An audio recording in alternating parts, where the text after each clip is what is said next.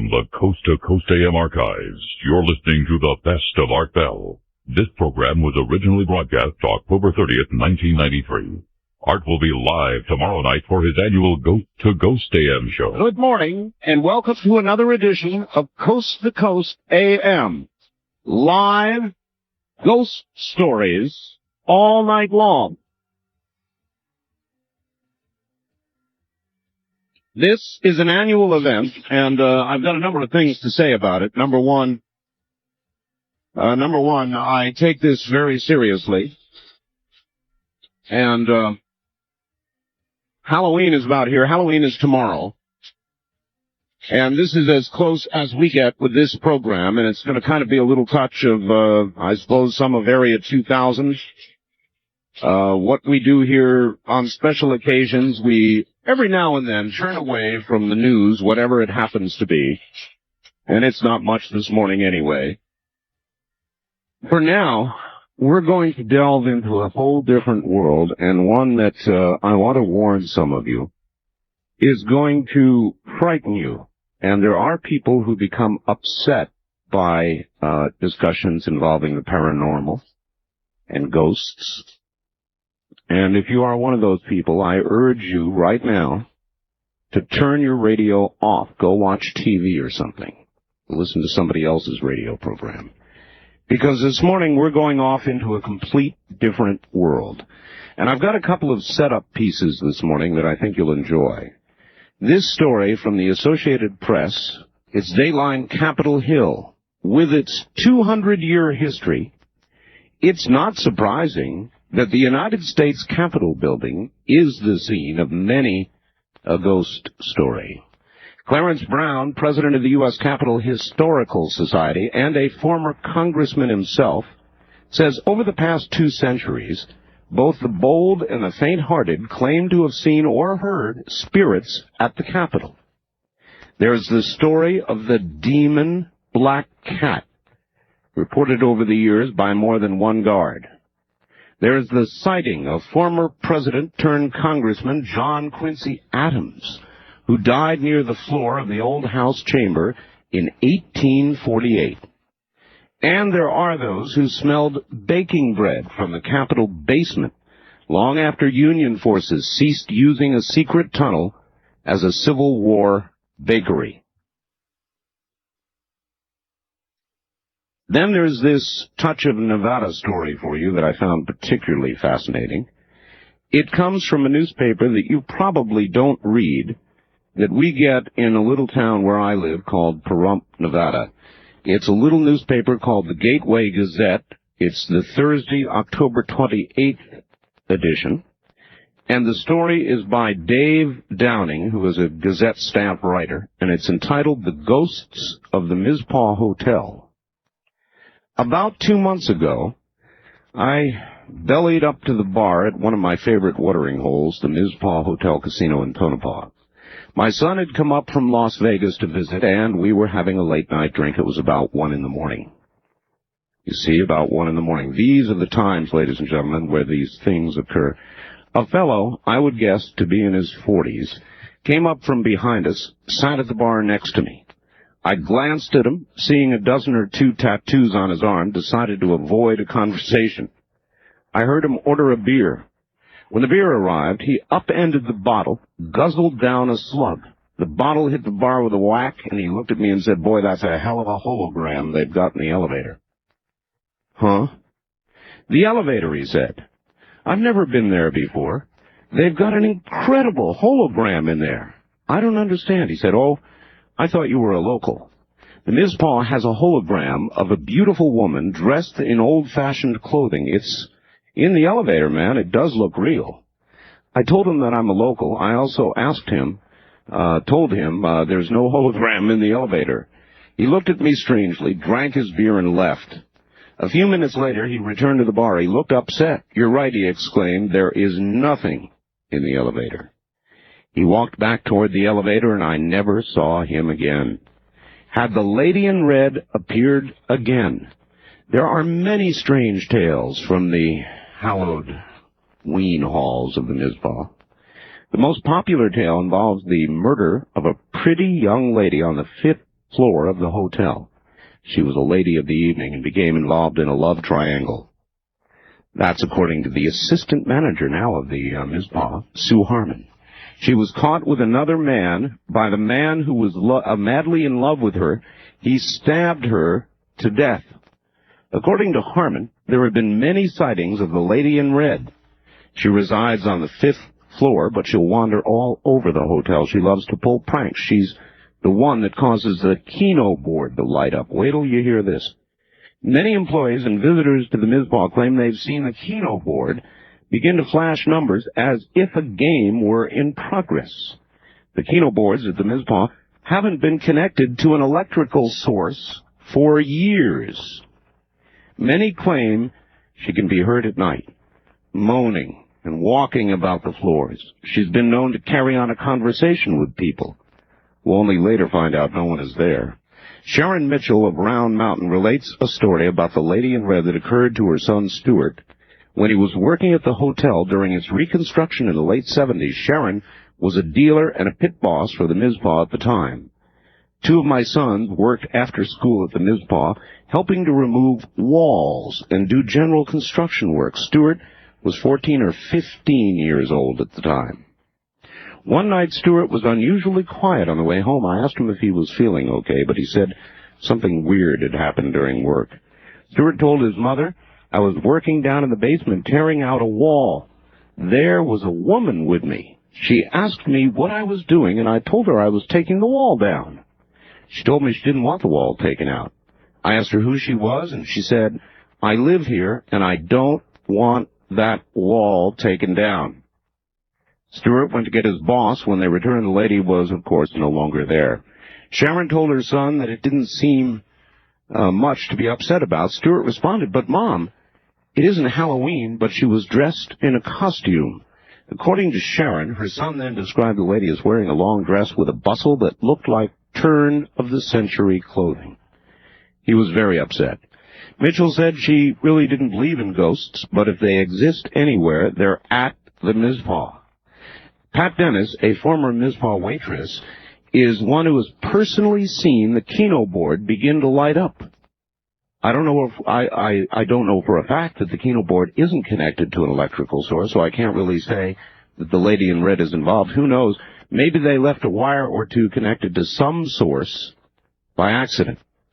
Dennis says she's heard that the lady in red will steal guests' shoes, but only if the shoes are red.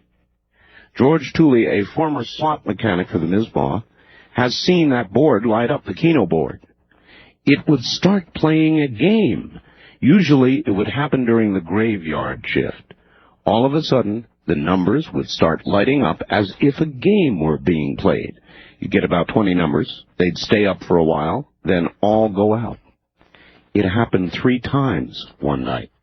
He added that the controls for the Keno board, get this, were removed in 1979 when the hotel underwent reconstruction. There are no controls for the board, he said. Waitress Linda Evans has had direct experiences with the lady in red. She's always been kind to me, but she doesn't like men, she said. Evans tells a tale of horror involving her son and grandson. Her son was 26, the grandson 13 at the time. "I was in the employees section resting. I'd had only 2 hours sleep and I was exhausted. My son and grandson arrived and I opened the door for them. They just stood there staring beyond me. They looked as if they were in a trance. I asked them if they were coming in. They just stood and stared. I finally turned around and looked behind me, but I didn't see anything. I turned back to them and my grandson said, 'That's the first time I ever saw a person without a head.'" The boy told her they saw a woman dressed in red walk across the room and through a wall. She was holding her head in her hands. They both said they saw the same thing. He also tells the story of a band that had been contracted by the Mizpah. They heard stories about the lady in red decided to hold a party in their room. During the party, they began asking for her, a sort of seance. The lady not only appeared to them, but bothered them for the rest of the week. She wouldn't leave them alone. There are other stories about different ghosts in the Mizpah. Jean Heidman, Mizpah desk clerk, tells about a woman from Las Vegas that had a room on the 5th floor. She woke up and saw a man at the foot of her bed. She began screaming, made quite a bit of racket. Next morning, while she was checking out, she apologized for making such a scene. She explained to me that it was the worst and most realistic nightmare she'd ever had. She went to the Pittman room, that's the Pittman room, for breakfast. She was drinking coffee, glanced at the pictures on the wall. Suddenly she dropped her coffee cup and began screaming again, "That's him! That's the man!" She was looking at a picture of Senator He Pittman. According to Jean Bridges, a former waitress, the Mizpah used to have a security guard named Otis. Otis was a huge man that others would be afraid of, big macho type. Bridges and others told how Otis was scared to death of the 5th floor. He would refuse to go up there without someone with him. At some time in his Mizpah career, he had gone to the 5th floor room because of a loud party. And that's where he saw her. And I'm going to stop there. There's more. But that's a little tale of what's going on here in Nevada. And at one of the brothels in Pahrump, Nevada, the locals and everybody there is known for a very long time, there is a ghost. Now, I guess Nevada is a likely candidate for this sort of thing. I don't know why. Our history, some of it in the past, violent. And that brings me to why so many ghosts appear, or so many spirits appear to remain here on this world. I think they can't go anywhere else. Frequently, when a death is unexpected, early, violent, when there's something utterly unsatisfied here on earth, unrequited love frequently will bring a spirit that seems to stay.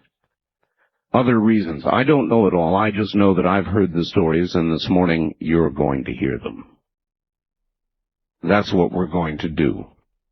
We're going to talk about ghosts, poltergeists, spirits. And one of the reasons that I've found this topic through my life so fascinating, and I always return to it, is because for a very long time I've been on a search, a hard search, for some sort of proof of life after death. Now, obviously, if spirits are remaining on Earth, or here at all, that means there is some sort of life after death. This may be an aberration. It may be, but nevertheless, it certainly is, you must admit, an indication that there is something that comes after.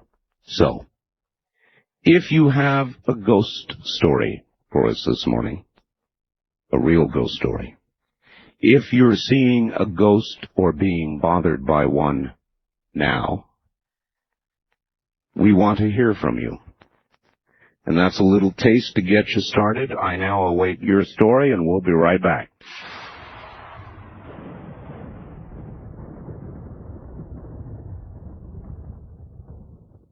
All right, if you're ready, I think I am, and if it starts to get scary enough, I will extinguish my lights and sort of get in the spirit of things. I've done that every year. I'm not allowed to bring a candle here. No fire. But I do extinguish the lights and kind of get myself into the mood. Here we go. Wildcard line 3, good morning. You are on the air. Thank you, sir. This story revolves around a historical building in the town of Provincetown, Massachusetts, which is a town that's out on the very tip of Cape Cod. A number of years ago, this is going back about 20 years ago, my uncle was a former California contractor, a builder, who took a job as a caretaker in this building called the Provincetown Inn. Oh, yes. And he was there basically living rent-free to to do some restoration, renovation on this old building.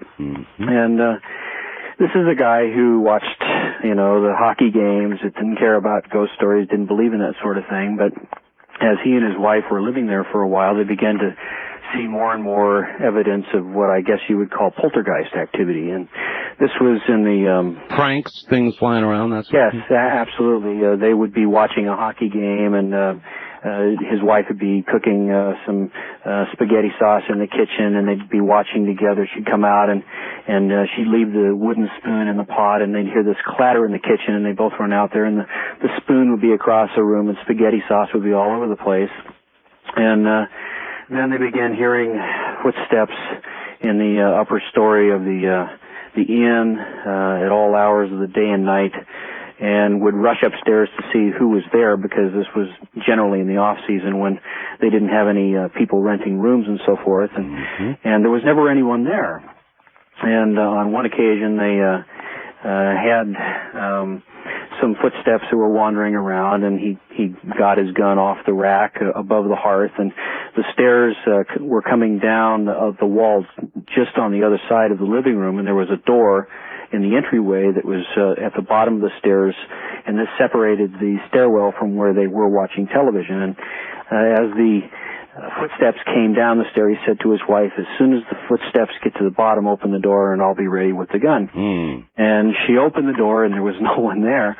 And so we began hearing stories about this. My family and I lived near Springfield, Massachusetts at the time, and so my brother and I, who were big fans of a television program with Gary Collins, it was called The Sixth Sense or something.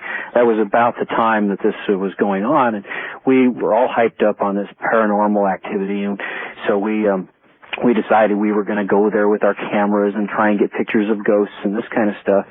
And we had some really frightening experiences.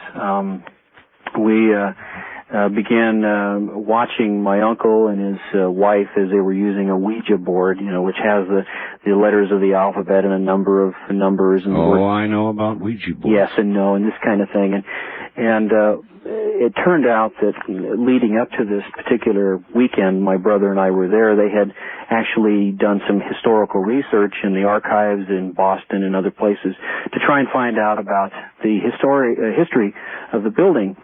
And they found, among other things, that in the 1870s, Provincetown had been a big whaling village. There was a lot of whaling going on up and down the eastern seaboard. Right. And on one occasion, one of these whaling vessels had run aground on the sandbars off of Provincetown in a major storm, and a number of people had been killed. Well, the lumber that was salvaged from the wreck of the ship was used to build the Provincetown Inn. Oh, no kidding. It's annex. You see, it every time, every one of these stories seems to come back to the same thing. Some sort of violent, unexpected death, or some death that leaves somebody wanting in a terrible moment of love or hate or any giant strong emotion. Absolutely. In fact, the story goes on. I mean, it gets actually quite a bit more frightening. All right, well, listen, we're kind of out of time on this one, but I really do appreciate that. It's right down my alley. Thank you. Thank you, my friend. Good morning. East Coast of Ghosts. Another place where there are a lot of stories of ghosts and spirits, of course, is New England.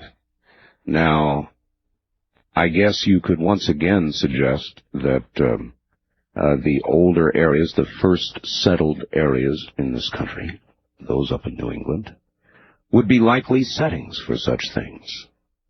And, of course, Europe, where society is quite a bit older than ours, and a lot of buildings are quite a bit older than ours, with a lot of history behind them, seem to be troubled by this sort of thing frequently as well. Again, the reason I find all of this so utterly fascinating is that obviously any proof of ghosts, any confirmation of spirits is, in effect, confirmation of life after death. And I know that many of us, not just me, are totally fascinated by that possibility. So that was a good setup call for what we're going to be doing this morning. I guess you've got the idea. If you've got a story, you know what the numbers are. We'll be back with more. From the Kingdom of Nye, this is a special replay of Coast to Coast AM with Art Bell. Tonight's program is a rebroadcast from October 30th, 1993. Join Art live Monday night with his annual Ghost to Ghost AM show. I'm Art Bell. Back to the phones. And good morning. First-time caller line. You're on the air. Where are you calling from? Morning, from Alameda, California, right outside of San Francisco. Oh, excellent. Welcome to the program. SRO. Last year, my 5 children and I, we live in a big, old, rambling house, and I started hearing things, but I thought it was the children. The house was so big that you might hear from the next room. With 5 kids, anybody could be anywhere in the house. Absolutely. And I'd go, and the door slammed too hard, so I'd go to reprimand, don't be slamming the door, and there was no one there. So, of course, your mind tells you, I thought I heard something, oh well. And so then you'd hear footsteps, and you'd think someone's coming downstairs, and you'd go, and, oh, I thought I heard something, oh well. Yeah, well, the human mind, of course, reaches out to find rational explanations for things that may not have any rational explanation. Absolutely, and denial, too. Sure. It's called denial. Well, unbeknownst to me, the children were experiencing noises and footsteps, and I didn't want to tell them because I wasn't sure what it was, and I dismissed it from my mind. And then when I started saying, no, this is something, I didn't want to scare them. And apparently they were experiencing all this as well. People going into the shower, someone entering the shower when they were in the shower. That would bother me. Oh, that's very unnerving. Suddenly be in the shower soaping up and feel the brush of another body next to you. Real Oh, no. sensation of something or somebody, and you quickly look out the curtain and no one's there. You quickly lather off and say, but I know I did. But here again, oh well, I guess it's my mind. Well, everyone was experiencing these things, but no one told anybody. I didn't for the specific purpose. I didn't want to scare the children. They didn't tell me, thinking as a child think that if they told me it would come true. Right. The one day that we found out that everybody knew was when I was reprimanding my son, and he was very distracted and agitated, and I thought he was being disrespectful. So as I started to correct him even more, he finally said, no, Mom, it's not you. I saw something. And that's when the flood of everybody, yes, I saw it too, and I heard this, and I saw that, and I mean, you would hear someone jumping on the bed, and I'd go to look, and nobody was there. Another night I was home alone, and I was very agitated, and I couldn't read, I couldn't sit down, I couldn't watch TV. And so finally I sat down and looked at a picture book, one of the children's picture books, and I had this overwhelming sense that someone was looking at me. When they came home, they saw 2 footprints of mud, and my son put his feet in there, and the angle that it was, whatever it was staring at me. That's why I was so agitated. So these things just started accelerating. When the thing found out that we knew, it started manifesting itself in the form of a shadow, and I'm talking about at 12 noontime. The children saw it first, and they became just crumpled. They were crumpled, absolutely. I mean, they were yelling and screaming. And I'd be crumpled, too. And, I mean, I was just, I didn't know what to think. So I called my priest. I went up, and we right away got in the van and went up there and told him, and he didn't believe us. He said there were mice or, people, hysteria, and all the common explanations that you get. I was so upset that on the way home I ran a stop sign. I knew that we saw and we heard what we saw and we heard. Finally, till that night, I saw the shadow. And I bolted up. We were all sleeping now together. We all had to touch each other. Everybody, 6 people in a room, everybody's feet or something had to be touching. We were so scared. I do understand, yes. I didn't want to tell anybody with the reaction of the priest that it wasn't true. I thought we'd be labeled as either liars or... Did the priest come there? No, he didn't even want to deal with it. He didn't want to hear about it. I guess I figured out later, what could he do? I don't know. I still don't understand why he did not help us. Well, we're about out of time. How did it become resolved? We found another priest to come and bless the house. the thing got very agitated. It started throwing things and making noises, and when the priest left, it was still here. My children just became hysterical. I got a crucifix and very corny, I guess, but I went through the house, sending it back to where it came, and it left. But I was still about 2 weeks later now. We're still sleeping together. No one can move. We're paralyzed. No one's eating. No one's going to school. No one's anything. And I'm just saying in my mind, what could it have been? And a voice said, your brother. Sure enough, I called around the last known address he was at. No one had seen him in about 15 years. Somehow I was able to track him down in San Francisco. He had died 2 months before. Oh, my God. Thank you. Thank you very much for the call. Oh, that sends shivers down my spine. That's the kind of thing that does it. And that's the kind of thing that is so frequent. When you hear these stories, it comes again and again. Somebody who's passed away. Somebody who's passed away without leaving a message or finishing something that was so important in their life that it couldn't be ignored even in death. Well, let's break for a moment.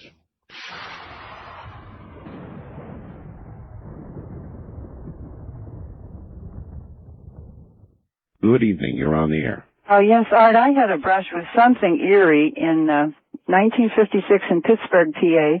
As a young couple, my husband and I had moved into the third floor rooms of a very old house, probably built around the turn of the century. Mm-hmm. And we rented the third floor rooms. An old couple in their 80s were our landlords on the first floor.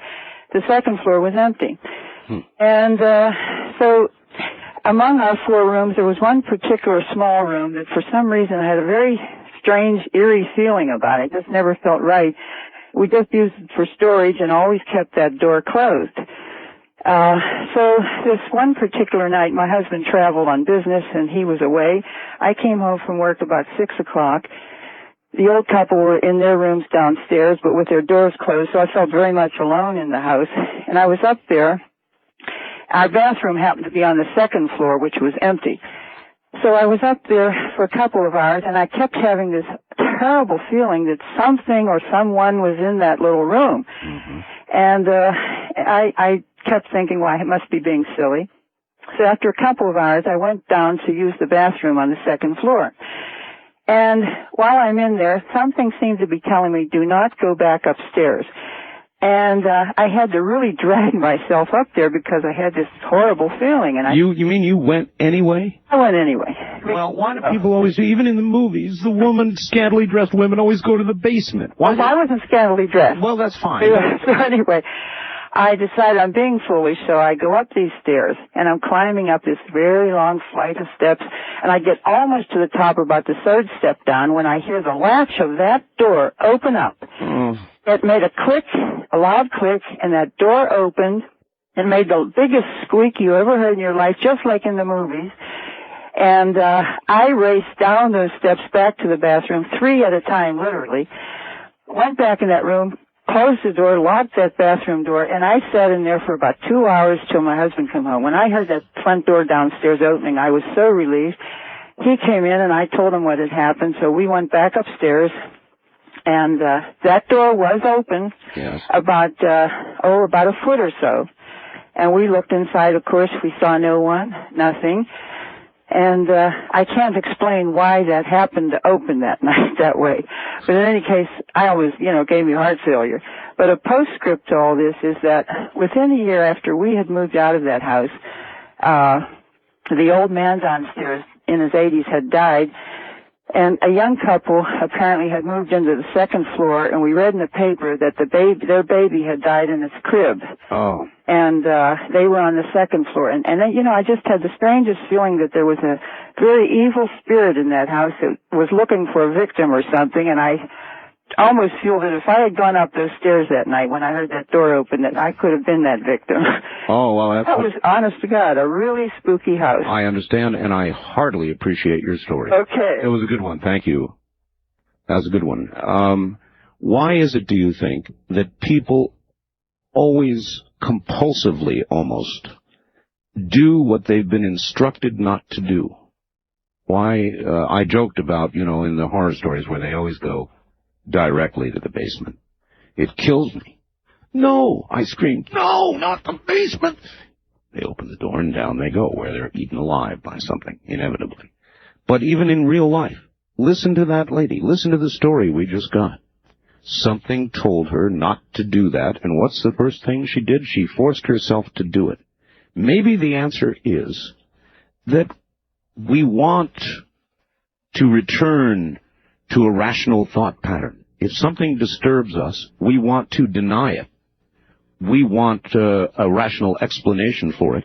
So instead of caving into the natural fear of the moment over what just happened, you proceed to try to get a rational, it was the cat, or something like that. You search automatically, or you feel a compulsion to go and search for a rational explanation. That might make sense. Top of the morning on our first-time caller line, you're on the air. Hi, is this Art? Yes, it is. Welcome to the program. Where are you, please? I am in Seattle. Seattle, Washington, all right. This is the most livable city in the nation, and I don't care what the people in Cincinnati say. Hey, we're talking about spooky, eerie, weird kind of stuff happening. That's true.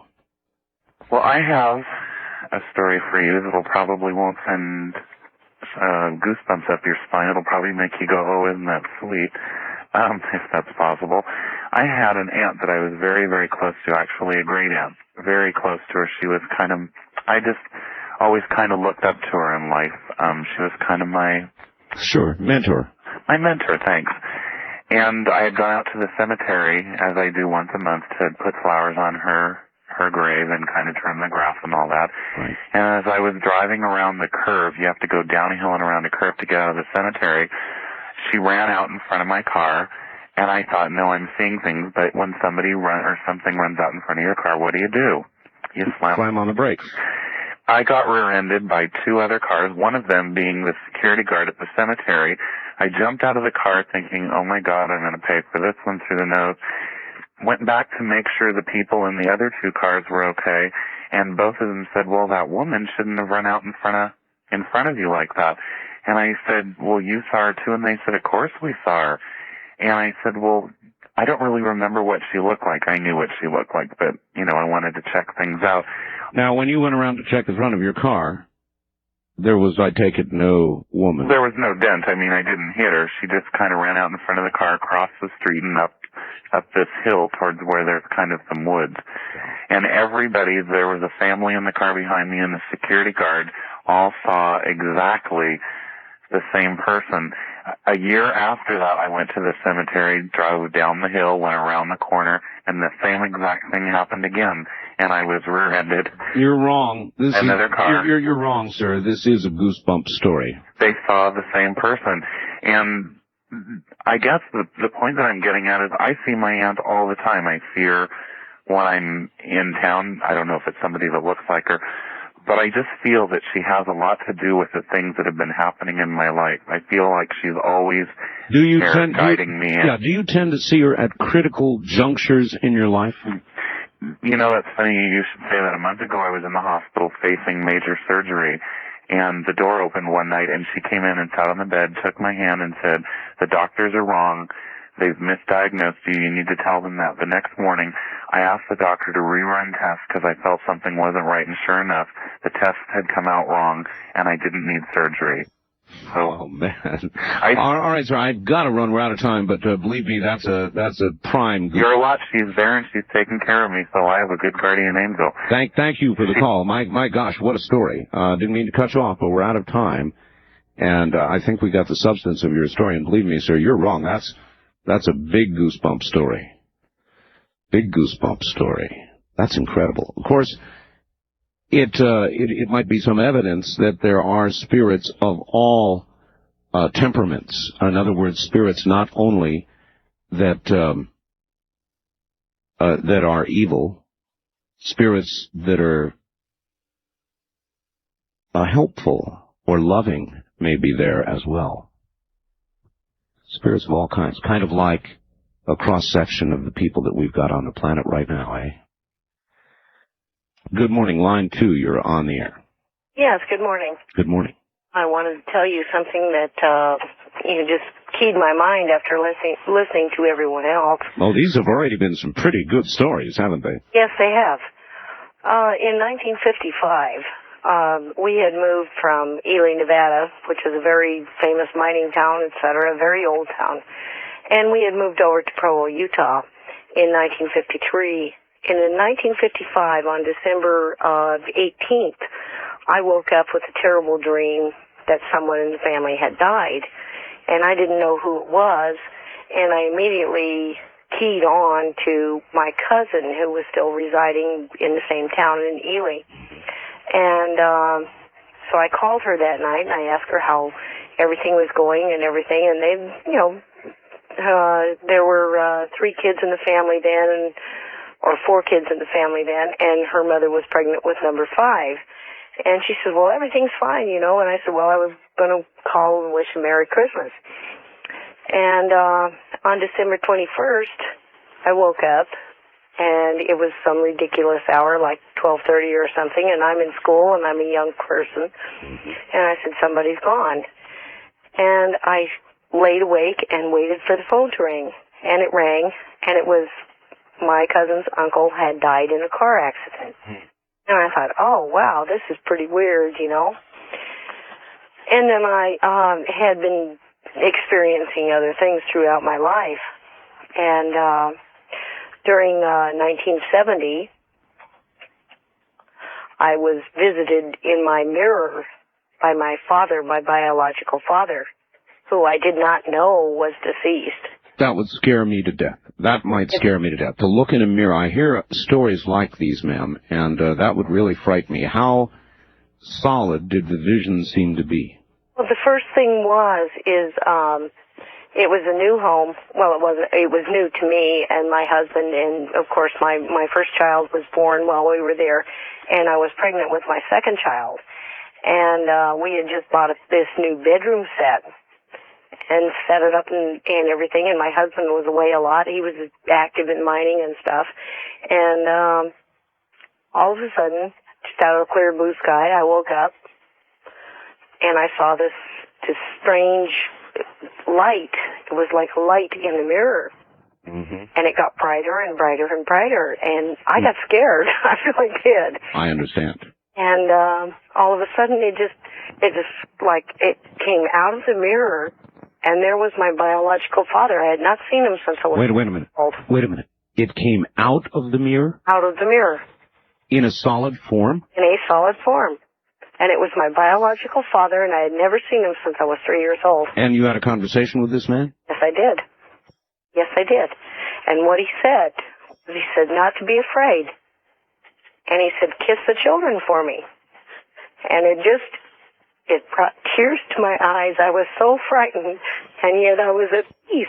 It was just amazing. Believe me, I understand that cross of emotions. I've got to go. Thank you so much for the story. Did you hear her voice at the end? Did you hear that? Do you believe that, lady? I do. Do you believe these stories? I do. Do you understand what it means? I think I do. Is there life after this one? I think there is. Are these things we don't understand? They certainly are. Are they a little frightening? They absolutely are. All I can conclude so far is that in the matter of somebody's death, which is violent, or is unexpected, or in the matter of somebody who dies and has something that they must do, something they didn't finish, somebody they didn't say goodbye to, somebody they wanted to tell that they loved before they left and didn't get a chance to. Children that are left behind that you wanted to be sure understood that you loved them, because what could be more important at that time? Really nothing. Does all this add up to life after death? I think that it does. That's why we do these programs. Good morning, everybody. You're listening to Coast AM from Las Vegas. From the Coast to Coast AM archives, you're listening to the Best of Art Bell. This program was originally broadcast October 30th, 1993. Art will be live tomorrow night for his annual Ghost to Ghost AM show. If you're just tuning in, we are exploring areas that some would say we ought not. Ghosts, the paranormal, things that people have seen and heard. If you'd like to be part of it, pick up a telephone and join in. You're back on the air, sir. Hi, thank you, Art. As I was saying, this house out in Marinwood, after all this activity started taking place in the house, now they haven't had any sightings. You don't have to see something to be haunted. A lot of poltergeist activity, they don't see things. Mm-hmm. But electrical sockets burning out, doors getting slammed.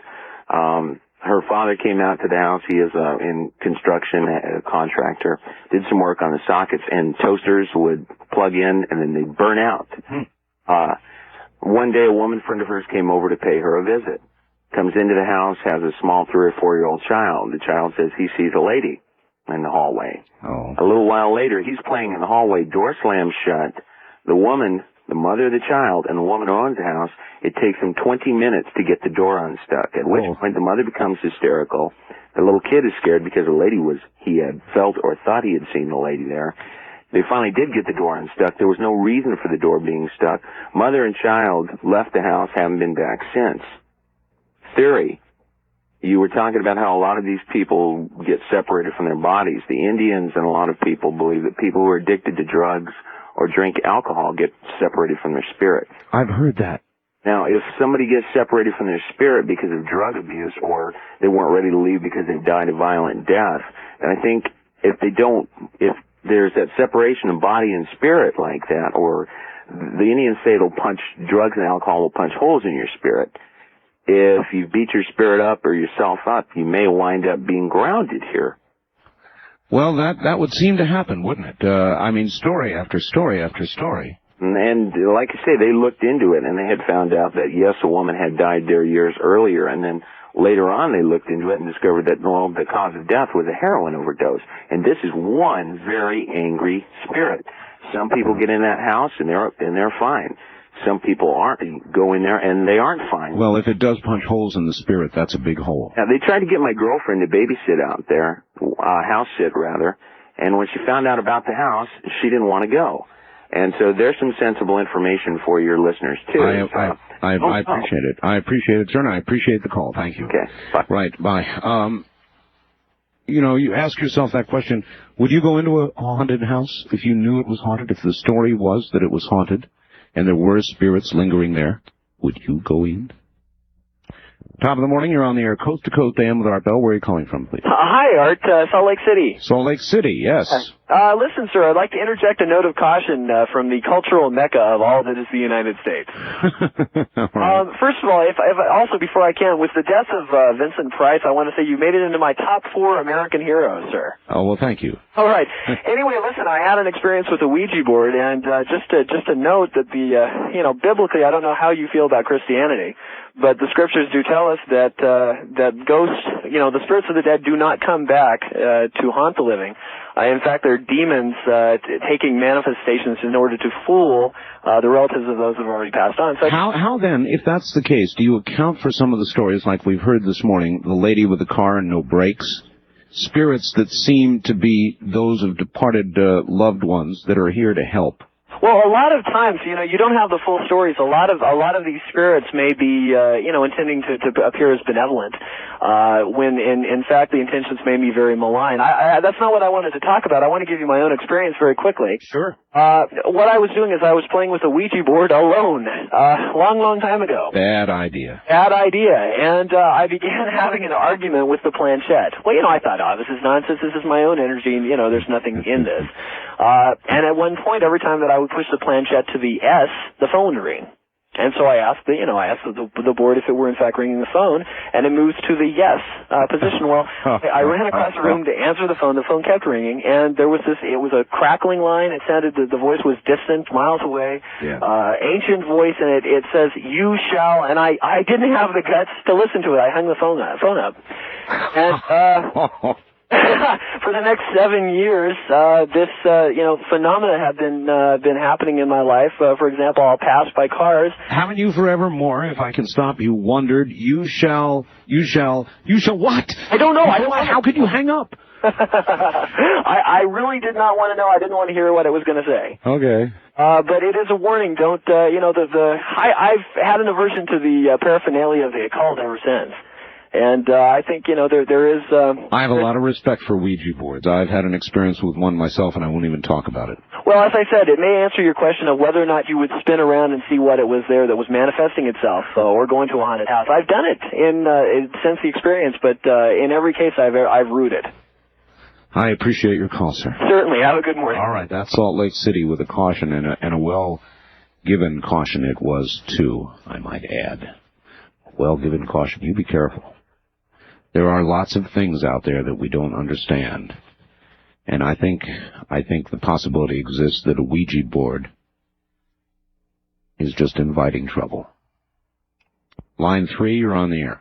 Hi, Art. How you doing? Fine, sir. Welcome to the program. Real good show tonight. Thank you. Say, I have a question. That caller that called last hour about the glowing gravestone? Yes. There's a phenomenon called St. Elmo's fire. Yes. Mm-hmm. But St. Elmo's fire tends not to return predictably to the same place again and again. Yeah. During a... Not saying it wasn't. I'm just saying that on many occasions the caller said he saw this glowing gravestone and that it would be St. Elmo's fire that many times is not probable. That's true. But that'd be something you really would want to see once, and I think that'd be about it. That'd do me. Yeah. Well, take it easy. All right. Thank you. Just wanted to suggest that possibility, I guess. Hi, on the first-time caller line, you're on the air. Yeah, hi. Where are you, sir? I'm in Alaska. Alaska. All right. I was in the United States Marine Corps, and I was a sniper. And I went to Grenada, and I got hit in the knee with a bullet. And from pictures in the family, it was my great-great-grandfather in a Civil War uniform that sat down and froze my leg. And the Grenada is a jungle. And he said, "Everything will be okay, boy. Everything will be okay." And this first time I've talked about it, other than to the military psychologist, and... All right, if you don't mind, I want to be sure I understand. You were part of the invasion force. You were a sniper. You were in Grenada. Yeah, my job was to make sure none of the Cubans got into the students at the university. Uh-huh. And so you were stationed there, and you were just going to take them out if you had to. Yes. And an anti-sniper got me. My A-gunner ended up getting him. Hit you in the leg? Yeah, in the knee. Oh, God. Well, it went from the knee, at the end of my military career, went from the knee up around the pelvis bone and out the other ankle. The bullet traveled all. What a horrible injury. Yeah, it hurt. Very much so. And so you were laying there? Yeah, I instantly fell. There was nothing I could do.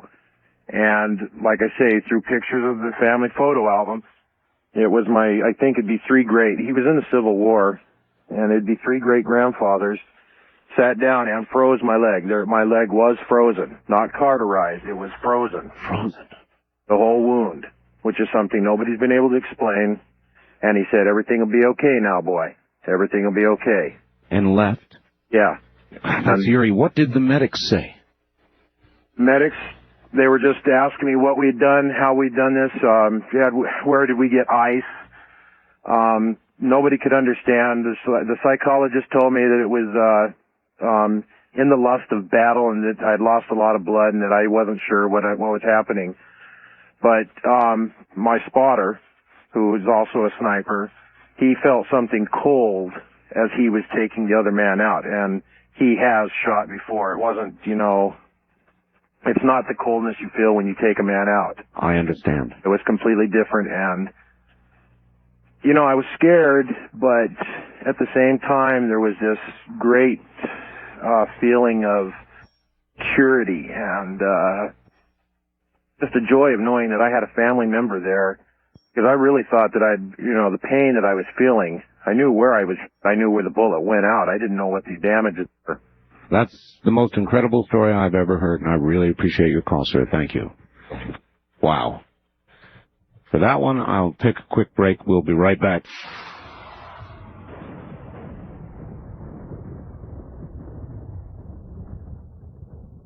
Good morning. You're on the air. Coast. Oops, would have been.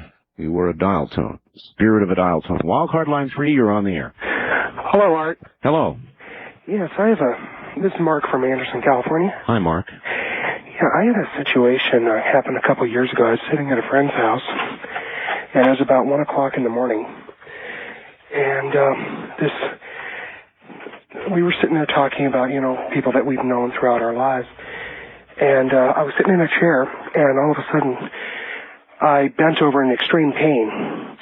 I mean, it took me to the floor, out of the chair onto the floor on my right side. And then I kind of got a headache, and we were just, for some reason, my friend Craig and I both noted the time. Right. The thing that was strange was the next day, my friend was looking through the paper and noticed that a friend of mine had been killed. I used to work at a convenience store, and she used to come in, and her parents didn't really listen to her, and I was kind of like her mentor. I was her sounding board, you know, whenever she had problems. Mm-hmm. And he told me that this young lady named Kelly had died. And I knew the area where she'd been hit by a car. I knew that much. And I went out into the area, and I was just kind of walking around.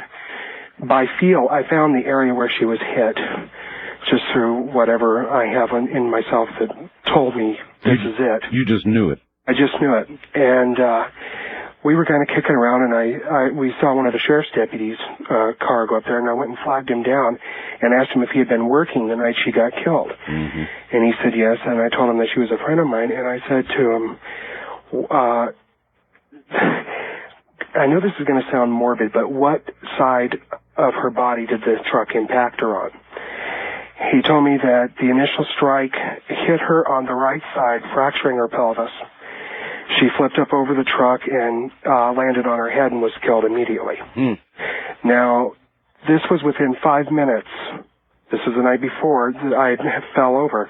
This was in 5 minutes of that time that the time of death was pronounced.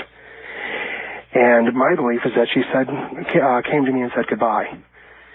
And it was just too weird. And a friend of mine, if you'd like, he was there. I told him if he would like, he could call back and verify, because he was there, and he was kind of freaked out as the couple of days where we talked to the sheriff's deputy and stuff. I'm just convinced it happens. People come back. People do come back, and they do say goodbye. My friend and I are researching a book on. We're going to be writing a book basically on poltergeist and demonology. And I was wondering if either I could give you an address that people could write letters to, because we're looking for input, or if you'd prefer that I mailed it to you. Well, if I were you, I would roll a tape on this program. Okay. Well, I realize. All right. Otherwise, I'll see what I can do. Okay. All right. Thank you. You might want to. You really might want to get a copy of this program, because these are some of the most serious stories that I've ever heard. And I don't know where you could go to get a better rendition of stuff that'll just put the hackles right down your back. This is pretty good this morning. Good morning. On our first-time caller line, you're on the air. Where are you, please? I'm calling from Denver. Welcome to the program. Thank you. Art, I want to tell you that Ouija board, if you mess with that, it happened to me when I was 9 years old. It's an entrance for a satanic spirit to enter your body. And Dr. Ken Olson, who was on the Maury Povich show... Maury Povich. Mm-hmm. Yes, sir. Thank you. He was the person that released that terrible demonic spirit. And it happened to me when I was 9 through age 54, the worst type of satanic deprivation that could ever enter a human body. And I'm telling you, leave it alone. Don't allow anyone to touch or be around or play around with the Ouija board. Because if you don't have someone like Dr. Ken Olson, who is an exorcist, a vessel of Jesus Christ, he is an instrument of God, to pray to release that, it can cause the worst type of nightmares that you could ever have, and the worst type of life that you could ever have. And I want to tell you the truth, and your listeners, to never be around a Ouija board or allow any type of activity. Well, I'm glad you gave everybody else the caution. I don't need it. Believe me, I've got that caution. Thank you for the call. That's Denver. And heed what that man says. Ouija boards are bizarre things that do seem to, hate to use the word door, open the door, but open a channel, open a conduit for things that you really don't want around you. Line 3, you're on the air. Good morning. Okay, I'm calling from Reno. Reno, oh, KOH, yes. And this concerns the old mining camp of Virginia City. Where the big mines, excuse me, the big mines been abandoned for many years, but there are 700 miles of shafts and tunnels and drifts and winzes underground. Yes, sir. 200 miles in a big labyrinth. And I was having lunch with my parents in Virginia City, and knocking at the back door, and in came an old friend of my dad's, very agitated, a big lump in his forehead. It was split, his cuts, and blood was coming down, so folks patched him up. And he, like many of the old retired miners, he liked to roam through the abandoned mines, take samples out and stuff like that. And he was in the mine called the Ward Mine, southeast of Virginia City. Is that W-A-R-D, Ward? Yes. Uh-huh. And I think he had his carbide lamp in his hat. And he turned the corner and came down a corridor. There, kind of illuminated, was a man buried up almost to his head in cave-in dirt. His arms were free, and he was shaking them and waving his head back and forth. His face was contorted, and obviously a cave in there. Our friend was so startled that he turned around and started to run the timber over the roof of the mine, and he ran into it. That's where he got that knock on the head. Well, when he told the story around town, people just laughed and said, well, he must have bumped his head first and had a location. Sure. Several years later, some mining engineers were looking at the maps of the old mines, and they were examining the ward, and it has all the details. And they said, my goodness, there was a fatal cave-in in the tunnel number so-and-so. And that was the one. That is really eerie. True. That's really eerie. I understand, sir. I understand. I really thank you for the call. Okay, Art. And so there you go. There is a mining story. A man buried almost to his head, who had died violently and quickly and unexpectedly. The worrisome part, of course, of that is, if that is to be the manner of your death or mine, would we be forever trapped here on Earth in such a, destined to repeat such a gruesome experience again and again, though it wasn't something that was from some deviant behavior that we had exhibited, but simply the unlucky moment of a mine caving in on us? Line 1, you're on the air. Morning, Art. I thought I'd give you a call. Been listening to these programs. I'll give you an experience. A couple of years ago, coming in on 163, I was approaching Level Canyon turnoff, and you know where the old Christmas tree used to be? Yes. Okay, it was right after that fire. It was lightning, and we were joking around as we were driving, and I said, you know, and defiantly, like, just show me that you're out there. And a couple times the lightning struck, and so finally again I said, you know... Just show me that you're out there, meaning God? Well, the superior being, yeah. Oh, God, who knows? Listen, would you hold through my break? It's a good place to break it anyway. Okay. All right. Show me you're out there. Prove it to me, huh? You're listening to a special replay of Coast to Coast AM with Art Bell. This program originally aired October 30th, 1993. Please do not call. If you've got the guts, turn off the lights, turn your radio on, and join us. This is Coast to Coast AM. I'm Art Bell. Back now to line 1. You're back on the air again, sir. Okay, thank you. Well, anyway, to make a long story short, we were just joking around, and again, like I said, it's sort of like a challenge, you know, make me a believer. And about that time, literally, 2 bolts of lightning came right across the front of the truck and hit the side of the road about, maybe 400 yards up from where we were traveling. And it was just like out of a Star Wars. I mean, it was 1 bolt from one side of the car and 1 from the other. And we pulled over and sat there for about 5 minutes and drove on up to Mountain Pass. And like I said... Tell me something. Had you said this mentally, crying out, or had you said it aloud? We were talking about... And in the conversation, I said it out loud. I told him, I said, Bill, I said, you know, just show me out there, God. If you're out there, make me a believer. And, you know, a couple strikes around us, but then, you know, well, that was close.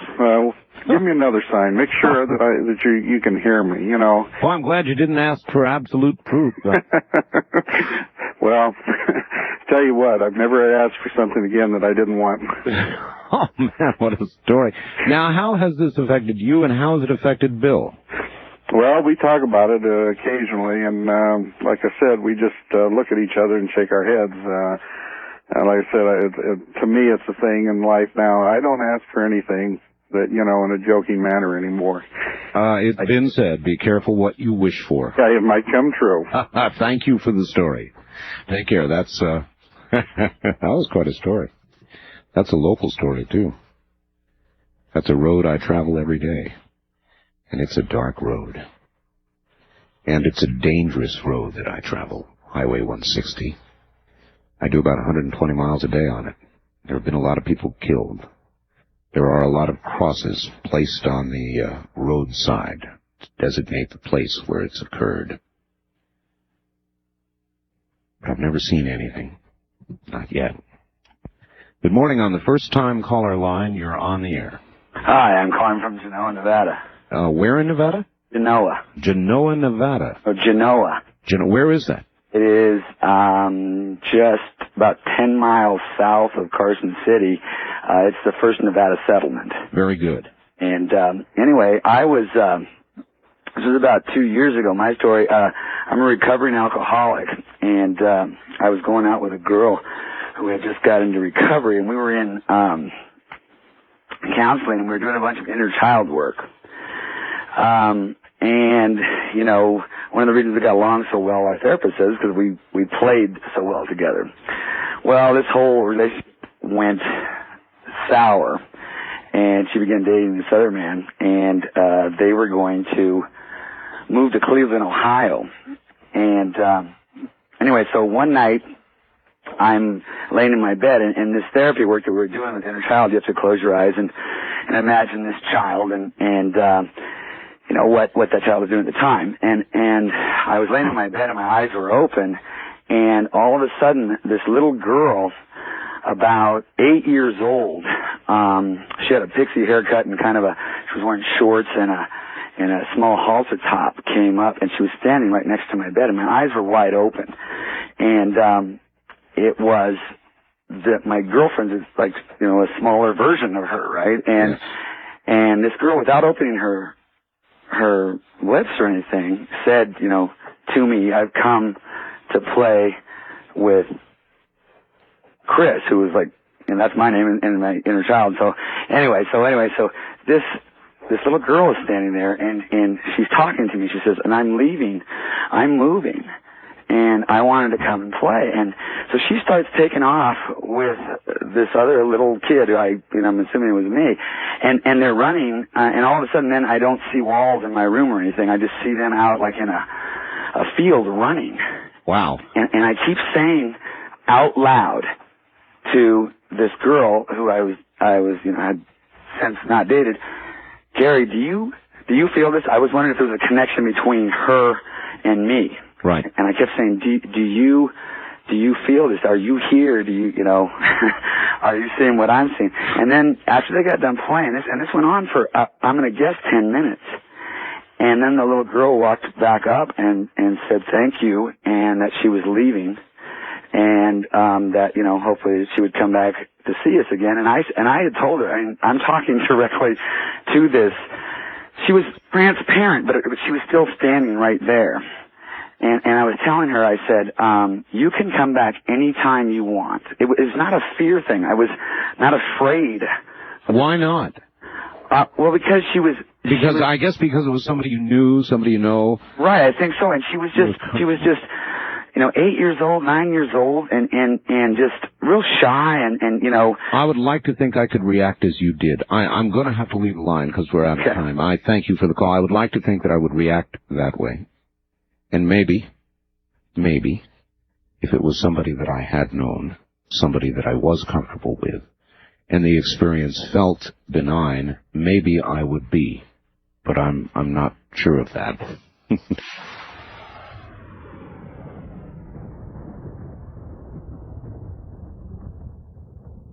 Line 2, you're on the air. Hi, Art. Hello. Hello in Las Vegas. Yes, sir. I'd like to relate an experience I had, but first I'd like to see if I can jog your memory.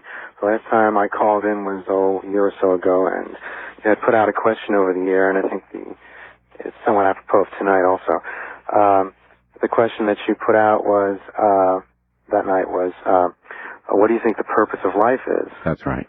And my call to you was a story that was related to me, and I told you at the time I wasn't sure I believed or accepted it. Is that this is where I want to see if I can jog your memory, that we were all gods and goddesses, and we had everything and could do everything, and so we decided to play a game, and the game was called Life, and part of the rules of the game... I remember. Yeah, okay. You're right. The question and tonight's topic go together very well. Go ahead now. Some years ago, in the late 60s, I was living in Los Angeles, and I made a couple of acquaintances. They had a small business going. One was a writer, the other was a printer, an artist, and they had made up copies of a poster that they came up with. And in our dealings, they asked would I sell the poster for them. I agreed to, and for a while I sold it around the Los Angeles area to bookstores and so on. And then they suggested, why don't you make a trip to the Bay Area, to San Francisco, and see how it would go up there.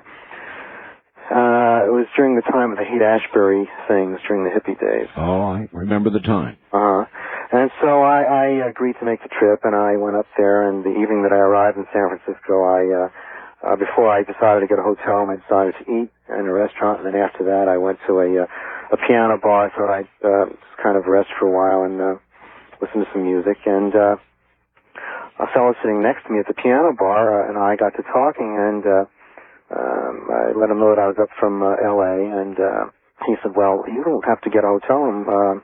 There's a house that I know of that isn't being occupied right now, and I've got the key, and you're welcome to use it. I went to the house, and it was on a street of the old Victorian homes that are so frequent in San Francisco. This was about the middle of the block, and it was the only one in the whole row of Victorian homes on that block that was set in from the others. I thought that was interesting. I went up the porch and unlocked the door and turned on a light and went inside. Right. But as I entered, I got a very uneasy feeling in my gut. And as I got further into the place, into the house, that feeling got stronger. And I just figured, oh, well. Uneasy as in you shouldn't be there? Yeah, exactly. All right, listen, we're short on time, so. Oh, I wanted to get the story out. Anyway, so I I walked into the kitchen, and which is all the way in the back, and there were windows, multi-windows, and a window door, and I opened the door and was going to step out, and I paused, and I looked down, and there were no stairs, and it was about 10 feet straight down. I then proceeded into the living room, and I got a much more uneasy feeling. We're about to run out of time. I went up the stairs slowly, and I got to the head of the stairs. There were 2 bedrooms. I could not enter either of the bedrooms. I just had to leave. It became unbearable to be there, even though my mind was saying, there's nothing wrong here, there's nothing wrong here. I just couldn't stay. It was extremely uncomfortable. All right, we're going to have to hold it there. Thank you very much for the call, and good morning. Have you ever had that happen? Something inside of you so strongly compelling you to leave, telling you that something is urgently, terribly, profoundly wrong. Good morning. First-time caller line, you're on the air. Morning, Art Bell. Yes, where are you calling from, please? This is Pavo. Pavo in Canada. Yes, you have something that relates to all this, Pavo? Yes, I do. That's amazing. All right, let's hear it. Usually, people that enter into my domain receive an eerie feeling when they see all of the murals and... I can only imagine what your area looks like, Pavo. But there's one room in my house that is a shrine to you-know-who. Hitler. Yes.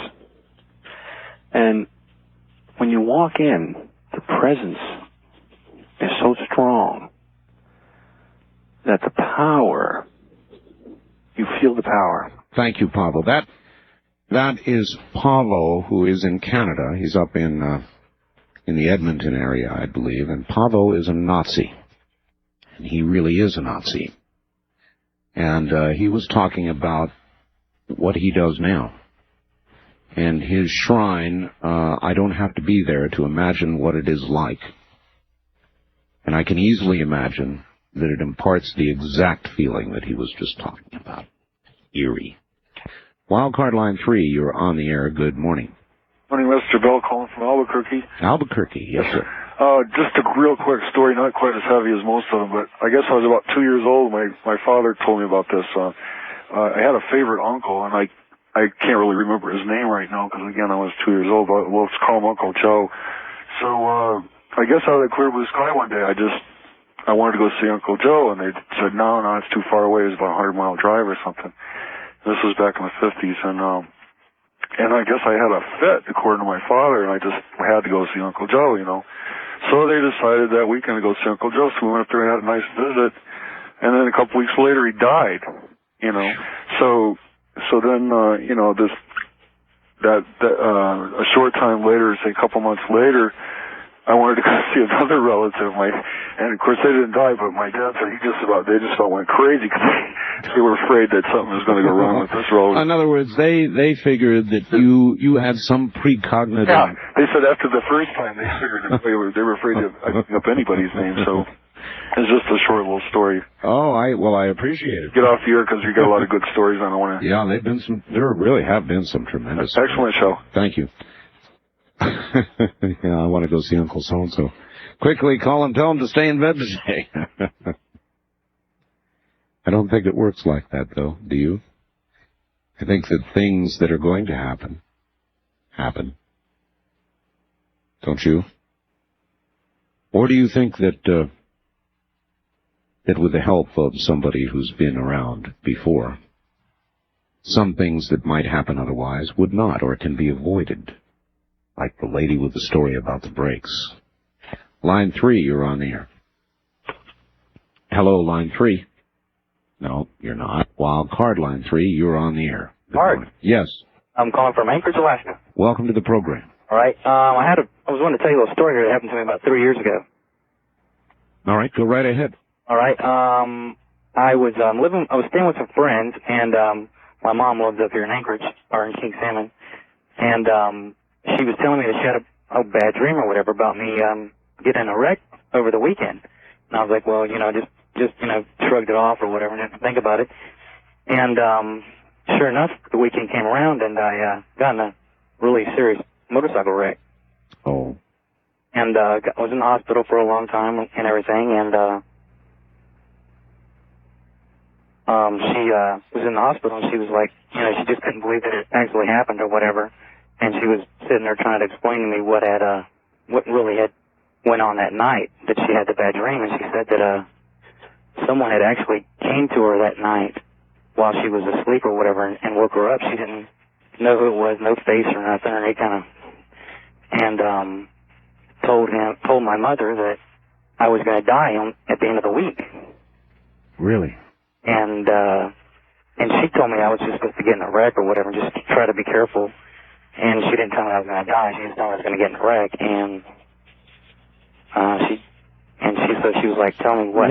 Why? If she would tell you that, I'm curious. If she would tell you, be careful or you're going to be in a wreck, and she would go to all that trouble to caution you about that, why wouldn't she give you the original message and try to warn you away or try to change what was to be?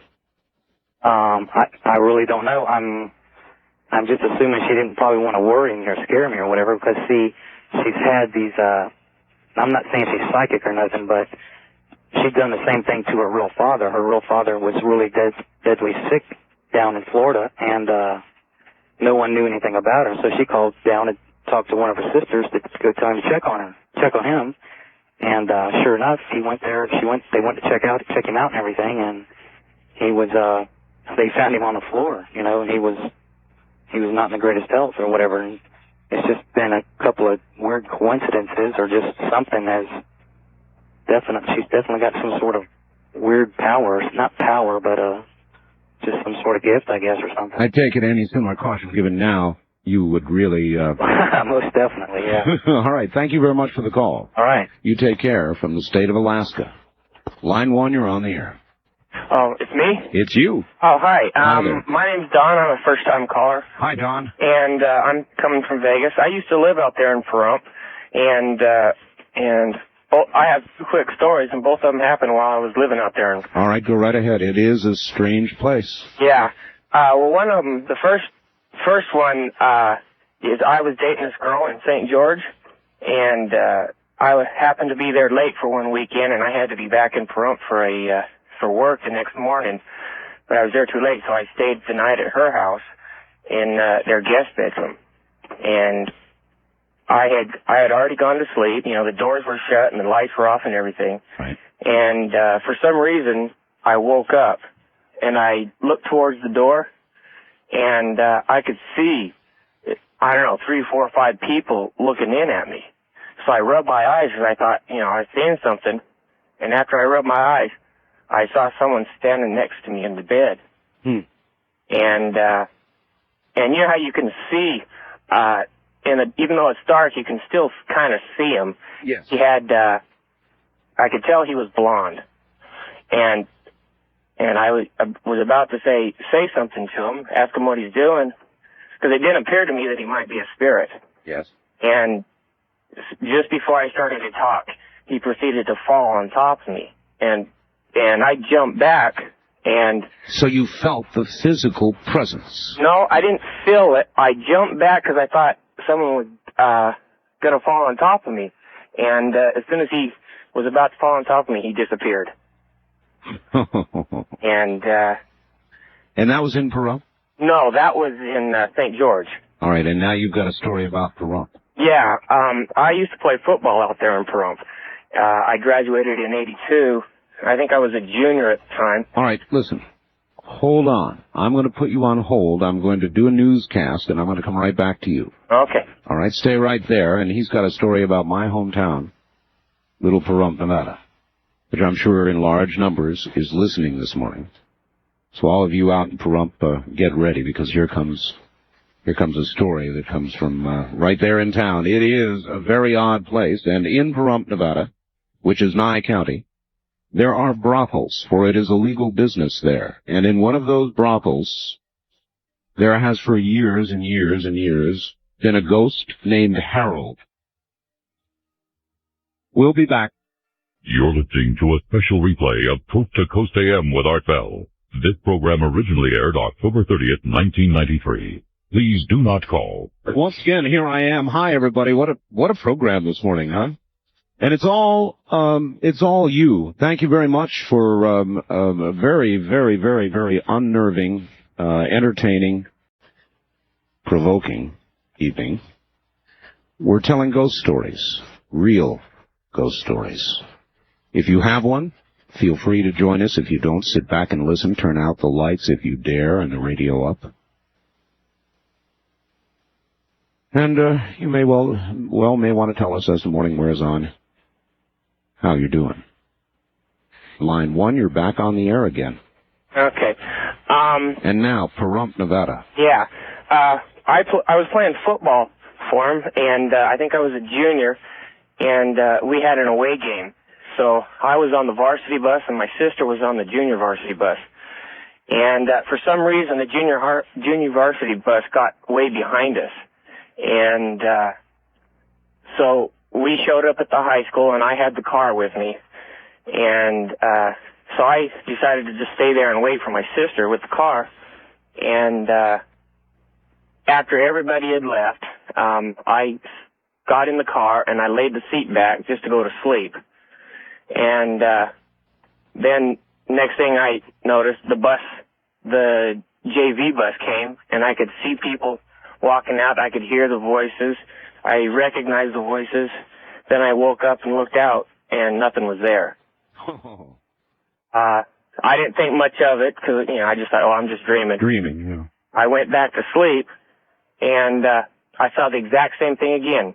I saw the bus, saw the people getting out of the bus, heard the voices, but this time I knew I was dreaming, and I tried to wake up, and I had a hard time.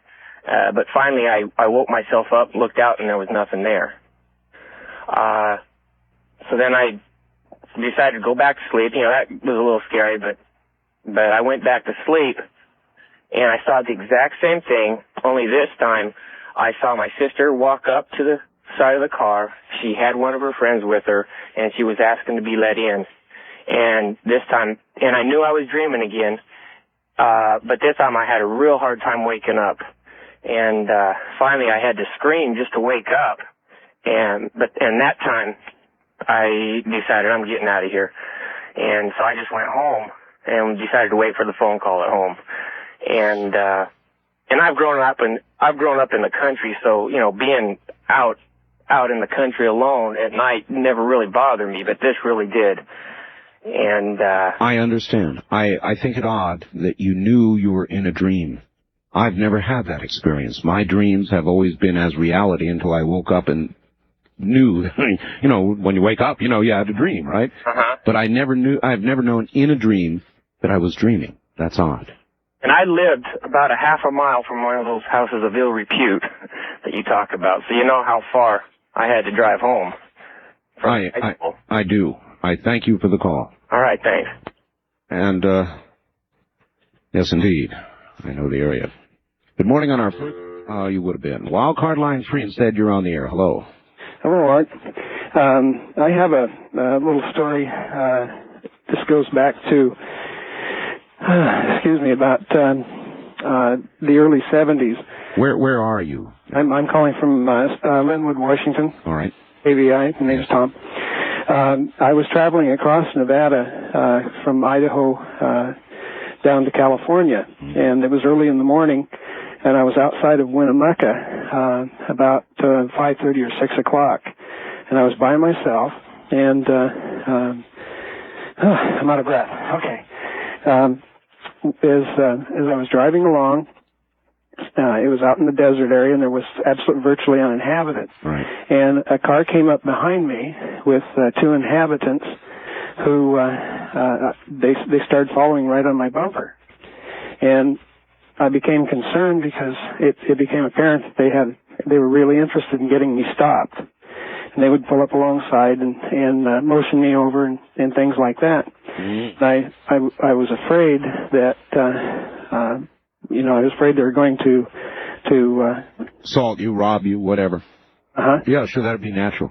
So as we went along, this played out for several miles, and they kept motioning for me to pull over, and they come up alongside, and I became quite fearful. Well, the oddest thing happened. I had a flat tire, and I could feel the car start to sway. Sure. And I pulled up to a stop, and off to the right was a house, and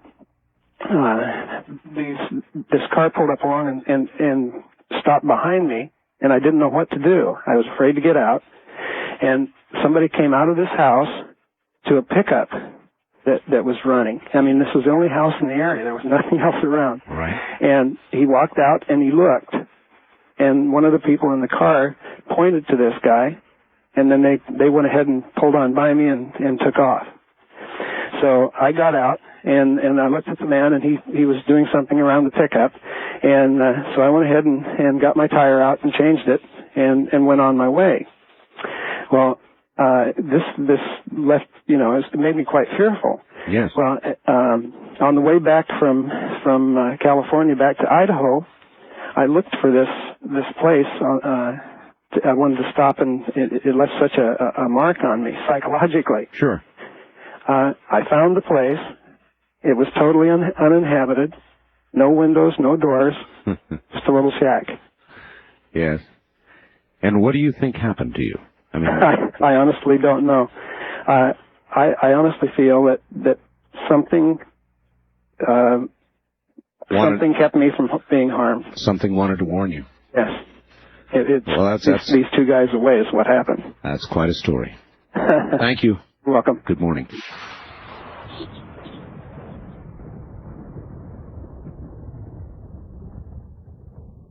On our first-time caller line, you're on the air. Good morning. Yeah, good morning. Where are you, sir? I'm in Reno. Reno. My name's John. I'm from, actually, I'm in Sparks. I've been listening to your show on spooks and goblins here, and let me turn down this radio. No, just actually turn it off all the way. Just extinguish it. There, it's out. Right. And I got an interesting story. My wife used to, or my ex-wife used to dabble with Ouija boards and what have you, and I understand exactly how you feel. I can hear it in your voice, but we were horsing around with it one night, and the following weekend I'd gone out fishing with a friend of mine and came back later that evening, and we watched TV for a while, and we went to bed, I guess about 11:30, 12 o'clock at night.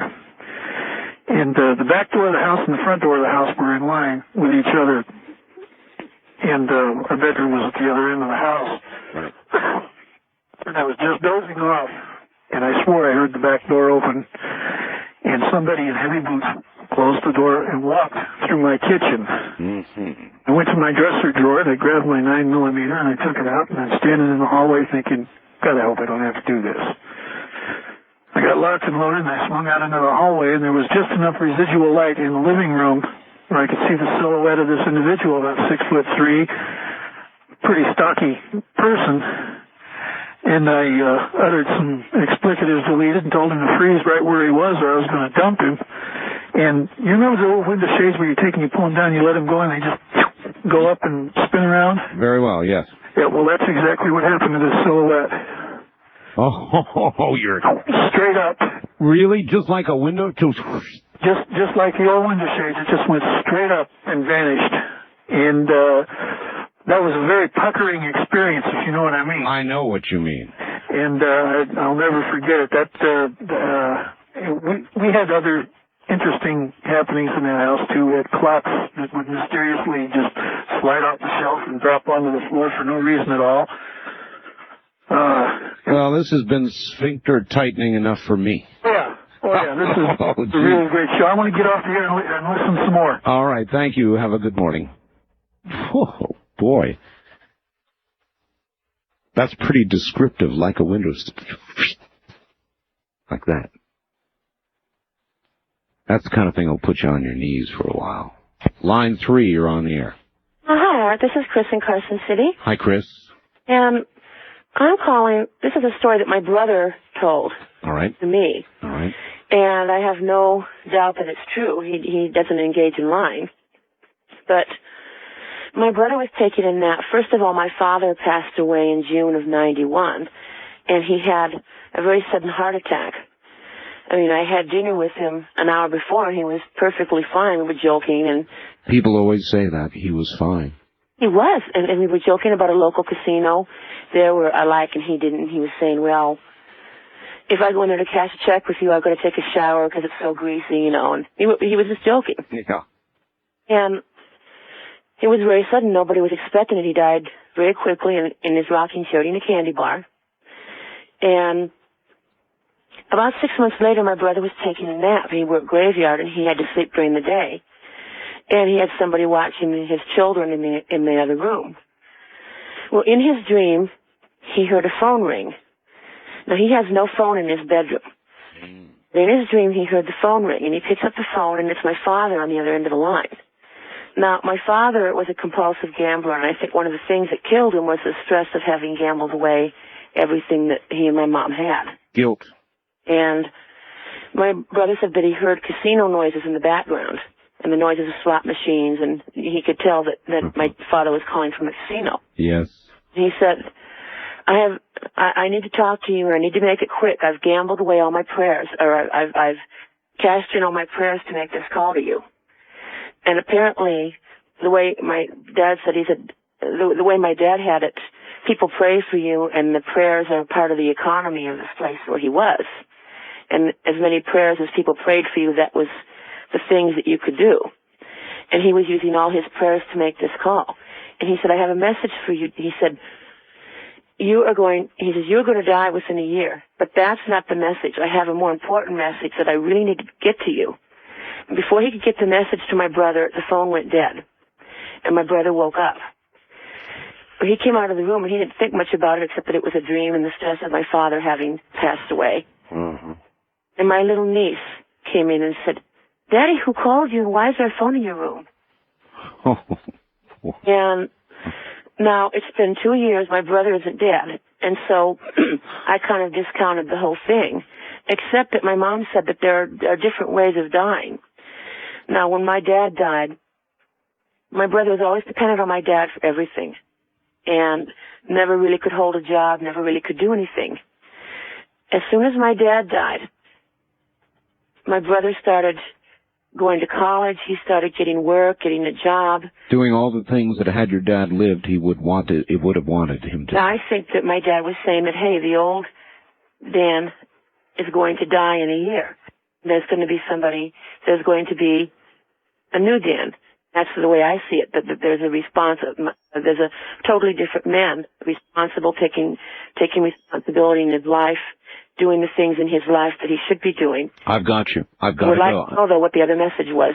I can imagine. Thank you for the call. Thank you for the story, and a good one it was. Now, there's lots of ways to die. Line 1, you're on the air. Good morning. Good morning. This is Joyce Button from Toppenish, Washington. Hi, Joyce. How are you doing this morning? Fine. Just fine. Good. Oh, well, first off, I wanted to tell you that I'm an Indian woman, and I really can identify with some of the things your callers have been saying. But I wanted to talk about Uncle Joe. Uncle Joe, all right. If you can remember that fellow. I do very well, yes. Okay. I was married in 1977 to a man that, they have a long book. I guess it dates back years and years ago, and really wasn't paying a whole lot of attention to what was going on in his life. But being an Indian woman, there's a lot of spirituality in my own family line. But I thought was really strange is how both of us kind of came together, and a lot of really weird things were happening in our life. Of course, we're not married anymore, thank God. But at the time, I didn't really understand what was going on with him. But looking back on it, I'm kind of scared that if I ever see him again, it'll be right before I die. Because that fellow said, well, I got to go see Uncle Joe. Everywhere he went, and I know that his family, they were older, but he would go to see, he'd want to go see his aunt or his uncle or whatever, and right before he got there, they'd already be gone. And the same thing happened with a teacher that... It would be just a sudden impulse. He didn't have these frequently, right? But when he did have them, somebody actually died? Right. And I really wasn't paying a whole lot of attention, what was going on, until my foster father, who I was real close to, he had a terminal illness, and we all knew he was going to pass away. He was dying of cancer over on Woodby Island, and I went over there, and I said, hey, I've got to go. I've got to get ready right now, and I threw my things together and took off, and I had this vision, one of the first visions I've had, and I've had quite a few since, but there was this airplane. It looked like a tiny toy airplane, and these 3 huge angels behind it. And then you could see inside this airplane and these passengers, but this one passenger, I couldn't see their face, and it was like a real tiny airplane, and he was wearing a gray jacket. Well, my husband had to work overtime and said that he couldn't go to see my father, and they were real close. Well, he came, there was a knock at the door, and I looked out, and there he was, and I really didn't think anything of it, and I opened up the door, and there was this terrible feeling of death that just went right through me. And my foster brother, who was a nurse, literally ran down the hall, and he said, no, let me get him ready for you first. And I just got terrified, and I took a look at his face, and I said, well, let's go across the street and see the kids, because they were staying at the neighbors. And halfway through the clearing, I felt my father die. And I just felt so horrible when I felt his spirit, just leave.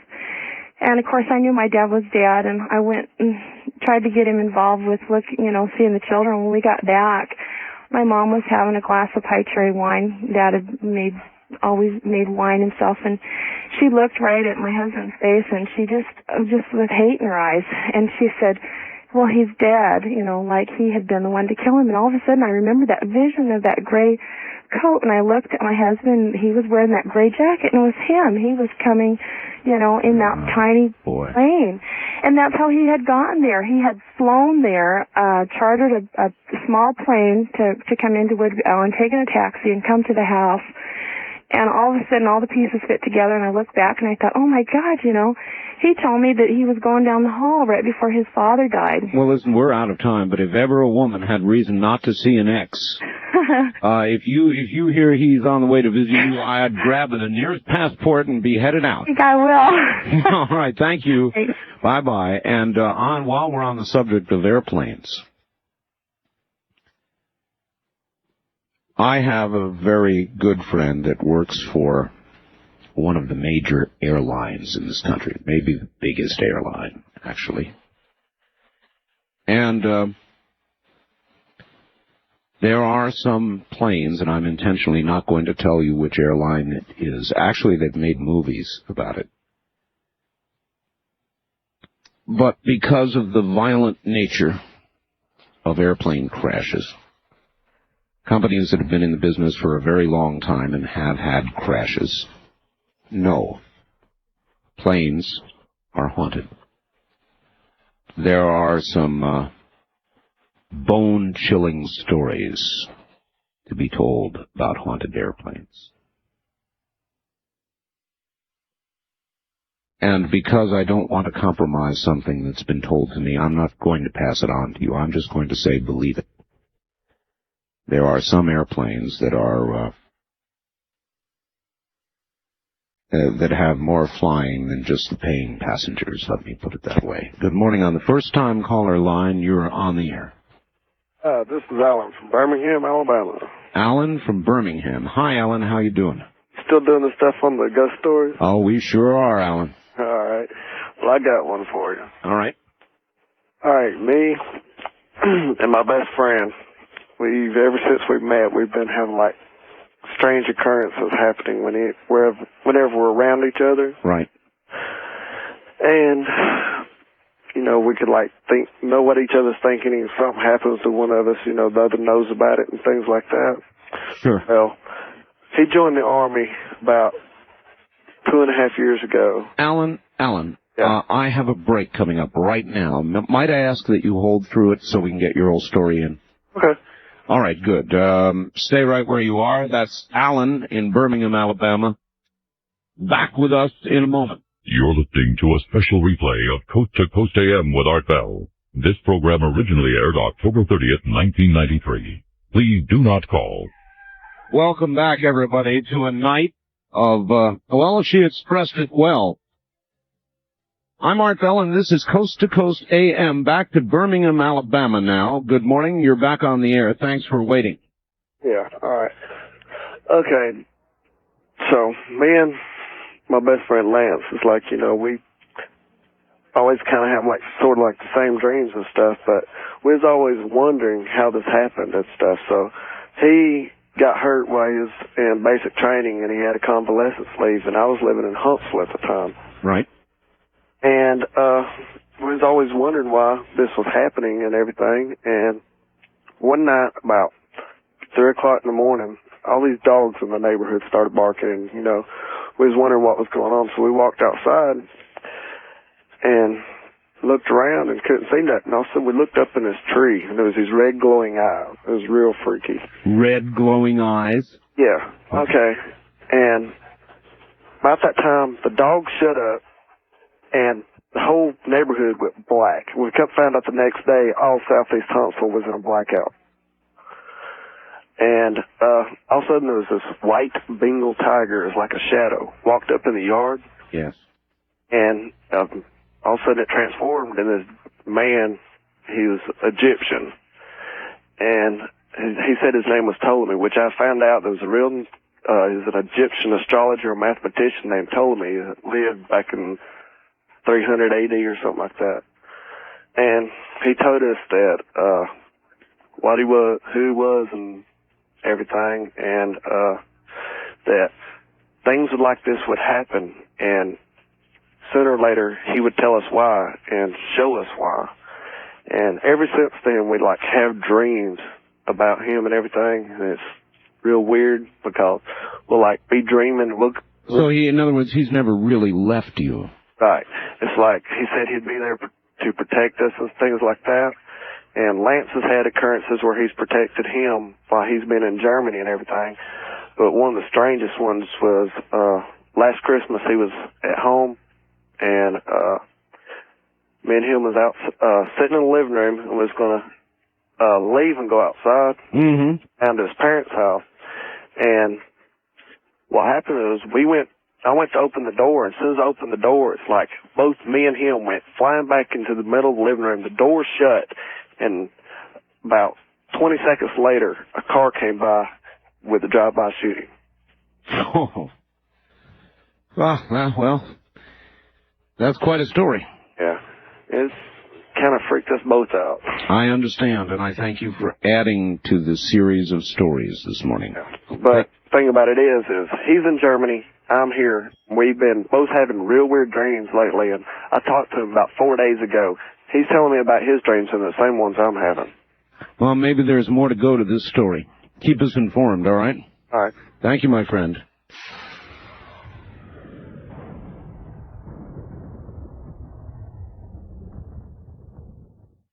Line 2, you're on the air. Morning, can you hear me? I can hear you, but not well. Let me see if I can make it better.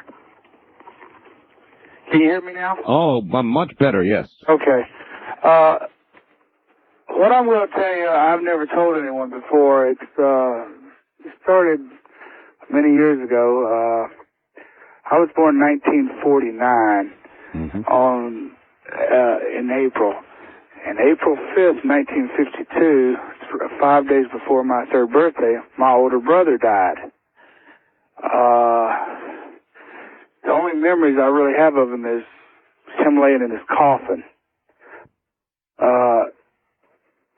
He was buried 2 days before my 3rd birthday, and on my 3rd birthday, he came back and talked to me.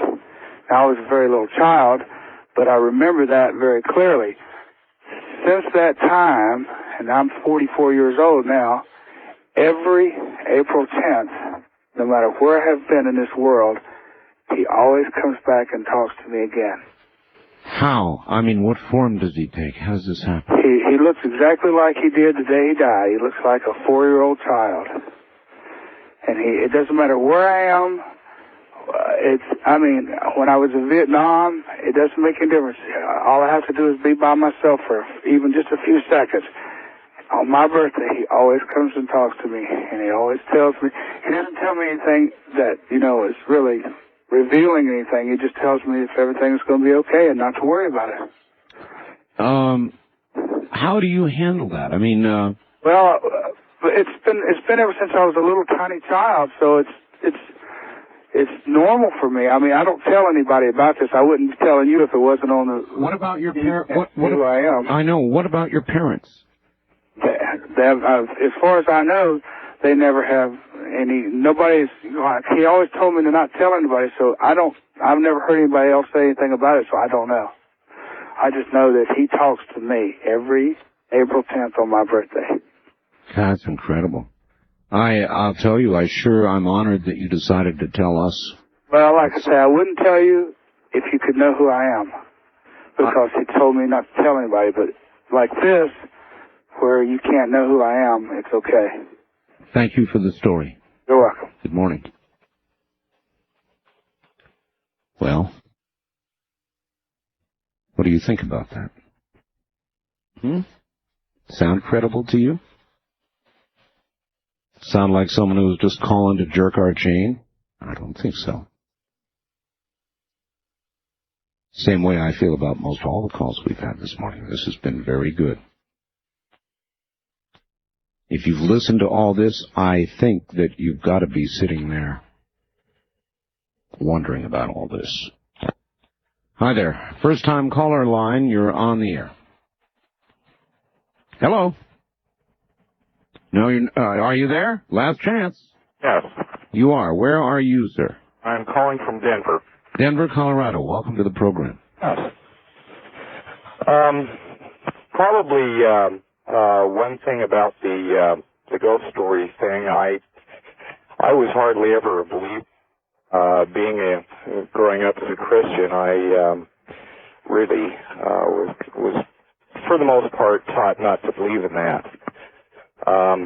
However, back in 1984, I was dating a lady, and she had told me that through some friends of the family, she had the opportunity to go out to an old farmhouse south of the Denver area, and there was an opportunity for her to pick up some leaded glass and light fixtures and some chandeliers from an old farmhouse that was on the property out there. So I agreed to go out there with her. We had gone to the old boarded-up farmhouse, and bear in mind, all of the windows and the doors had been boarded over with 2x4s. And I went to the front door. She was staying in the car. It was, I think, probably about 0 out, and this was the first part of November. But we had got inside the house and went in there, and we were looking around at the different ornate fixtures that were in the home. And I looked into the kitchen, and I thought I could see a little boy about, 4 or 5 years old. And I looked over there, and for a brief second, I was sure that I thought I saw a little boy there. And it just came and went, and I didn't think, at the time I thought, well, maybe I was just imagining it. Well, another 5 minutes went by, and we were walking through there, and I looked over to Shelley, and I said, I thought I saw a little boy in here. And she said, don't worry about it. You're dreaming, this, that, and the other. And I walked into another adjoining room where the chandelier was, and had grabbed a little step stool and was getting ready to get up on that. Shelley let out this blood-curdling scream and came running in, and she said, there's a little boy in here. And I said, I thought I saw something too. So we walked around on the bottom floor of the old farmhouse, and I said, if you'll be real quiet, if we could hear him running through here, we might be able to grab him and find out what's going on, because at these temperatures, the little guy's going to freeze to death in here.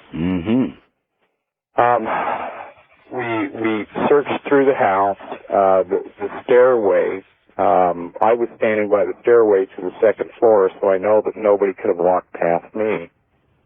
And we just decided at that time that maybe we both saw something, or possibly a cupboard door or something caused shadow. Mutual hallucination, something. apparently, and we didn't think too much about it at that time. Well, I had taken the fixture down and had deglazed some cabinet doors that had the beveled glass in it. And we went outside, and I ran into a friend of mine who works for the power company, and he had saw my rig out there, and he was sitting out in his pickup making a radio call, and when we walked out there and got in our rig, he said he didn't know if Shelley was my wife or not. I hadn't seen him for a while. All right, we're almost out of time here. I'll speed it up. Anyway, we had left and gone up to the new home that was built on this farm. It was built in about the 60s. We went up there to thank the people and got to meet the matriarch of the family, and her name was Grandma Ann. Wonderful lady. We went in there, we spoke with the people, and we said thank you for letting us have those fixtures. Shelley had walked in there to where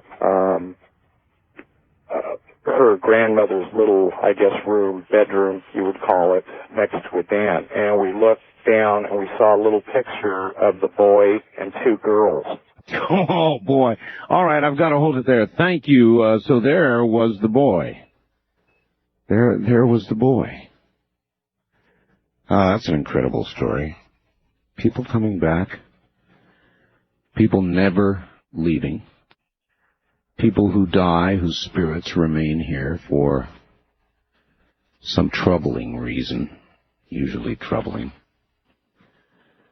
What a remarkable string of stories this morning.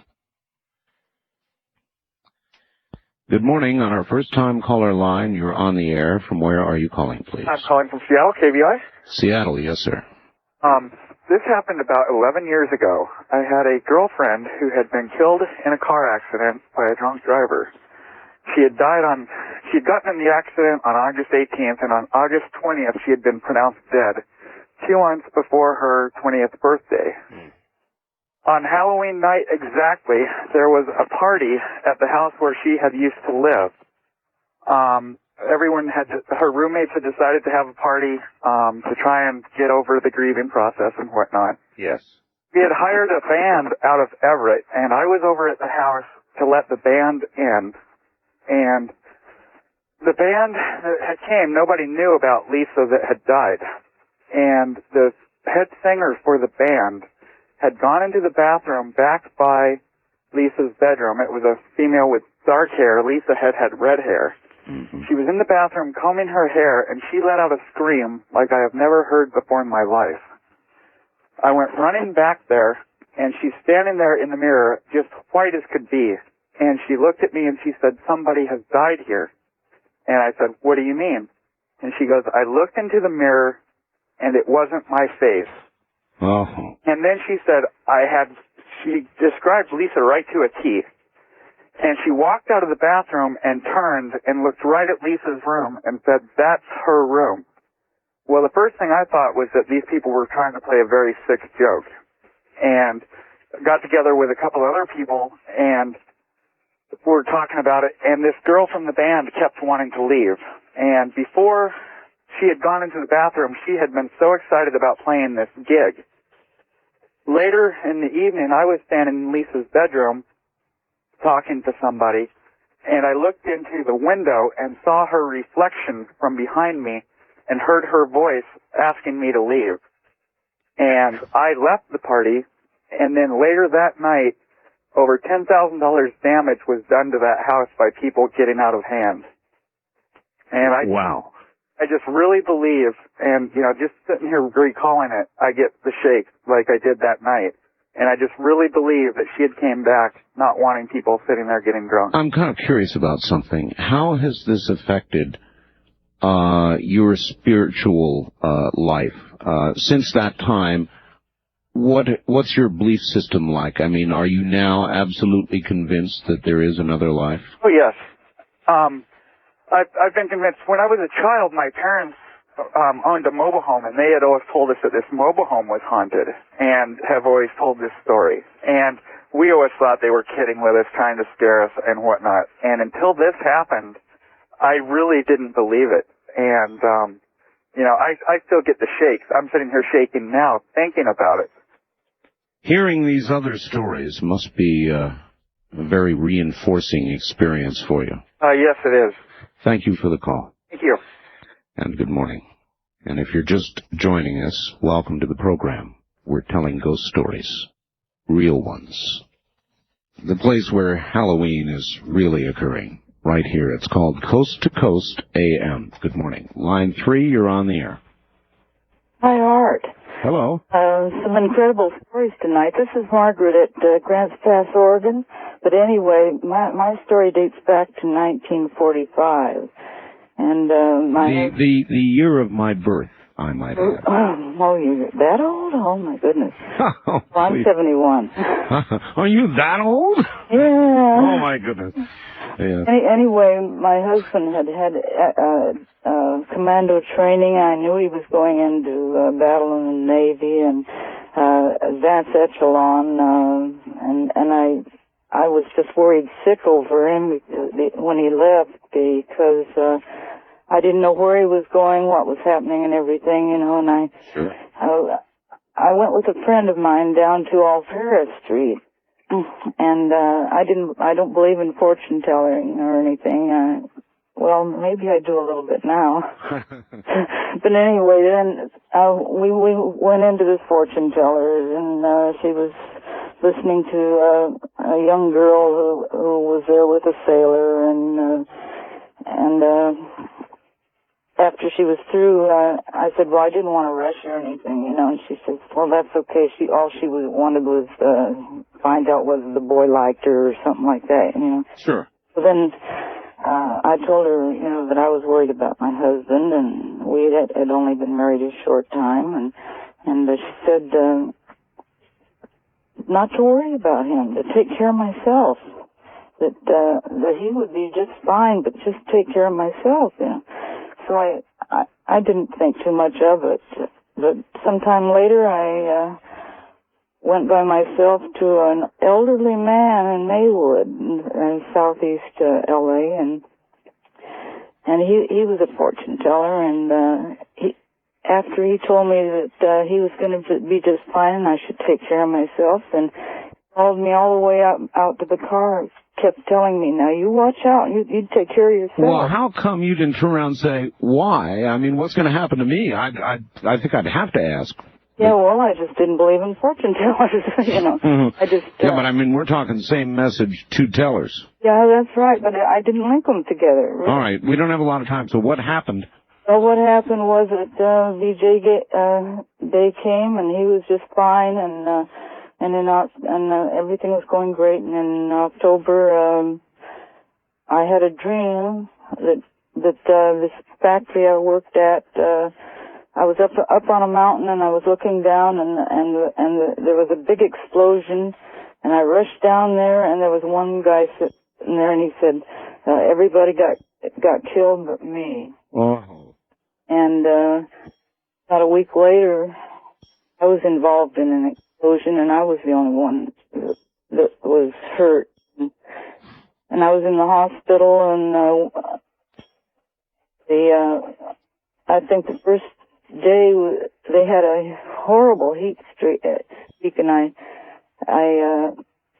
asked God, I said, please let me die. This heat is terrible, because all the good hospitals were filled up, and this was... All right, we're about to not be able to continue, so I'm going to have to say we'll hold it there. Call me next hour if you can get through. Thank you. I'm sorry, but that's the end of the time. But not the end of the program, by any means. The place where Halloween is really occurring, right here. It's called Coast to Coast AM. From the Coast to Coast AM archives, you're listening to the best of Art Bell. This program was originally broadcast October 30th, 1993. Art will be live tomorrow night for his annual Ghost to Ghost AM show. If you have a story for us, come on ahead. We've only got one more hour of it, and this is it. Wildcard line 3, you're on the air. Good morning. Good morning. I kind of like to share a story, well, 3 stories if I have the time. All right. Where are you? Where are you, please? I'm in Little Lake, California. Little Lake, California. All right, go ahead. The first time that I ever had some sort of strange experience. I was lying in my bed with my eyes closed, and I could see these faces floating through my room. And they were a lot like the faces out of the death pits of the concentration camps. They were hollow-eyed and gaping mouths. And at first I was kind of, mystified by it, and it seemed like minutes, but I'm sure it was only seconds. And I thought to myself, well, if you're here for good, you can stay. If not, if you're here for no goodness, go now. And immediately the faces disappeared. The other story, my husband was in the Pacific, and he was fighting the Japanese. And there was a young Marine that came back across the no man's land, and the Japanese were shooting everything they had, and when he got to the other to their lines, he was riddled with bullet holes from his waist down. His legs were, all his bones in his legs were shattered. And whenever the chaplain asked how he got there, he only replied, "My father brought me back. My father brought me back." And whenever it come to find out, I think the Yank magazine wrote it up in the fact that the chaplain found out that the father had died in the Battle of Aragon or some other battle. The third one was a couple years ago here at my home. We had these footsteps constantly, maybe 2 or 3 times a month out across the patio and wooden deck. And my husband was out in the workshop working one day, and each time we'd hear these footsteps, we'd check them out. There would be nothing there. And this particular night, he was working out in the workshop, and he thought I'd called him, and I said no. And he went on back to what he was doing, and suddenly a hammer flew across the workshop and just missed him by fractions, and there wasn't a soul nowhere. Wow. And we have no idea how the hammer or who threw the hammer, but it went across the shop nevertheless. Unmistakable message, nevertheless. Nevertheless. Thank you very much for your call. And adding to our list of incredible stories this morning. Some of these have been truly incredible, and I'm going to have to sit down and listen to a tape of this program myself. We'll be right back.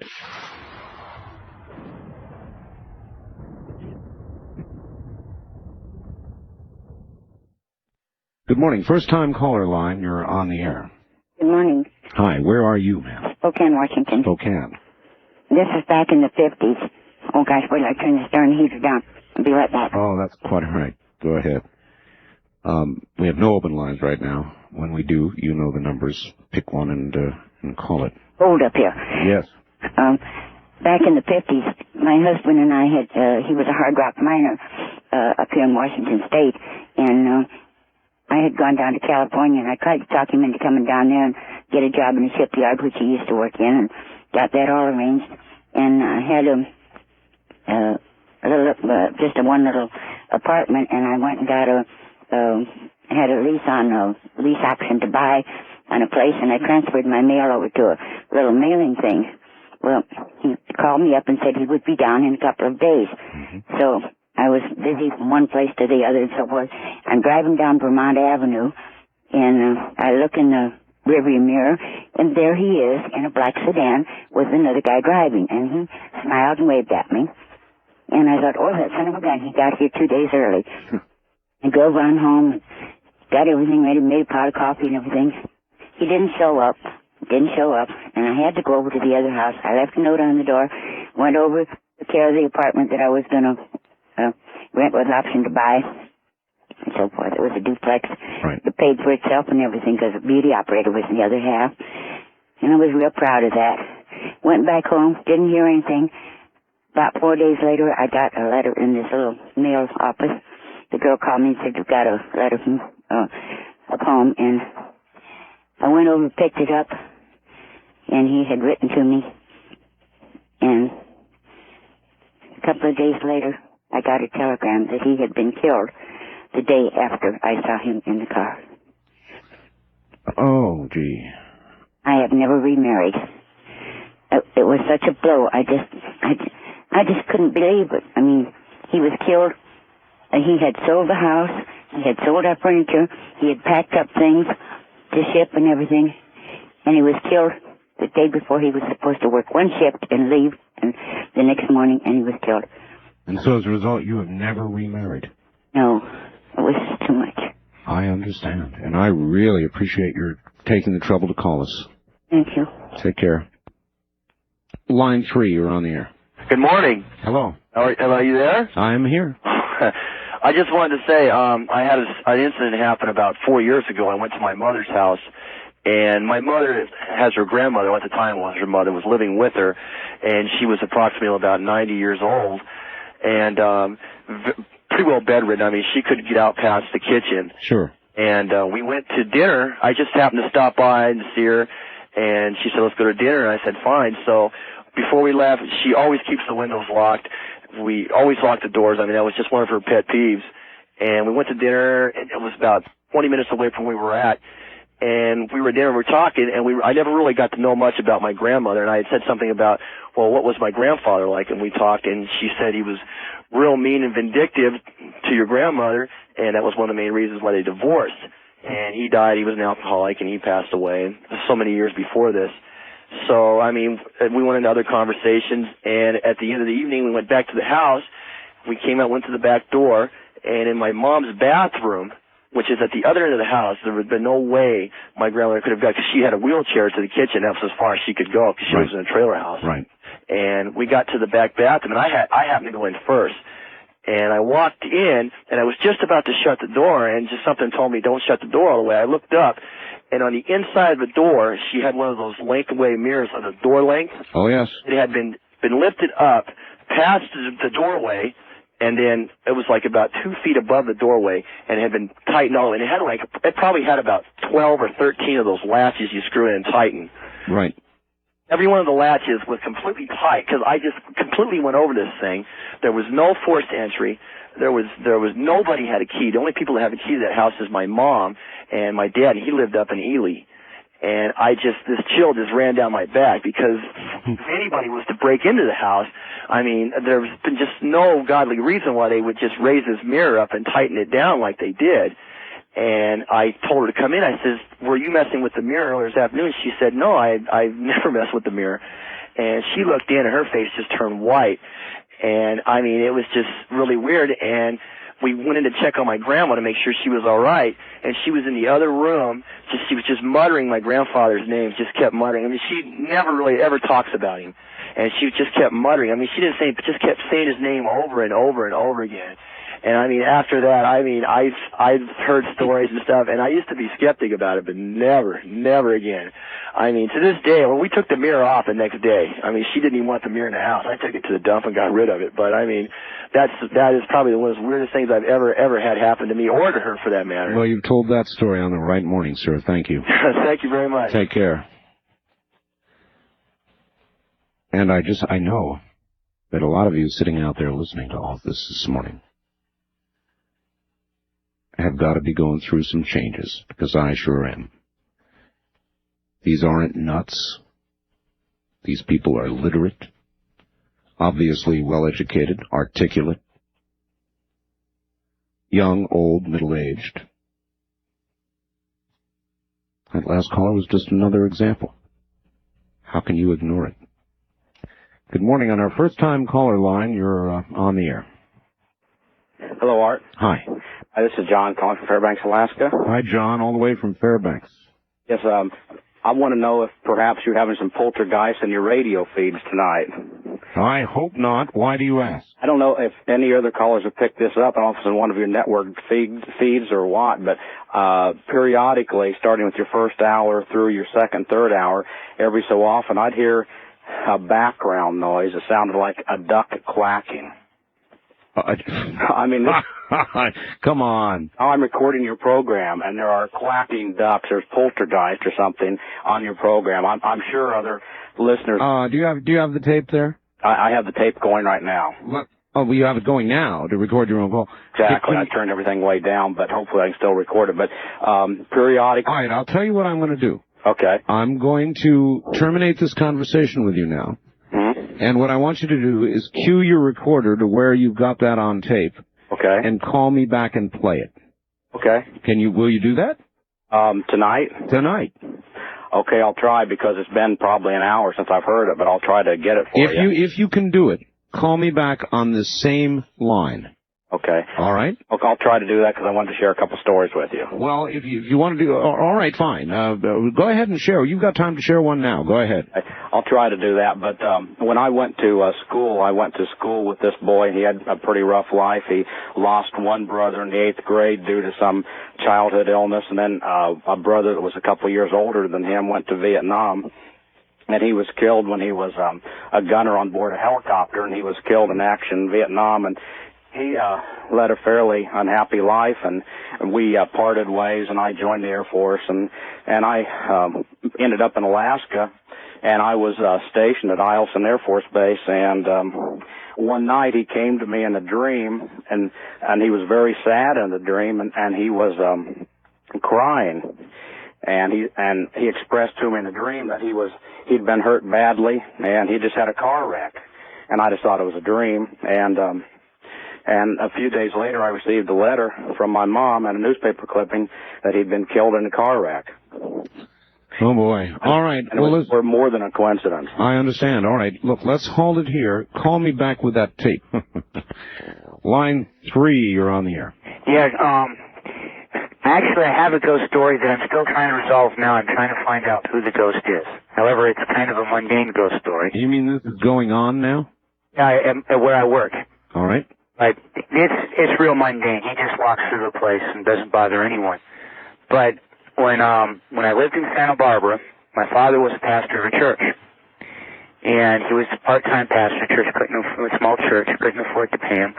Part of his compensation was we lived in some apartments in the second story of the church. Mm-hmm. This building was built at the late 19th century. So when we were living there, maybe had 90 years on it. Sure. Very old, very oppressive building. Everyone I know who lived there was terrified, I mean literally terrified, to go downstairs when it was dark. And, it was my job, for instance, to go turn on the lights in the morning. Mm-hmm. Sunday morning I had to go turn. My dad, many years later, said, well, I didn't want your sisters doing that. Why do I have to? Well, right. Lucky you. Yeah, well, I swear that we would go down in the dark and there was something there. There was something there. I knew it. I found out I'm not the only one who felt that way. There were some people we knew who lived there after we did. Everyone in that family refused to go downstairs when it was dark. Any time somebody went down there, they knew something was there. Well, we later found out someone had committed suicide in that church. Yeah, there you go. Many years earlier, someone committed suicide in that church.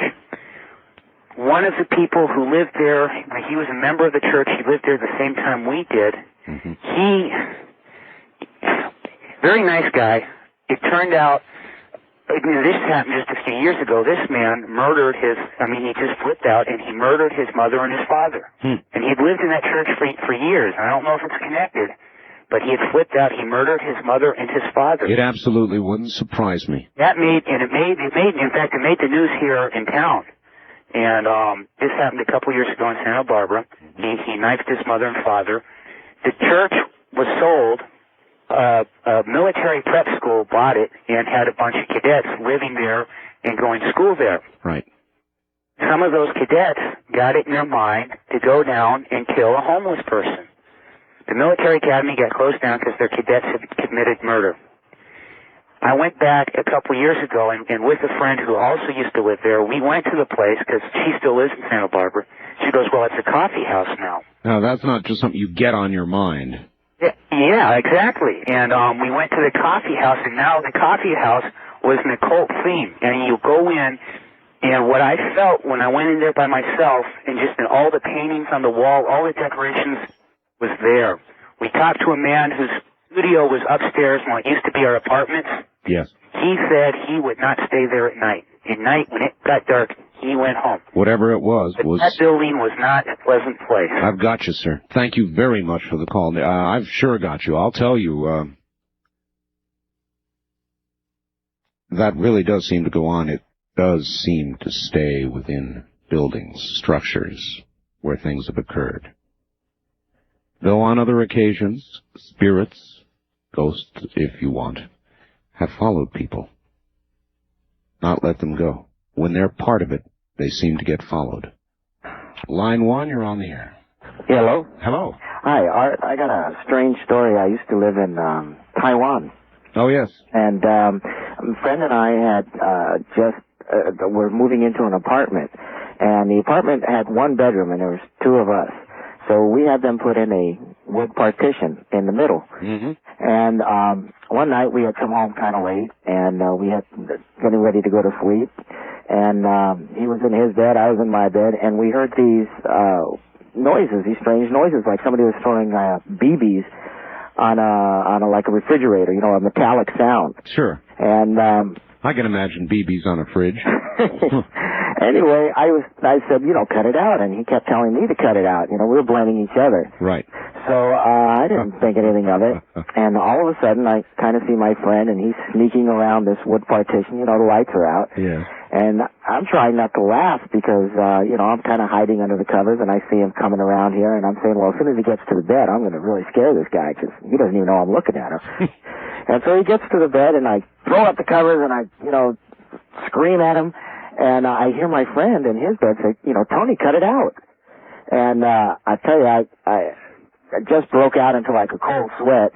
And I laid back on the bed, and the bed started to, like it was on the ocean, it just started to move. Float. Yeah. And, you know, I told him, I says, hey, turn on the lights, you know, and he heard the way I was saying it, and he turned on the lights, and I had him check the front door and the windows, and there was nobody there. And, needless to say, you know, I had like friends stay over like the next week or so. I was sleeping there. Yeah. And that was it. And you say the bed moved like ocean waves. Like I was on the ocean. Just the whole bed was just like floating. Yeah, that bothers me. Thank you very much for the call, sir.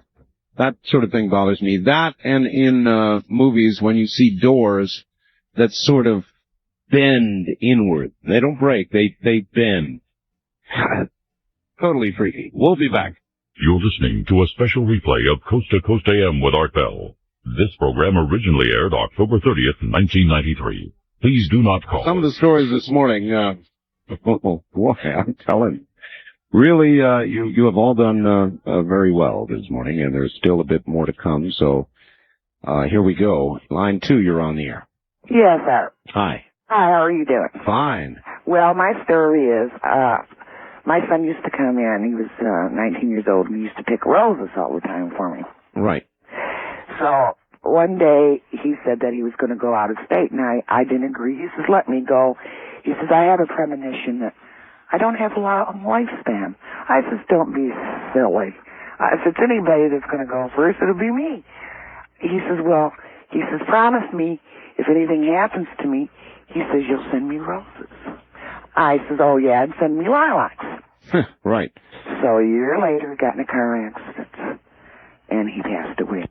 Christmas. We lived in an old farmhouse over 100 years old. The doorbell was not connected, and the doors were jammed. The one door is never open. 2 days after he died, the doorbell rang, and the doors flew open, and you could smell roses. Oh. He'd come back to say goodbye. Oh. And you smelled roses. Yeah, the smell of roses. And we were just... How did you react emotionally when that happened? I had a very good feeling because he came back to say goodbye to me. And I knew that there was something. Because he was only 20 years old when he passed away. There is something, ma'am. Yes, definitely. Thank you. You're welcome. Thank you for the story. A lot of stories like that. Variations of it. People who have left didn't get finished with their business before they had to go. Good morning. On the first-time caller line, you're on the air. Art, this is John calling you back from Fairbanks. Hi, John. Oh, yes, John. I've edited the tapes. Now, I'm going to try to let you hear this duck quacking, and this was just a few minutes ago when you were talking to the young gentleman just before you took your station break. Yes. Now, if this doesn't come across from this portable tape player, I will make copies and send them to you and let you pick it up yourself. All right, let's hear it. Here goes. This is just from about 10 minutes ago. We'll see how this comes across the network. Here it goes. Oh, I says, hey, turn on the lights, and he heard the way I was saying it, and he turned on the lights, and I had him check the front door and the windows, and there was nobody there. And needless to say, I had like friends stay over like the next week or so. I absolutely heard it. Hear that? I heard it. That's been on your program all evening long, sporadically, that duck quacking noise. Well, I wonder if people at other affiliates have heard that. I figured some other caller would identify it to you because I've heard it from the beginning of your show. All right, it was clearly there. Either we have a board operator in Fairbanks who has a sense of humor, or from a source that no doubt you suspect. It'd be interesting to know, but I've been hearing it from your hour one on through. All right, thank you. Thank you for the call back, and I heard it quite clearly. That was in Fairbanks. Well, what about some of you at other affiliates? Did you hear any such thing? I assure you I did nothing like that here. Nothing.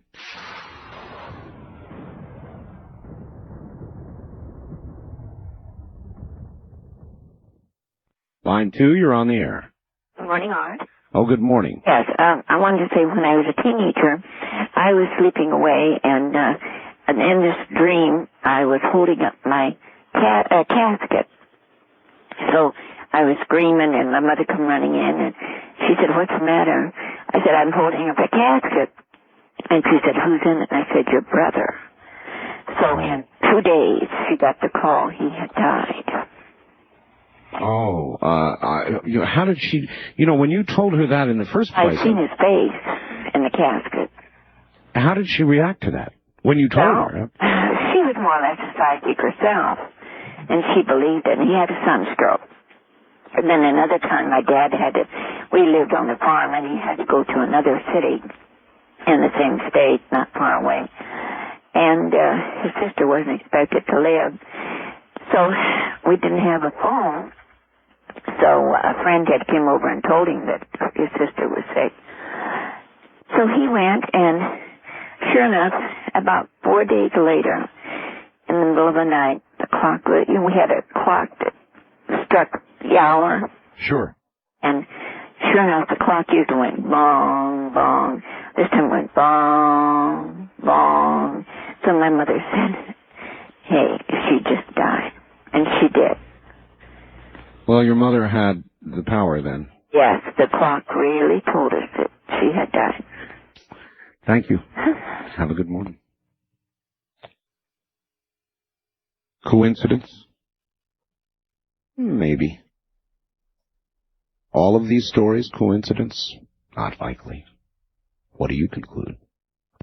Wildcard line 3, you're on the air. Oh, this is a true story. This is Patrick Fitzpatrick from Silver Springs, Nevada. This is a true story about an Irish and a British ghost, and about whom a poem was written by William Butler Yeats called "The Ghost of Roger Casement." In it, Casement was executed by the British, and the Irish government, since they became independent, wanted his body. Every year they'd ask for his body, and finally they got the body back 30 years later when a Labour government came to power. But one of Casement's last wishes was, "Do not let my body rest in this place," which is England. Yes. So Butler wrote the poem. He said, "I can't sleep at night. I hear a knocking on my door. I just cannot sleep." And finally, at the end of it, he says, "It's the ghost of Roger Casement knocking on my door." And then the British got, and of course that poem, it was published by Yeats just when Ireland was about to go in on the British side in the Second World War.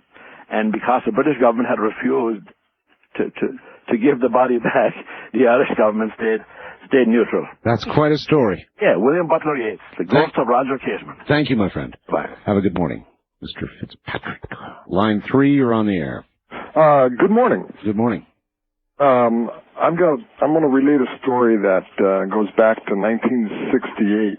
I was drafted, sent to Nam because of the tremendous turnover of people and whatnot. Well, I was in the infantry. We were stationed in a small fire base close to the Cambodian border. And it was an evening where it was our turn to go out and set up an ambush. We set it all up. We had everything laid out so that if Charlie came walking along, we could do our thing. Sure. And one guy was awake. The rest of us were asleep. That gentleman woke us all up. There was 6 of us, and we all saw a small party of Vietnamese coming at us. They were armed and whatnot, and at the appropriate time, we sprung the ambush and whatnot, and nothing happened. I mean, they just kept right on walking through it, not even looking at us. Like, incredible. It was the most crazy thing that happened over there while I was there. Imagine everybody check their ammunition. Well, you know, when you let go of the claymore, you know something goes. Absolutely. And it was the most. I mean, the country itself is a spiritual country, but then to have that happen. And I've never seen... You know, I don't know. Any of the other gentlemen... I don't know if it's that... with us. Yeah, I don't know if it's that surprising, sir. People who die violent deaths tend to linger, and there are a lot of violent deaths in war. I've never experienced anything like it, and I doubt if I ever will. But it was... And I've never told anybody about it. Big effect on your life? Well, without a doubt. Without a doubt, the whole thing was a big effect on my life. Well, I'm honored that you chose this moment to tell the story. It was a good time. Thank you. Thank you for letting me say it. Thank you. Have a good morning. Do you believe him? Did he sound crazy to you, affected? Oh, I suppose you might say that with the strain of war, combat, things like that might happen. Might be a mass hallucination. Or more likely, not. Good morning. On the first-time caller line, you're on the air. Hello, I'm calling from Mesa, Arizona. Mesa, welcome to the program. This takes place on the Navajo Reservation, near the trailhead of Rainbow Bridge, and in the vicinity of Navajo Mountain. My father and I were camping in about 1976, and we were camping in the ruins of the old Rainbow Lodge. It had burned down I don't know how many years ago. Yes. And as we were going to sleep, after we put the campfire out, we both felt a presence of some sort. Didn't see anything. It was something we both felt. The most notable thing is that my father's a preacher, a Free Methodist preacher, and he also has a master's degree in archaeology, or anthropology, I should say. And he felt it too. I know he did, because he said he wanted to offer a prayer. And he prayed something about having a shepherd, watch the sheep. Sure. And I guess eventually disappeared because we both went to sleep and didn't really talk much about it after that. And that was that's the only thing I've ever happened close to that. Close to anything ghostly. But it was enough that you knew that it was something. It was there. There was a definite apprehension, a feeling of apprehension in the air. And I'm sure that people who have lived out on the reservation or visited or been in the sacred parts, which is I guess Navajo Mountain is part of the sacred area, have stories like this. And I'd be interested to hear from them too. Maybe you will. Thank you for the call. Betcha. Right. A presence felt, distinctly felt. Have you ever felt that? No question about it. Something's there. Or no question about it. Something cold and not particularly welcome is in your area. It's not a trivial emotion. It's overwhelming. It comes in waves. Have you ever felt it? Line 1, you're on the air. Good morning, Art. The fellow from Fairbanks is exactly right. I've been jigging my radio, wondering what's wrong with it tonight. Usually... Where are you? Anchorage, KNI. You come in usually as clear as a bell. Tonight it's been glitches and pops and strange. Really? Strange. I have a story about witchcraft in the Arctic and immortality. All right.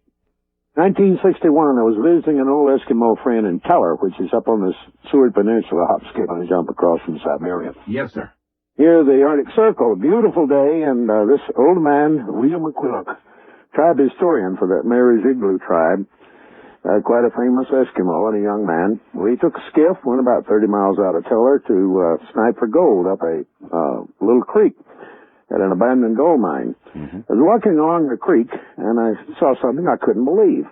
A track of a human footprint, left foot, barefoot, in the sand. The creek had just dropped, and this was very, very fresh, and I couldn't believe it. My foot was exactly 12 inches long.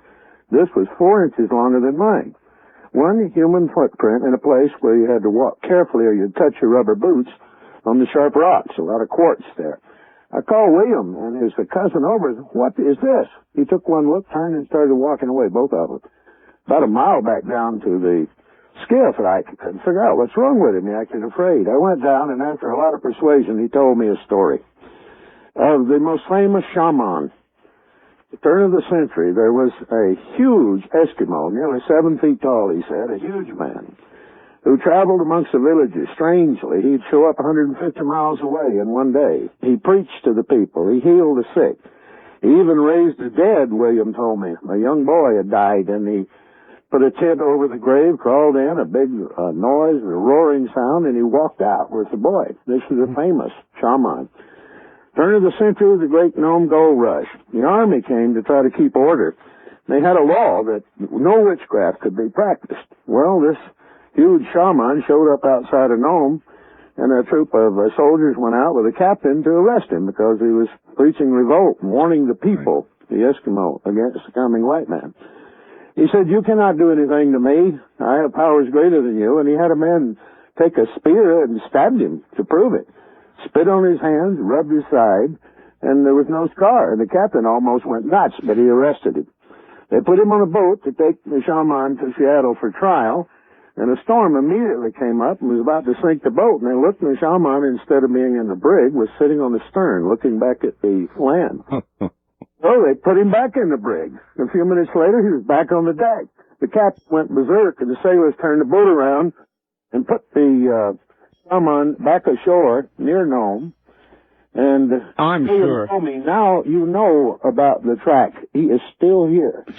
61. Oh, that's a great story. Those are great stories. Thank you for the call. Good evening. You take care. Yeah, sailors, sailors particularly, wouldn't sail under those conditions. And you know that goes for sailors today, too. It hasn't changed. You don't venture out to sea with that sort of thing around you. You don't do it. You just don't do it today or then. Good morning. On the first-time caller line, you're on the air. Hi, this is Mark again from KNZR in Bakersfield. Hi, Mark. I just wanted to say real quick, we haven't heard any quacking ducks, but we've had a similar experience before about a month ago during your show. What did you hear? And some ladies had called up during business hours and said they kept hearing someone saying they were going to kill them way in the background. Really? Yeah. So I don't know, maybe somebody along the line is... Well, you never know, of course, Mark, as you well know, you would have the power there to make something... Yeah, they thought one of us was doing it or something. I see. Well, I appreciate the information. I find it a little unsettling, though. Yeah, okay, just want to let you know. Thank you, Mark. Okay, bye-bye. Bye. That's a board operator there in Bakersfield. Well, that unsettles me a little. Line 2, you're on the air. How you doing, Art? Okay. I got a story about my uncle who died about 3 years ago. He died about 2 o'clock in the morning. So we all go to the hospital and, condole my aunt. And then it was, getting pretty early in the morning, so we all went home for a few hours. And then we came back. And as we all come back in the morning to her house, there's this dog that has just parked itself outside the front of the house. And every time somebody got out of the car who was part of the immediate family, the dog came up to them, sat there until you petted it, and then walked away. And as soon as the whole immediate family who was there, came to the house, the dog went away, and we never saw the dog again. What do you have any idea what dog this was, or? So it looked like a little terrier or something. Well, not what kind, but whose or why it did what it did. Any idea? I don't know, but it was just a little tiny dog that was so full of life, and my uncle was the same way. He was a guy who was just so full of life, and it was just strange. It waited to greet everyone that came to the house, and after everyone got there, the dog was gone. We never saw it again. Boy, that's really something. Really weird story. I don't know what it was, but it's weird. I thank you for the call. You're welcome. You take care. Good morning on the first-time caller line. You're on the air. Hello there. Hello. Yes, sir. You're on the air. Turn your radio off, please. Oh. Turn it off, all the way off. It's off. Very good. Welcome to the program. Where are you? Fairbanks, Alaska. Fairbanks. Yes, sir. And quack, quack. Yeah. Anyway, I want to go back to this story from this guy from Alaska, that Anchorage. And you don't want to believe anything anybody from Anchorage tells you because they're full of bull. Well, now, is that Say about the shaman, that is really ridiculous. Well, now, was that a kind thing to say about a sister city? Sister city? Oh, they think they own Alaska, for God's sakes. I've lived here all my life, 65 years in Fairbanks, and I don't like Anchorage. Okay, you got her. Yeah, thank you very much for the call, sir. Never let them know who you are. I guess I better take a second out and do as I always try to do and say thank you for wonderful talk radio, another truly wonderful week of talk radio.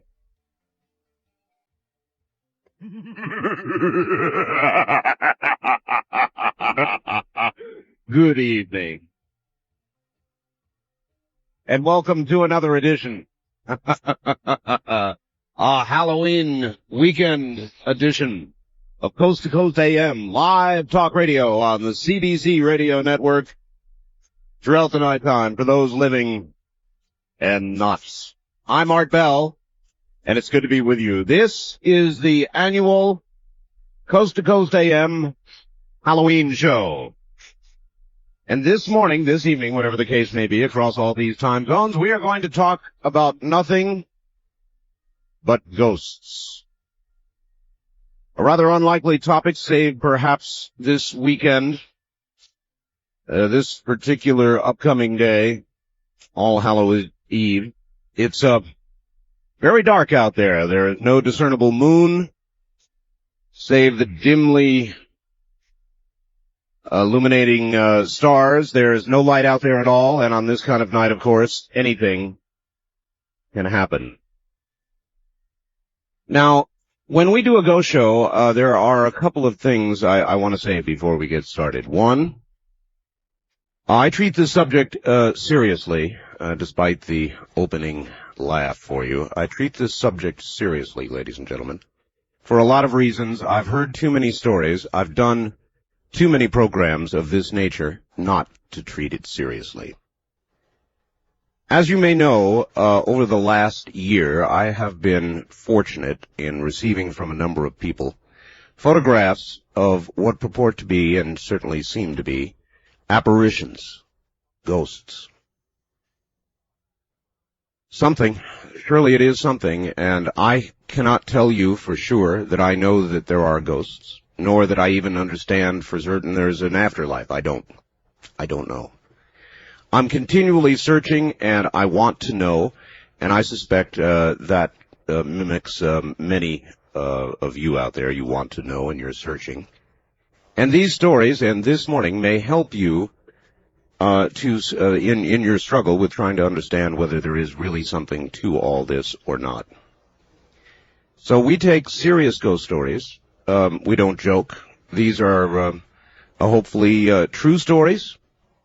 And I guess that's what makes it all the more frightening, the fact that they are at least given to us as real ghost stories. So anyway, welcome to the weekend. Welcome to the Halloween program, and we'll get started shortly. A couple of beginners for you. I've got a note for you. CBS Television, this Sunday evening, no doubt when we're on the air with Dreamland, will be airing a special Without Warning program. It's kind of an H.G. Wells sort of thing with regard to the possibility of an asteroid hitting the Earth. I think it may be called Without Warning. It actually is in TV Guide, so I'm not giving away any secrets here. But you may want to run your VCR on that Sunday evening. And I believe it is called Without Warning, and it's going to be a realistic presentation with regard to the possibility of an asteroid hitting Earth or, being detected to shortly hit Earth. That'll be Sunday night, and I'm going to be rolling a tape on it, and I would suggest you do the same thing. Either that or roll a tape on us and watch that one way or the other. A couple of stories that I thought worthy of presentation to. Simple little stories, really. Mr. Bell, my dad and I have been doing a paper route for 3 years. We've been listening to your show for 2 now, and I feel this story might be good for your Halloween show. For 1.5 years, we've been delivering newspapers to this house that has a large German shepherd that is kept on the enclosed porch where I put the paper. The dog had always been friendly, always waiting for a pat on the head. Well, about a month ago, I didn't see the dog for a while, didn't think very much about it, till he was on the porch. There he was one morning about 2 weeks after the last time I'd seen him. He was laying down. When I entered, he raised his head, and I gave him several pats, and I left. I didn't see him again after that. About a week later, we were collecting for the paper at that house. So I asked the owner where his dog was. He said the dog was very old, suffering from spinal problems. So he'd had to have him put to sleep. Had done it 3.5 weeks ago. This instantly sent shivers up my spine. And now I get into and out of that porch as fast as I can. That's from Josh in Spokane, Washington. This comes from Internet. Several years ago, I experienced a disturbing sight. I'm going to relate it as best I can. This gets all the dog stories out of the way. My wife, now ex, was lying in bed next to me. Light from the Circle K store next door was illuminating the room. I was laying there thinking about how good she looked in the yellow light when something black rose up out of her body. My first thought was, I thought I was awake. The blackness moved over me and formed itself into a black dog with glowing yellow eyes and dripping red, yes, the blood-glowed fangs. I screamed and held my arms over my head. My ex turned over and tried to comfort me. The neighbors pounded on the wall. The black dog took its time to dissipate. It seemed amused by my struggles while Brenda attempted to comfort me. The black dog has never reappeared, but I'll never forget it. Several sad events happened since that night. The most notable was the discovery that Brenda was cheating on me with an old high school flame. That's from Darkman in Seattle. Art, this story is not much, but it happened, and I thought it was a little weird. When my wife and I were first married, in about 1 year or 2, we purchased a brand-new home in Northridge, California. One night around 10 o'clock, my wife and I went to bed. I left the bathroom light on. Now my wife had on a violet-color night clothing. She was sleeping on my left side. I was not dreaming. I was still awake, just thinking about things. Looked over at the bathroom door. It was open. I saw what I thought was my wife standing in the doorway of the bathroom, and I said, "What are you doing up?" My wife said, "Huh?" The image at the bathroom door immediately vanished. My wife was still on the bed next to me. Weird. Wasn't a dream. The image I saw was so vivid and real, I actually thought it was my wife. As soon as my wife answered my question from her position on the bed, and the being in the doorway immediately disappeared, I told her what had happened. Now, any way you cut it, this was a strange event. I only conclude that there may have been something in the past that happened at that location before the housing tract was built there. The entire valley used to be nothing but horse ranches. Enjoy it. It's true. And then this. Art, I was an Eastern Orthodox priest for many years, and in that time I've witnessed many interesting, if not frightening, things. This is one that I'd like to tell you about. In 1974, a close friend of mine lost her father. He'd been very popular during the 40s as a singer and guitar player on the radio. He and his wife had been divorced for many years at the time of his death. He lived alone and died of a heart attack while sleeping in his bed. It was 3 days before his body was discovered. About a week after the funeral, his ex-wife moved back into the house that he'd lived and died in. 2 months after his death, I received a phone call from my friend asking if I could come over to her mother's house. Apparently her mother was beginning to act a little strange, and she was concerned. When I got there, the three of us sat down, and my friend's mother related this story to me. She said she was convinced she was going crazy. She said about 2 weeks earlier, she woke up in the middle of the night to the singing of her dead ex-husband. She walked into the front room, and he was sitting in the rocking chair smiling at her. She went back into the bedroom and spent the rest of the night with no sleep. She then told me after that she'd be sitting in the front room and for no reason it would feel like someone was grabbing or pinching her legs, after which welts would appear on her legs. Also, she'd continue to hear her dead husband singing every night. I told her I didn't think she was going crazy, having had some working knowledge of the rite of exorcism. I asked her if she'd feel better if I went through the house and blessed it. She said it certainly would make her feel better. I took out a small bottle of holy water and proceeded to go through the house room by room, beginning with the basement. Everything went fine. I saved the bedroom for last. Upon entering the bedroom, there was a noticeable temperature difference. It was very cold, and you could see your breath. The mother stood in the doorway, and as I threw the holy water around the room, the mother was thrown backwards out of the doorway into the hallway. When I asked her what was wrong, she said something had hit her in the legs, like something was trying to push her out of the way. I was a little skeptical until she pulled her pants legs up, and there they were, large red welts on both legs just above the knee. I'm not trying to make any claims as to what was going on in that house, but I can say that after I blessed the house, there was no further problem with visions or physical manifestations. A bit of a primer for you, and a couple of stories sent in. I have many, many more that have arrived by fax. If you have one and you'd like to fax it in, you're welcome to do so. My fax number is area code 702-727-8499. 702-727-8499. Now, this morning, that's all we're going to be doing is ghost stories. You're welcome to make a contribution. You're welcome to light a candle if you wish.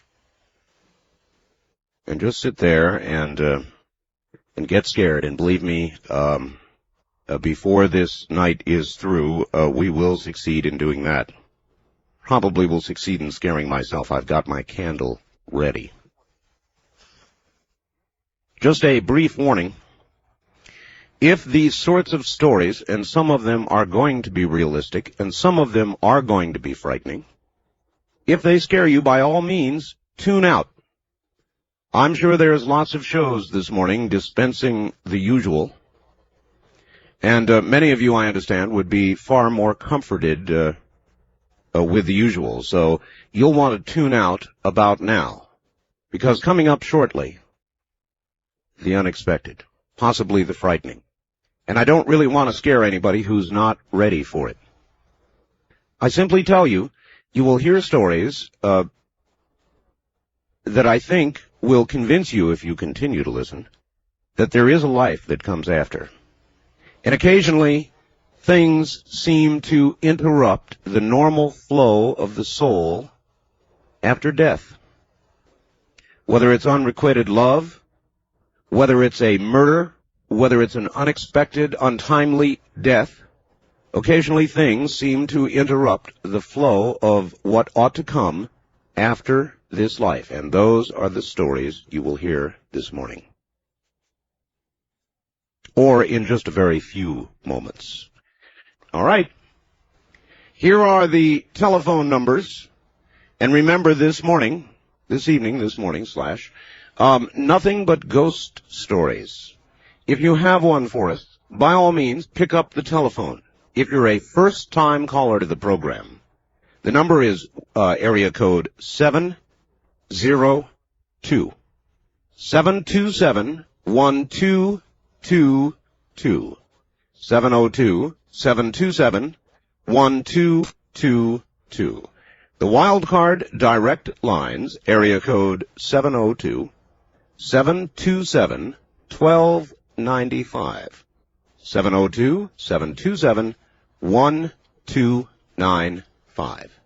And then finally, if you're east of the Great Rocky Mountains, the number is 1-800-618-8255.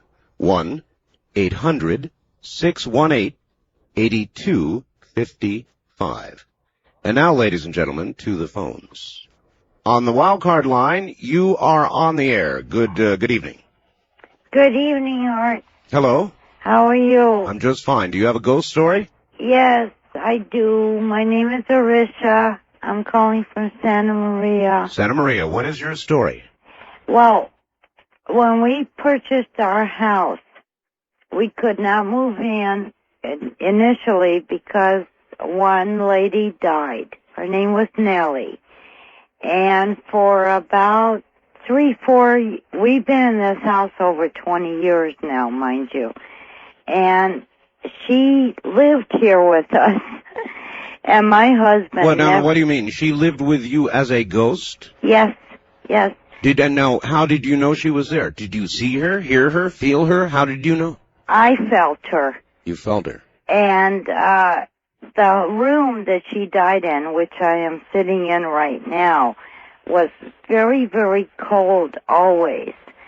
Except that one day, my husband went down the hall, and he's not a believer, and she touched him, and he came back to me and he says, somebody touched me, and I said, it was Nellie. Don't get excited. And we used to get her mail at this house for about 3 years. And every time that the mail came for her, we would lay it on the table, and I would say, Nellie, here's your mail. And it was for about 5 years she was in this house. And then she left. I just don't know how to explain it to anyone. Well, you don't have to, ma'am. Thank you very much for the call. She left. In other words, you stopped sensing the presence. No, I understand that. You see, that really is typical. And usually the areas haunted, if you want to call it haunting, and it really doesn't matter, does it? The areas that are affected by the presence of what seems to be left of that human spirit are frequently the areas that that person was killed in, died in. It's really hard to understand. Another aspect of it that I've never understood, one mentioned in a couple of the stories I read you and the one she just told you, is the cooling of a room. I mean, just a downright chill, even to the degree that you can see your breath. It's not unusual to hear that. I don't understand exactly why it would be, but it does seem to trail with these stories. On the wildcard line, you are on the air. Good evening. Good evening, Art. It's Andrea in Vista, California. Welcome to the program. Okay, what happened was I was sleeping in this mobile home in a twin bed, and about 3 o'clock in the morning, I suddenly awakened, but my eyes were still closed, and I sensed kind of an energy down at my feet. Down at your feet? Yeah, down at my feet. It was really bizarre. I didn't move. My eyes were still closed. It was a kind of a positive feeling. I wasn't afraid of it, and I felt this energy kind of moving kind of up on the side of the bed. Yes. Up towards my head. Well, when it got right up to just about to where my arms were, I decided, well, I guess. The first thing. Wait. I thought for a minute. I thought it was this whatever it was warm and good. And the first thing I said was, "Mom, is that you?" And then I didn't get a response. So then I opened my eyes, and there's this figure standing there, just looking at me. It was pink and blue. Pink and blue. Pinkish. Just a pinkish illumination and blue. All right, so it was not a solid form. And not quite. Well, it was shaped like a human and as tall as a human, but it wasn't quite solid. And I said the darndest thing. I said, "Can I help you?" People say the darndest things. Well, I wasn't afraid of it. I was looking at it, wondering, what is this? Can I help you? Okay. Can I help you? And then it vanished. And it slowly dissipated. Maybe it was shocked. I mean, maybe what you said at that moment just absolutely astounded it, even in spirit form, and it couldn't handle it.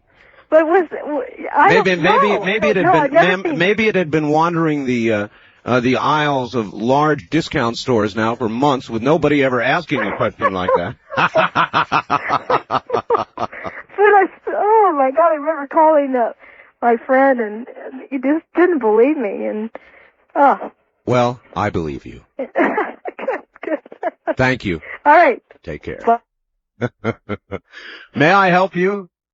All right. Well, it is but the very beginning, and you have connected with the Halloween weekend show, the annual event on Coast to Coast AM. I'm Art Bell.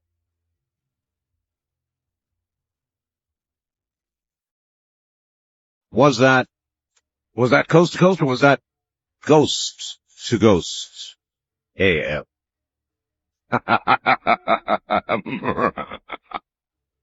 Welcome, everybody. This is Halloween weekend,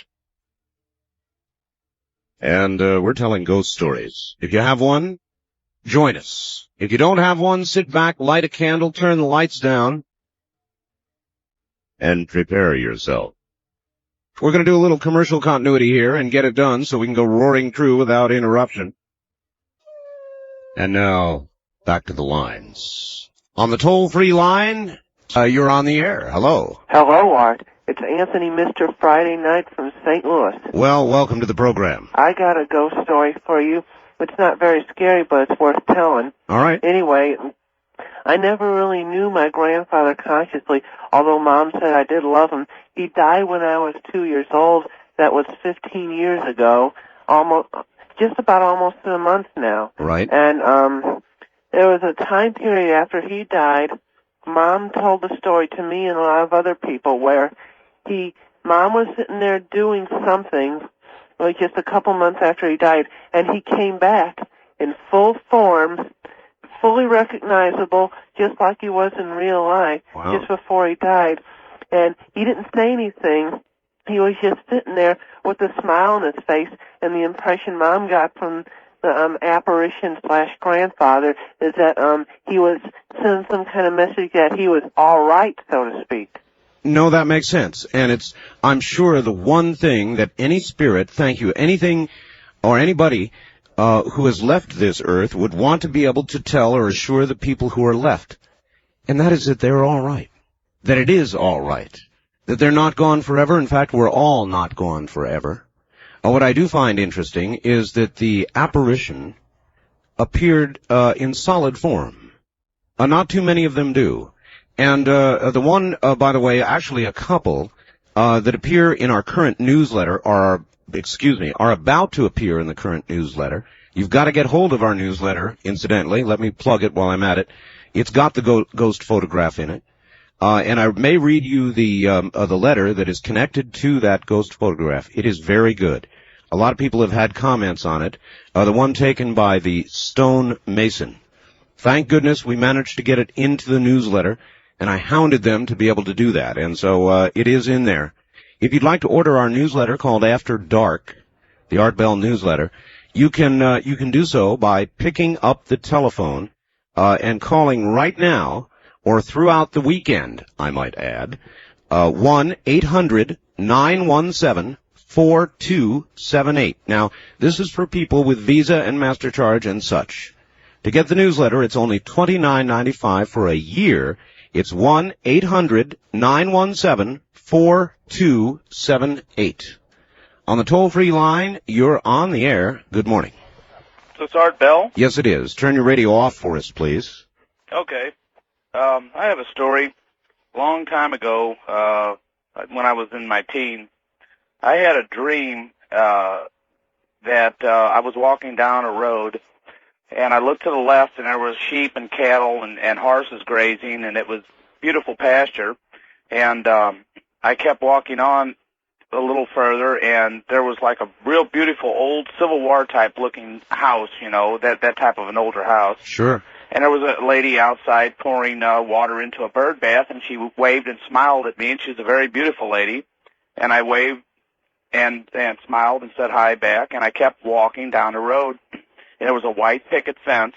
And as I walked down the road, the trees kind of made an arch. And as I walked through the arch of trees, not a perfect arch, but just kind of an arch, I woke up, and I felt pure pleasure. I just felt great. And I got up, I smoked a quarter of a cigarette, and got a drink of water, went back to bed. Right. And I'm walking down, I'm in this dream the same night. I'm dreaming, I'm walking down this road. I'm feeling very uncomfortable. And all of a sudden, I look to the left, and there's that same sloping pasture, and I noticed a sheep first in a long, tall, very unruly pasture. The sheep is laying there. You could see its body deteriorated. You could see the cattle and the horses dead.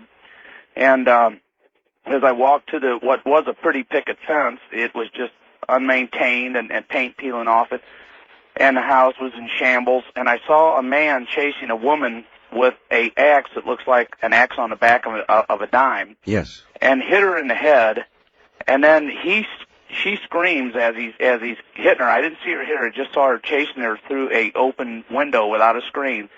And then she comes back, and you could see her just kind of walking almost zombie-like, and she had the same axe in her hand with blood coming out of her head.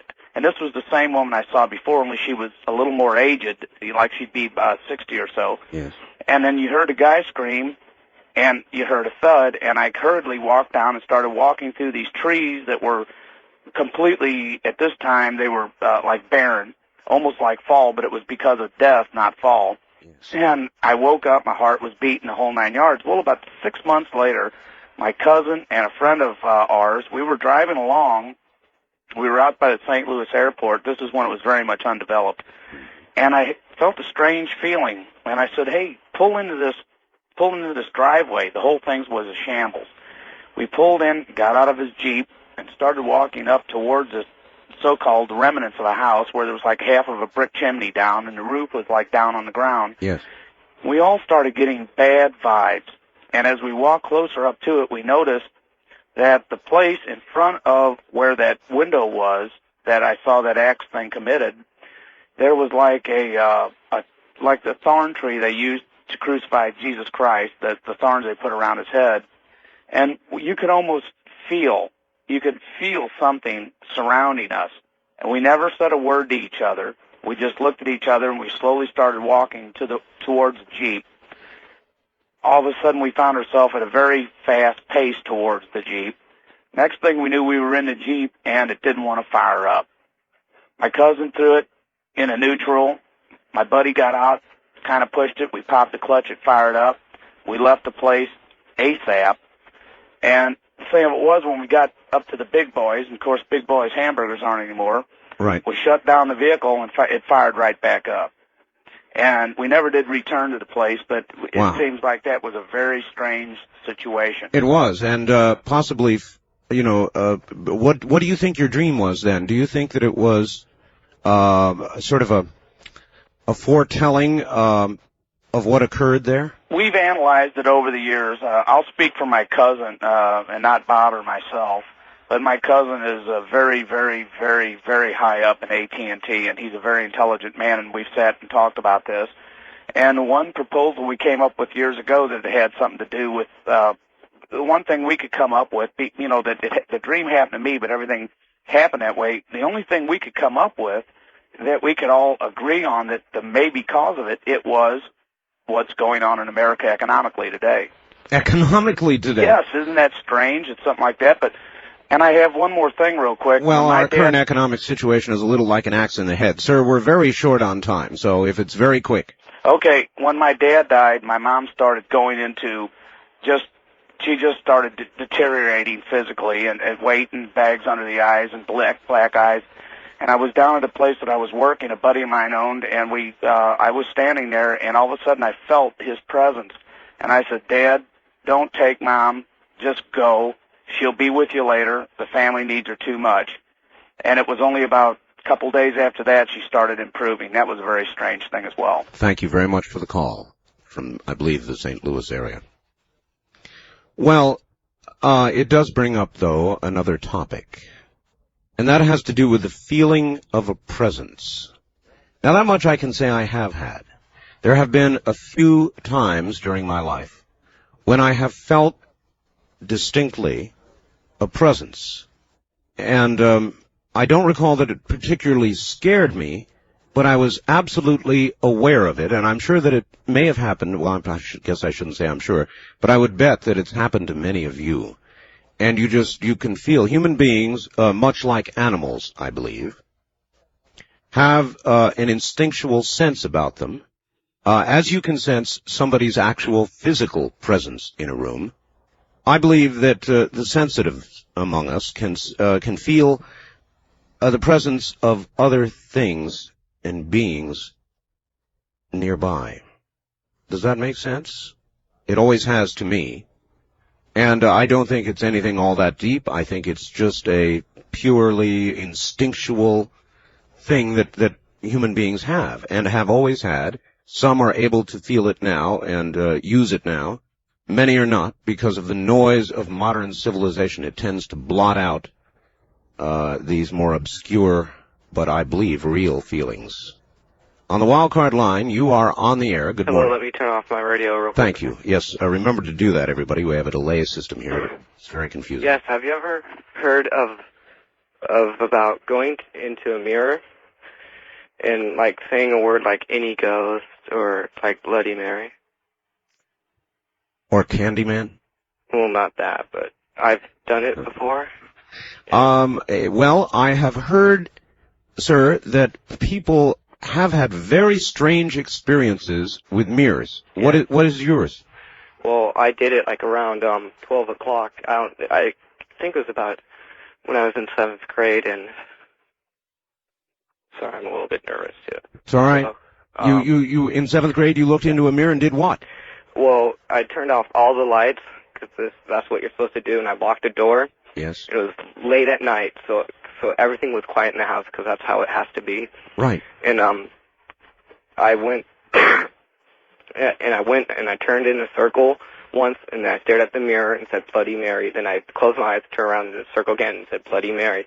Then I went again and I did it, and I saw this like face that had like blood on one half of the side end, and like something hit me in the head. I think it was a toothbrush hit me in the head because I saw it laying on the ground and I didn't see it before.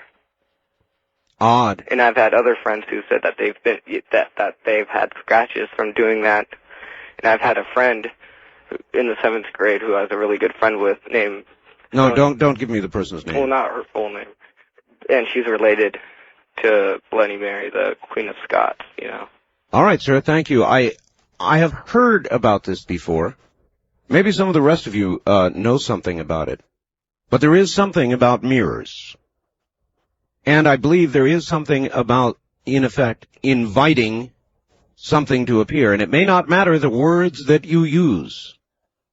But if you, in effect, put yourself in a mood of being receptive to this sort of thing, and then you exercise some sort of ritual, in this case, the use of a mirror, you may, in fact, be inviting something in that you may be sorry you invited in. Just a word to the wise. On the wild card line, you're on the air. Good evening. Okay, I'm calling from Reno. Hi. This happened whenever I was about 7 years old.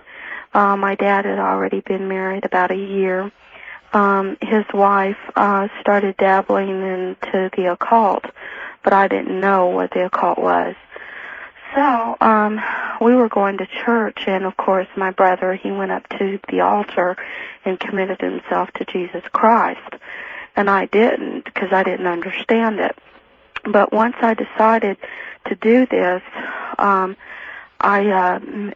had said my prayers, and I told the Lord that Sunday morning, I'm going to commit myself to you. And, so that happened on a Friday. And so I was real excited about going to church because I was going to do this thing. I understand. And I went to bed. And later on that night, I have no idea what time it was, my door was open. It was always open. My parents' door is closed because they don't want, the snoring to wake us up. Yes. And I woke up, and there was a bull standing at the front of my door. It was a demon, and it was in a shape of a bull. And it was about 4.5 feet tall.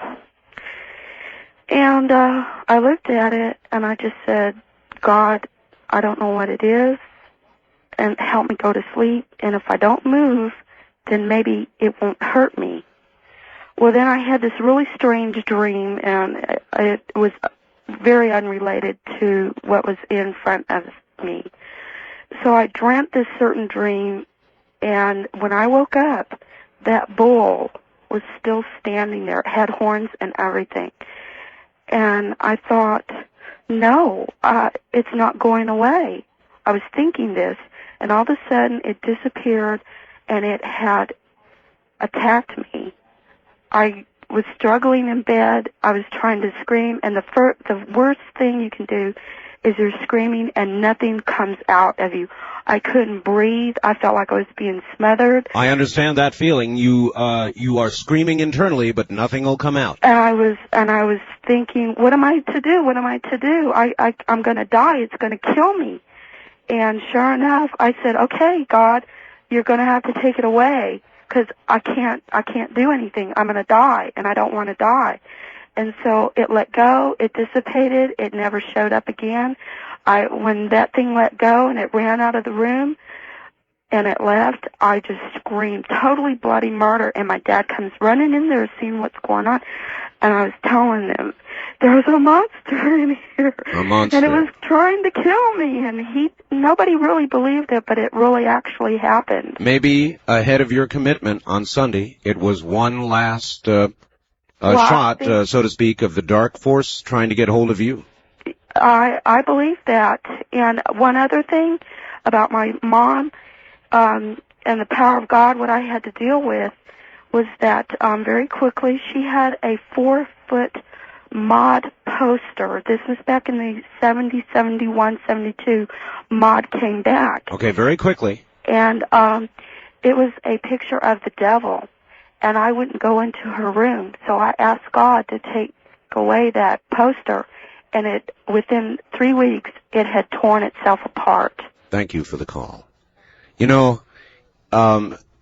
If there is good in this world, if there is God, if there is a presence, a creator presence, then it would certainly make sense that there would be an opposite force. As it can be documented for just about everything else in our life that we do, that we experience, there are two sides. There's good and evil. There's good and evil, for example, in atomic energy. There's good and evil in just about every force that we do control on Earth. So, with the assumption of a creator, a God, a good, I think it's not too much of a leap to understand there is an opposite force, the one we talk of this morning. On the wild card line, you're on the air. Yeah, you're true about that, because they balance each other out. I believe so, sir. But you can't have too much of either. So I'd like to talk about what happened to me when I was 15. Okay, go ahead. Yeah, we were staying at a friend's house. Me and my mom were staying at a friend's house. Yes. For a little while. Right. Until we find a new place to live. Yes, where are you, by the way? I'm in Long Beach. Long Beach, all right. Okay, and see, certain times of year, this is certain part of the neighborhood in Broadway and Long Beach and everything. Yes. It's like a vortex. A vortex. Yeah, it's like a vortex. Certain things come through. Basically it's like a main doorway. A main hallway. You find different things. Like one time, my mother, seen like a little man crawling on her arm. And she woke up. On her arm? Yeah, on her arm. Uh-huh. He's all silver. And he left like deep footprints. She woke us up to see these little footprints on her arm. Really? And I looked down and said, yeah, they're footprints, Ma. Yeah, you figure she's joking. Went back to sleep. And I estimated the thing probably weighed around, 40 pounds, leaves such deep footprints. And on her arm. It actually left footprints on her arm. Yeah, left footprints on her arm. Wow. All right, thank you very much for the call. Now, what was that? What would do that? Well, there are those who would suggest this woman was dreaming. She was asleep, and she had such a vivid dream that the power of her mind actually caused those, that physical evidence that he just talked about. Footprints actually on her arm. But sometimes it's a little difficult to separate the real occurrence from the one in our mind. Maybe there is not a difference. Maybe that which does occur in our mind is in fact real. Does that occur to you? The distinction between that which we dream and that which we experience while awake, it's really, when you examine it, a very, very small distinction. This is the Halloween weekend show from Ghost to Ghost AM. Good morning. Welcome to Ghost AM. It is the annual Halloween show, and we are telling ghost stories. It is Halloween weekend. Indeed, it is the weekend, so settle in, light a candle, dim the lights, if you dare. Art, this story is supposed to be a true one. Dick and Clyde had been friends since August of 1918, nearly 15 years. During their friendship, they had done some pretty remarkable things. However, none can compare with the prank they pulled on their girlfriends, Betty Lou and Mildred, on October 31st, 1933. October 24th, 1933, Betty Lou and Mildred were excited about the barn dance and hayride they were about to go on Halloween night.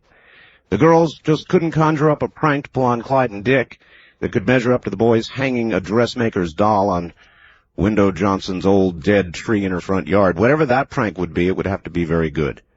During lunch, the boys propositioned them with a dare. The agreement was for the girls each to drive a stake into a grave at midnight on Halloween night, and the boys would pay them $10. The girls agreed, thinking they could come back with some gruesome horror stories to scare the boys out of their wits. October 31st, 1933, 8 o'clock at night. The foursome was having a great time at the dance. The boys kept asking the girls if they're sure they wanted to go through with the agreement. The girls were positive. During the hayride, the group leader was telling a story about a jealous husband's outrage with regard to his wife after finding her with a lover. During his panic, he murdered her, chopped her into small parts, and tried to dispose of her body. All the remains found were her two arms, now buried in Grace Lawn Cemetery. Grace Lawn Cemetery? The graveyard the girls were about to be at this very night. Mildred was in a frenzy. How was she going to handle this? Why did she let them talk her into it? Mildred came back to her senses. The hayride comes to an end. She could hear Betty Lou and the boys planning out the evening. They all were to meet at the general store at 1 a.m. after the graveyard incident. The time finally came. Mildred and Betty Lou found themselves at the graveyard. Betty Lou was to pound her stake into grave number 12, and Mildred into number 56. They decided to just meet at the back of the store. Betty Lou pounded her stake as directed and gave a signaling whistle to Mildred. Betty Lou was finished. She headed back. Mildred pounded her steak and got up to leave. Something was tugging her skirt. She screamed for help and nobody came. She tried harder to get away, but it was useless. At 1 a.m., Betty Lou and the boys were worried about Mildred. Why hadn't she shown up? Had she been hurt? They decided to go back to the graveyard, but it was the dead of night and too dark to see a thing. They came to the conclusion that she was tired and went home. November 1st, 1933, the Jonesboro Morning Bee read, "Girl found dead in Gracelawn Cemetery with stake through her dress." That's from Ron in Seattle. On the toll-free line, you're on the air. Hi. Make that the wildcard line. Hello? No, you're not. On the first-time caller line, you're on the air. Good morning. Hello? Hello. Hi, Art. Hi.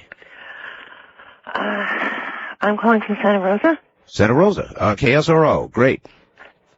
and I will tell you a truth that I know, as sure as I know my name, that ghosts and poltergeists and past life visions are all one and the same. That they're all agents of Satan. In 1989, on Thanksgiving Day, my mother-in-law died. And I hadn't spoken to her for 3 years because I'd had the consummate nerve of questioning her about Grandpa drinking and driving with my son in the car, and she never spoke to me again. And the next day, my husband arrived home, and he'd been with her at the moment of her death, and she'd thrown back the blankets as if to leave, and she was clouded with morphine. And he and I stood outside on the sidewalk and watched this cloud about 50 feet long and 40 feet wide, just about the height of the telephone poles. It was brown, dirty mist. And we watched it dissipate in front of our eyes. And I made a joke, and I said, maybe that's your mother's spirit. And about a week later, his father reported that some things were turned around on the mantelpiece, and a spot on the windowsill where she'd placed the glass refused to dry. And we thought, well, he drinks a lot. This can't be true. And about a week after that, I was sitting in the living room, and my husband was at his office, and her music box in the corner of the room went on all by itself. And I called him up and really freaked him out.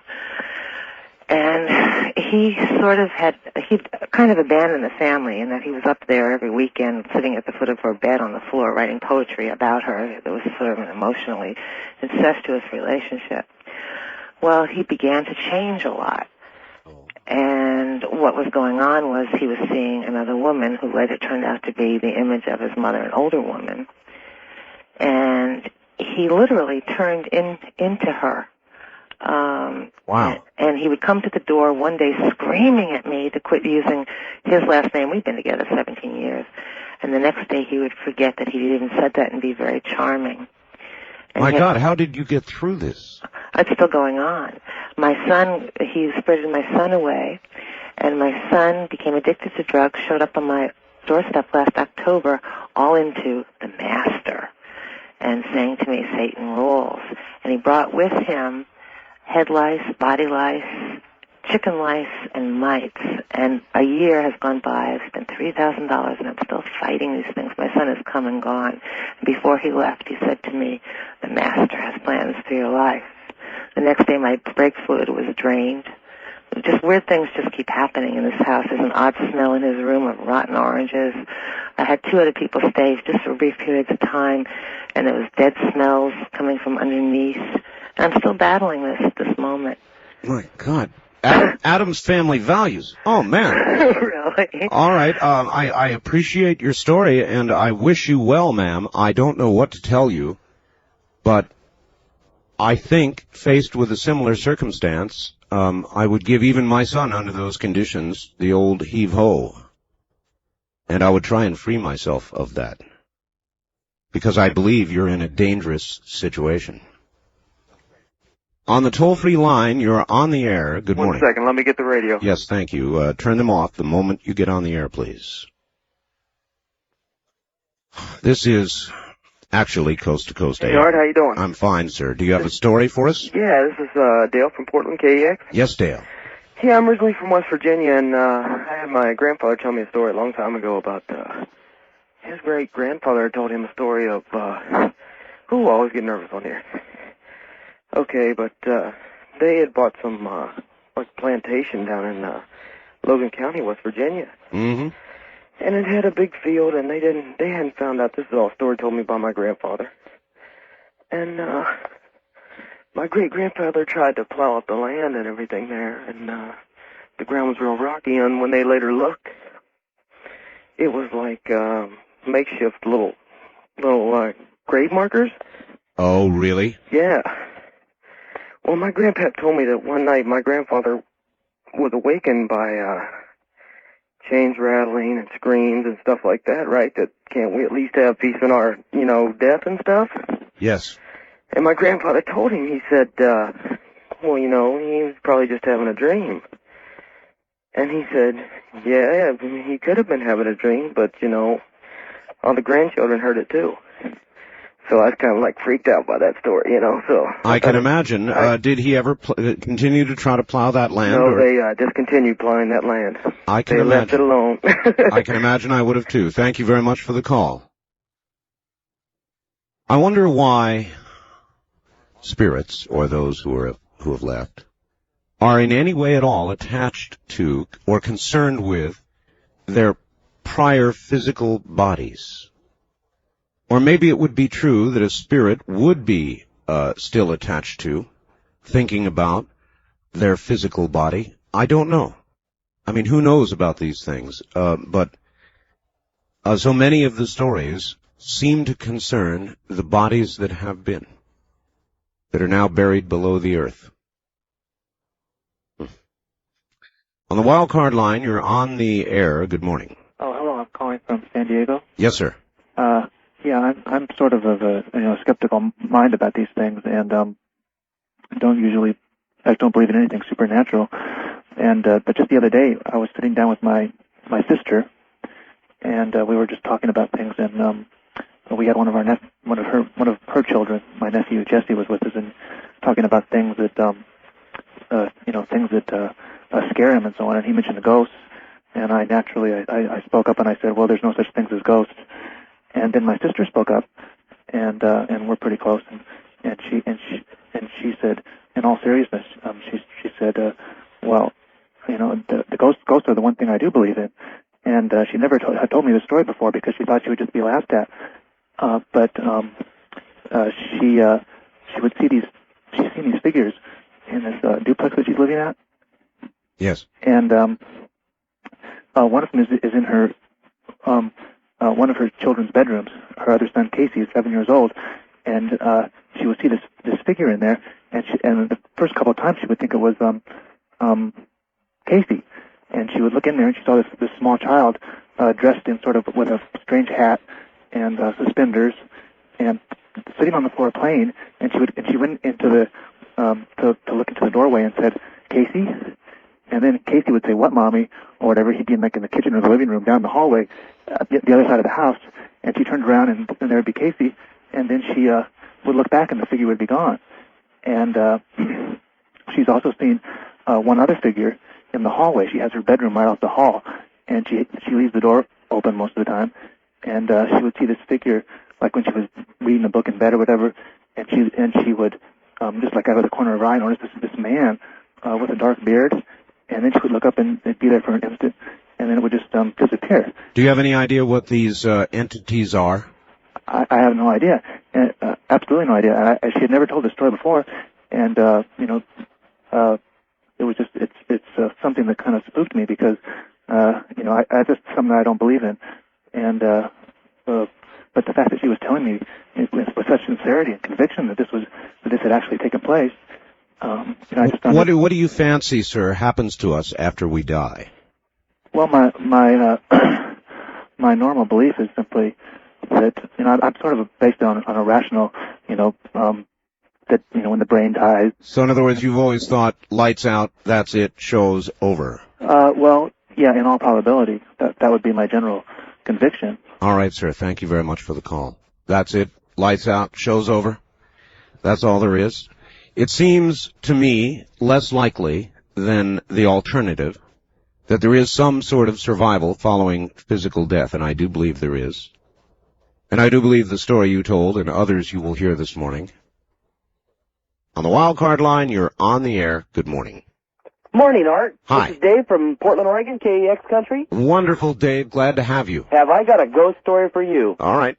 I rented a place several years ago above an old store called Liberal Store just north of Malala.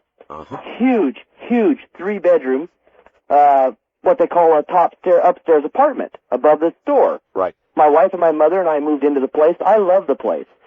There was a room in this place that it was about 110 out that summer, most of the summer, beautiful swimming weather.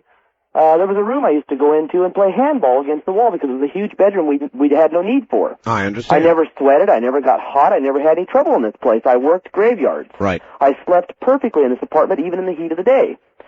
My mother began having episodes, swinging chandeliers, fingerprints left on her arms from something touching her. She'd scream, "Oh my God, something's touched me." And you could smell lilac perfume vividly. My wife and I, and her little sister and her little brother, were sitting eating hamburgers one night, watching TV. They had done the dishes after dinner was made, before we ate, and we heard a big crash. Went in there, and all the dishes were scooped into the sink. Oh, boy. My wife's stepfather has a beautiful Alaskan Husky dog, a large dog. He says, "Oh, I think you're crazy. I don't believe in it." He said, "I'll bring my dog over. Dogs are supposed to know about these things," is what they say. I said, "You bring him on over." His name is Butch. Brought Butch over. Butch came in, looked around for a few minutes. We let him go. He was snooping around. Pretty soon we heard him whimpering in the bathroom. Now, this is a 65-pound Alaskan Husky. He would not come out of the bathroom. When we finally forced him to come out of the bathroom, he walked around an invisible pylon in the doorway. No. And he would not go back, and he ran out the door. 3 nights later, I come home from work off the graveyard. I'd come home early because I'd worked like a half shift. My mother and my wife were sitting on the tailgate of my pickup. I drove my mother's car that night because my truck wasn't running right. And my wife says, "I want to move." She says, "I want to move tonight." And I said, "What's wrong?" She says, "You know we've been having these problems." I said, "I've never had a problem." She says, "Let me show you something." Went upstairs, and all of our Bibles were on the floor, and they were all open to the area of the Bible where it talks about King David quite often. And my mother look, for one thing, let me stop you. I agree with your wife. I'd be gone. Well, we did move immediately, actually, that next week. My mother believes it was my grandmother who was upset with her because I was out of the state when she died. One more thing that did happen was a chandelier would swing at any given time in the dining room. My cat one time flew backwards out of this room that I liked, and the cat wouldn't come back in our apartment. My wife one night called me at work and said, "Somebody's beating on the upstairs door." Well, this was 2.5 stories off the ground. Somebody was knocking on the windows. We moved the next day. I don't blame you. And that is the truth. And my mother and my wife are, to this day, we go by that store when you drive out the old highway there. Right. They won't stop and go into that store. And that ended it? For us, it ended it. Now, I have heard stories. I have friends in Malala and family. I've heard stories that several families have moved in and moved right back out. And we don't know if it's the place is very, very old. Hundreds of years old. This building's probably been there since the early 1900s or more. And it's a store at the bottom and an apartment at the top. And like I say, it's 2.5, almost 3 stories tall. And my wife claimed, I wasn't there the night the windows were being knocked on, but her little sister, who's very skeptical, doesn't believe in any of this, or didn't until then, told me, she said, I was pure white, was shaking. Pure white. I couldn't stand to stay there because something was knocking on all the windows and was knocking on the upstairs door. We had 2 doors. A downstairs door that led to the outside. You came up a long stair corridor. And you really did it. You really moved. Yes, we did. Do you swear to us this is a true story? Honest to God, I swear to you, my wife is in the bedroom listening on the radio to hear me tell the story. She's the one that wanted me to call. My mother's standing here looking at me with this funny look on her face. It's an honest to true story. I've had friends come to my house. Her little brother came and spent the night. Prove it to me. Get your wife. Okay. I'll tell you what. Now hold on. Now okay. I'm coming up to a break here. All right. Okay. And so what I'm going to do is break. You won't hear anything on the line during the time that we're gone, but don't worry. We'll come back to you right after the break. How's that? Okay. We'll be waiting. All right. Good. Thank you. Stand by. Stay right there. And this is perhaps yet the best example of what I was telling you about. If this kind of thing scares you unreasonably, then my suggestion is to tune out, because it sounds like it's well underway. This is Ghost to Ghost AM. From the Kingdom of Nye, this is Coast to Coast AM with Art Bell on the CBC Radio Network. Good morning. Welcome back. This is the best Talk radio in the nighttime, the largest, fastest growing nighttime talk radio program. And this morning, we're talking about ghosts. If you have a story, we'd love to hear it. If not, sit back, dim the lights, and prepare yourself. Now, if we are lucky, back to the telephone now, and the continuation of the story we were hearing, or the confirmation of it. Hello? Hello. Yes, sir. Yes, I'm back. You're back, okay. And my wife is sitting here, we were discussing this, and she says, well, I was a skeptic until this happened. I didn't believe in poltergeist. Now she's here to tell you about it. All right, put her on. Here she is. All right. Hello. Hi there. I swear this story is true. I swear. It is true. Yep, I never ever believed in anything like this before. It is so bizarre. And you are the one who said, that's it, folks, we're out of here? Yep, I refused to go back. We went and stayed with relatives till we could move. I refused to spend another night there. Wow. I wouldn't go back. Well, I must say, I am with you, and I would have been the person first saying, we're out of here. Yeah, well, it happened for like 2 weeks before any of us ever mentioned it to each other. We'd all been having like little episodes separately. And then me and my mother-in-law were sitting there one night, and I said, what's going on? And this cabinet door was opening and closing in the kitchen. Oh, boy. And that's when we discussed with each other and said, we think we're living here with a ghost. Mm-hmm. Well, I can imagine that would occur, that everybody would have little things that would occur to them, and you kind of dismiss them, or... Well, yeah, because you don't want to believe it. You don't want to believe it. You never want to believe it. That's right. But then you start putting it all together, and you all see and it. it is. And it just, too much started happening. Look, I appreciate your confirmation. It's really kind of you to come on the phone, and thank you both. Thank your husband for me. Okay, thank you. Take care. There you are, folks. That's me. I think I would have left. On the one hand, I would like to have the experience. I would like to experience something that I would definitely call an apparition, something that would confirm for me the afterlife. But on the other hand, it would scare the pants off me, and I think I'd be out of there as quickly as possible. On the first-time caller line, good morning. You are on the air. Yeah, Art, I'm calling from Overland Park, Kansas. Overland Park, Kansas, on a portable telephone. Yeah, sorry about that. I've got a really strange story. This happened to me. I'm 22 years old now. I was between 14 and 16 years old. True story. I was in my parents' house, which we had built. Nobody lived there before. Mm-hmm. And my parents had gone on a walk for the evening with my brothers and sisters, and I was sitting at home, and I remember it was really well, because it was a Thursday night, because I was watching Simon & Simon. I'm watching TV, and I just got a feeling of disorientation around me. It was really strange. And there was plants hanging above the television set. And I look up, and this thing, it distracted me, and it was like if you would see it was like almost an invisible thick shape going through the plants. Okay, just something. An invisible shape going through the plants? Yeah, it's the only way I can explain it is if You mean as though you could see the plants moving aside for something that was moving in them? It was as if inside the little shape that was moving, it was like a swirled clear color. Just you could tell something was there moving really fast, and it was just gone. I understand. And I just got a really odd feeling, disorientation around me, and I kind of, I'm looking around, just turning around, looking around, having this odd feeling, and I turn back and look behind me down the hall, and down the hall, there's a figure standing there, just as plain as day, nothing you could see through, just solid, and it was not facing me, it was facing a different direction down a different hall, and I'm getting goosebumps just talking about this, but this figure was standing about 6'5", 7 feet tall. I couldn't tell. It didn't look like anything was touching the ground, and it was a white figure. It had the head of this figure was like almost like a knight in armor's helmet. Ooh, that's weird. But it was completely white, and just a shiny white, and the helmet came down around his chest, its chest, and there's a white robe hanging down off of the helmet. And that went down almost to the floor. I don't know if it touched the floor. It was just, all it was a white robe with this helmet, and it was facing a different direction. And as I sat there and stared at it and just could not move, it slowly turned towards me. Just pivoting, no leg movement or anything, just moving towards me. Just not moving towards me, but just turning towards me. And as it faced me, I I was just so scared. I closed my eyes and opened my eyes, and it was gone.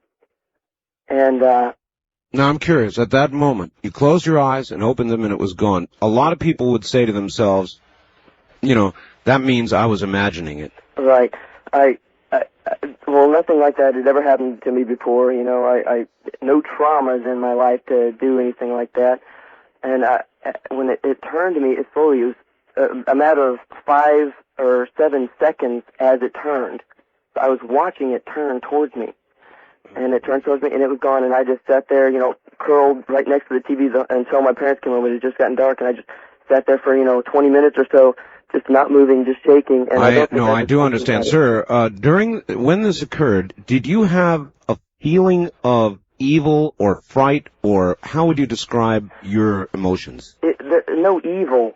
My emotions were just I don't know what was happening, and there's just a feeling around me of just a tingling feeling, just like what is going on? Because nothing's ever happened to me, like that in this house before, and it seems like no reason for it. I've never heard a story like that before. Well, a young lady called earlier and said too scared to scream, to actually make noise. Yeah, I can understand that. It's just a feeling of awe.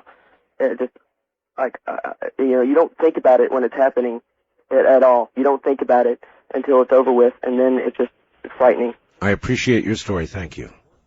It was a Sunday night. I worked the graveyard shift and got done getting ready for work a little early. Since I had about a half hour to kill, I sat down, put on the headphones to listen to the stereo. As I relaxed, I got that eerie feeling that someone was watching me.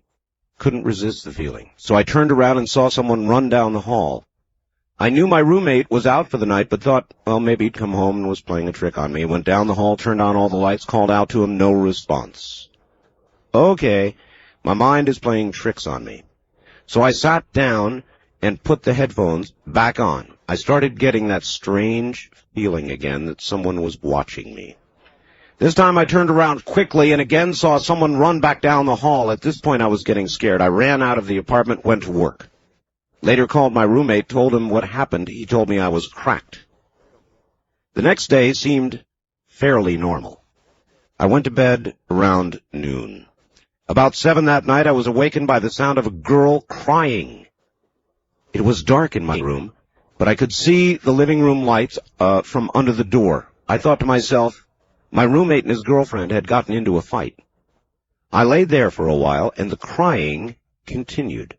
The more I listened, I could tell that the crying wasn't coming from the living room.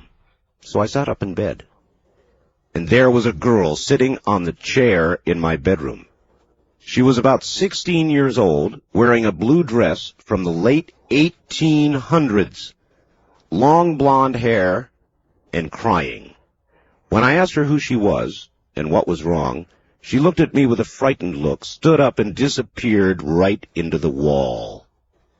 I came running out of the bedroom. My roommate was sitting quietly watching TV. I told him what had just happened. He, of course, didn't see or hear any of it, didn't believe me. Never saw the girl again. To this day, I have no explanation as to what happened. That's from Pat in Scottsdale, Arizona, listening to KFYI. Thanks, Pat.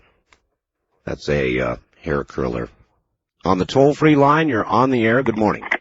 Good morning, Art. Yes, sir. Where are you calling from? I'm listening off of San Antonio, WOAI. Yes, sir. And where are you? Well, I'm in Denver, Art. I can't listen that late on Sundays here. No, I understand. Go right ahead. Okay. Well, I don't know how scary this is, but it's true. One night I was sleeping, and I woke up to find myself, you talk about feeling a presence, and it wasn't a divine presence, but it felt kind of ominous to me. In fact, I was kind of frightened, but I felt like a weight on top of my body, and I started feeling myself spinning on the bed, which, like I said, it did frighten me, and I wasn't having any of it. So I started, not that I'm particularly, well, I am religious, but anyway, I started reciting the Lord's Prayer, but it wasn't having any effect, and I said to myself, well, geez, a lot of good this does, And Oh, ye of little faith, I'm tempted to say. In other words, you tried the Lord's Prayer once, and when the weight was still well, no, there... I was repeating it over again in my head. Yeah, okay. Then I found myself making a sign of the cross with my arm, this just big, gigantic sign of the cross. And the interesting thing is this. I had the bedroom door closed, and this Labrador who's passed on, her name was Angel, black Labrador. The door was closed. I didn't make any noise. She just starts barking her head off. And I just thought that whatever it was at that time had left, and then these geese a quarter of a mile from the house started squawking their heads off. And I thought to myself, well, did they hear Angel barking? Or, you know, did they? I just kind of imagined that whatever this was flew over them, but that's the story. All right, sir, I thank you. And again, it's the sense or the feeling, and another story with regard to a dog. Isn't that interesting? Animals do seem to feel things that, or feel them earlier than we do, or are more aware of them, and it has to do with the fact that they are closer to nature than are we. Even though they may live in homes with us, they don't partake of the 20th century the way we do, and all the noise and the inherent interruption that we have. And so they are faster to sense a presence. There are some people, though, that are rather sensitive to this sort of thing. And they feel it early and quickly, as an animal would. But for most of us, an animal is a pretty good monitor. Haven't you ever felt something that your dog first felt? It'll get up and start to bark, or your cat will totally freak out, or whatever animal you have around, and then you'll feel it. Something's close, something's near, there's a presence. Maybe nothing more than that. They feel it first, usually. On the toll-free line, you're on the air. Good morning. Hello? Hello? Yes, ma'am. Turn your radio off, please. Okay. And tell us where you're calling from. Granite City, Illinois. Okay, welcome to the show. Thanks. Go right ahead. Okay. I was raised in this house from when I was born up until the age of 13. And there was, like, plates would fly off of the table and smash into, like, the cabinets. And there would be, like, cold spots in the house and different smells. Sometimes it would be, like, real foul old odors, and then other times it would be, like, real sweet smells. Sounds like a poltergeist. Well, I don't know, but it was very, very scary. How could you live in such a house? Because I was a child, I had really no choice to move out. Well, what did your mother and your father say? Oh, well, we all experienced the different things. We would hear, like, footsteps walking up the steps. Did you actually see a plate lift and fly off a table? Yes, and also coffee cups, like the real thick coffee cups would, like, smash into the metal cabinets and leave big dents. Wow. And my parents had, I don't remember what you called them, but they came in to, like drive-out ghosts. And I guess there was probably about 4 of them that came in, and they felt more presence in the basement. And someone had said that there was a person that had hung themselves in the basement. Oh. Most of the activities happened in the basement. Yes. And doors would slam, and we had a dog, and the dog would, like, start watching something, you know, that we couldn't see in the room. Right. And I was, the day that we moved out of the house, that was one of the happiest days of my life. How long did that go on? Until we moved. Which was how long? 13 years. 13 years? Mm-hmm. After the people that came in to drive out whatever was in the house, the activities kind of slowed down a little bit for a short time, but then it started again. And I don't think anyone lives in that house for very long periods of time. Is that in the state of Illinois? Yes, it is. Well, that's quite a story, and I'm glad you made it through it all right. I don't think I could have handled 13 years of that, or even 13 days. Well, now, if I move into a new house, if I have any, if I feel any presence, there is no way that I would live there. Thank you very much for the call. Do you know that in a lot of states, there is now actually on the books a law that requires you to notify anybody who might be considering buying this house that it is haunted? Did you know that? There is actually a law of that sort, and there have been court cases that people have won because there was not notification given of a haunting. Can you imagine living with that for 13 years? And on our toll-free line, you're on the air. Good morning. Good morning, Art Bell. How are you doing? Just fine. Where are you? I'm in Seattle, Washington. Seattle. Uh-oh. We're holding this line for east of the Rockies, sir, until 2 a.m. Pacific. Okay, I'll call back. All right. Thank you. I appreciate that. On the wildcard line, you're on the air. Hi. Hi, Art. How you doing? Just fine. Where are you? I'm in Lexington. Lexington, Kentucky. Excellent. Got two stories for you. All right. One was when I graduated from tech school when I was in the Air Force. Me and a WAF boarded a plane in Chicago. And so she was telling me about the aircraft, and as we boarded, there was two pilots sitting in the back. And I said, we can talk to them, later on when we get airborne, because there was a technicality that she didn't quite understand on the aircraft. Yes. Well, the plane took off and everything, and the seatbelt deal came off, and I said, let's step back there and talk to them, and we looked around, and they were gone. So I said to the airline stewardess, I said, ma'am, I said, where did the pilot go? She said, what pilot? I said, the two pilots in the back. And the girl sitting with me said, yeah, we seen two of them. She said, wait right here, I'll be right back. And she ran and got two stewardesses to come back. She said, tell them exactly what you told me. And so I told her, and told the other two, and the one started crying and got all upset, and they had to take her in the back. Do you recall the aircraft that crashed in the Everglades? Very well, sir. That's what part of that was. Oh, God. I've heard a lot of stories like this. And I think there are many. I have a very good friend that works for a major company, which I can't name. And when he retires from this company, I'm going to have him on the air, and we're going to tell some of these stories. But you are exactly right. That particular crash. I think it was Flight 401, wasn't it? 401 or 409. They were chalky white looking, the individuals, but they looked solid. Listen to me. I'm telling you, I've heard privately told. Not for attribution, stories just like the one you're telling me right now, and it's going on to this day. Aircraft are haunted. Oh, okay. And it's because of that particular crash and a few others, and... Well, they cannibalize the parts, don't they, and put them in the other aircraft? You see, yeah, that's right. You see spirits that lose their lives unexpectedly, as in an air crash, I think are the ones that tend to be troubled, possibly remain on this earth, possibly haunt at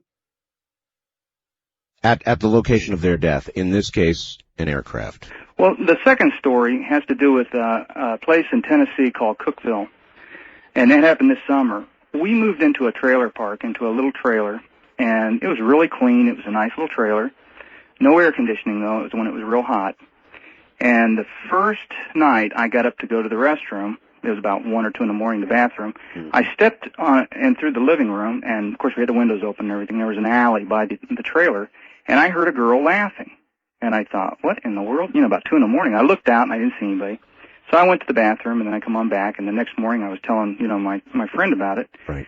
And she said, probably just somebody outside. And I said, okay. And our cat kept his head riveted to this one spot in the living room. He, when you picked him up, it was like a joke. His head would just rivet back and forth on this one spot, pivot. I understand.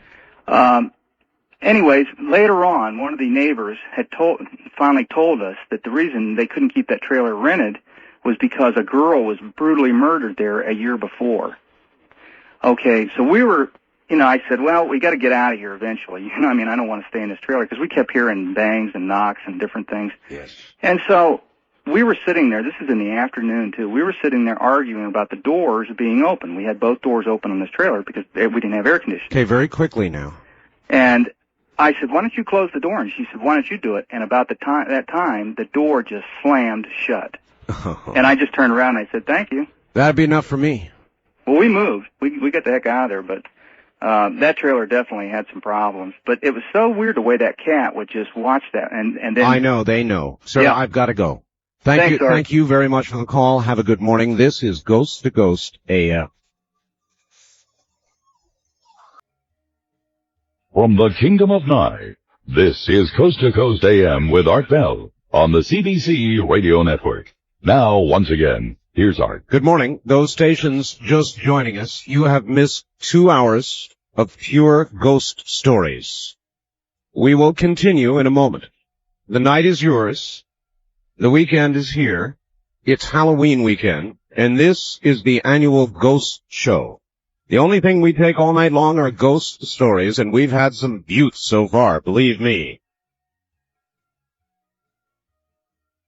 Here is one just faxed in, and you are welcome to fax in a ghost story if you have one. They're better when they're short, and I would appreciate that. The fax number, area code 702-727-8499,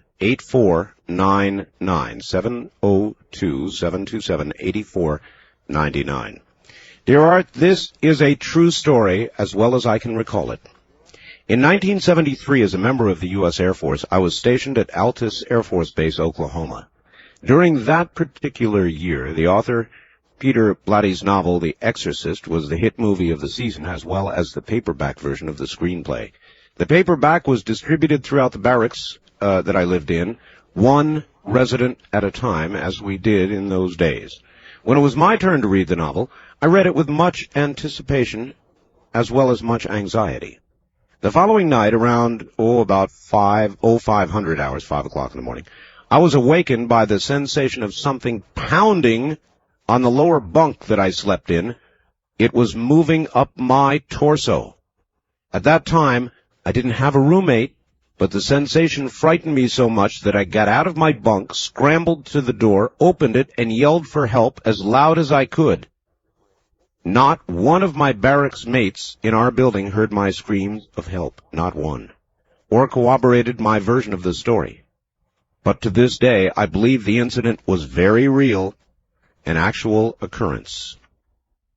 I don't tempt mirrors or taboos of that nature to this day. AP in San Diego. And this. Art, in January of 1976, I was busy cleaning the kitchen after dinner. The kids were in the living room watching TV, and my husband, a cop at the time, had returned to work. Suddenly I heard a voice calling my name, Carol Ann. It sounded like my grandfather who lived in Indiana. I was in Mesa, Arizona.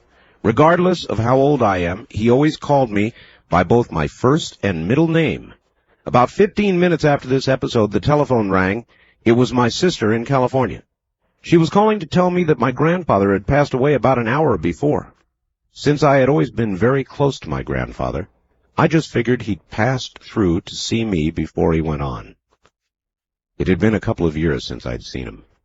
In July of '80, I had a dream about both my grandparents, and they were in their wedding clothes, young and dancing and laughing and having a wonderful time. The next morning, my mom called me to inform me that Grandma had just passed away during the night. I think she came to me to let me know she was glad and was with Granddad again, and both were very happy. Back to the phones. On the toll-free line, you're on the air. Good morning. Yeah, Art, this is Radical Rudy in St. Louis. Hi there, Radical Rudy. How you doing? Fine. I'm talking to you on my Trope, listen to you on my 818CS. Excellent. Say, this happened in 1972, Art. I was out near Gallup, New Mexico, actually in a little town called Chinle, Arizona, on the Indian Reservation. Oh, yes. And I was a surveyor. I was out there with my boss one night in the fall of the year, probably about this time of the year, and he was on one mountain ridge and I was on the other. And we were surveying back and forth across this valley, and he kept saying, "Do you hear those wolves?" And I said, "Man, I don't hear any wolves." Wolves. And he said, he said, "These Indians supposedly can turn into a wolf." He said, "I hope there's no burial grounds over there by you." And I was in a Jeep, and the top was off of it. And I was sitting there. It was kind of warm, and I was starting to get spooked a little bit because I had never seen anything weird or anything. But I'm sitting there in a Jeep, and I got my arm hanging out the window, talking to my boss on the radio, and all of a sudden something started licking on my hand. I almost panicked. I jerked my hand up, and I looked out, and it was an old hound dog. But I'm telling you, that seat was very unclean for several days. I'm with you. All right. It really scared me. Thank you very much. I can imagine it would. I mean, you're set up for that. Your arm's hanging out. That's actually kind of funny. I appreciate the story, sir. What we're telling are true, real ghost stories for the most part. That was an almost ghost story.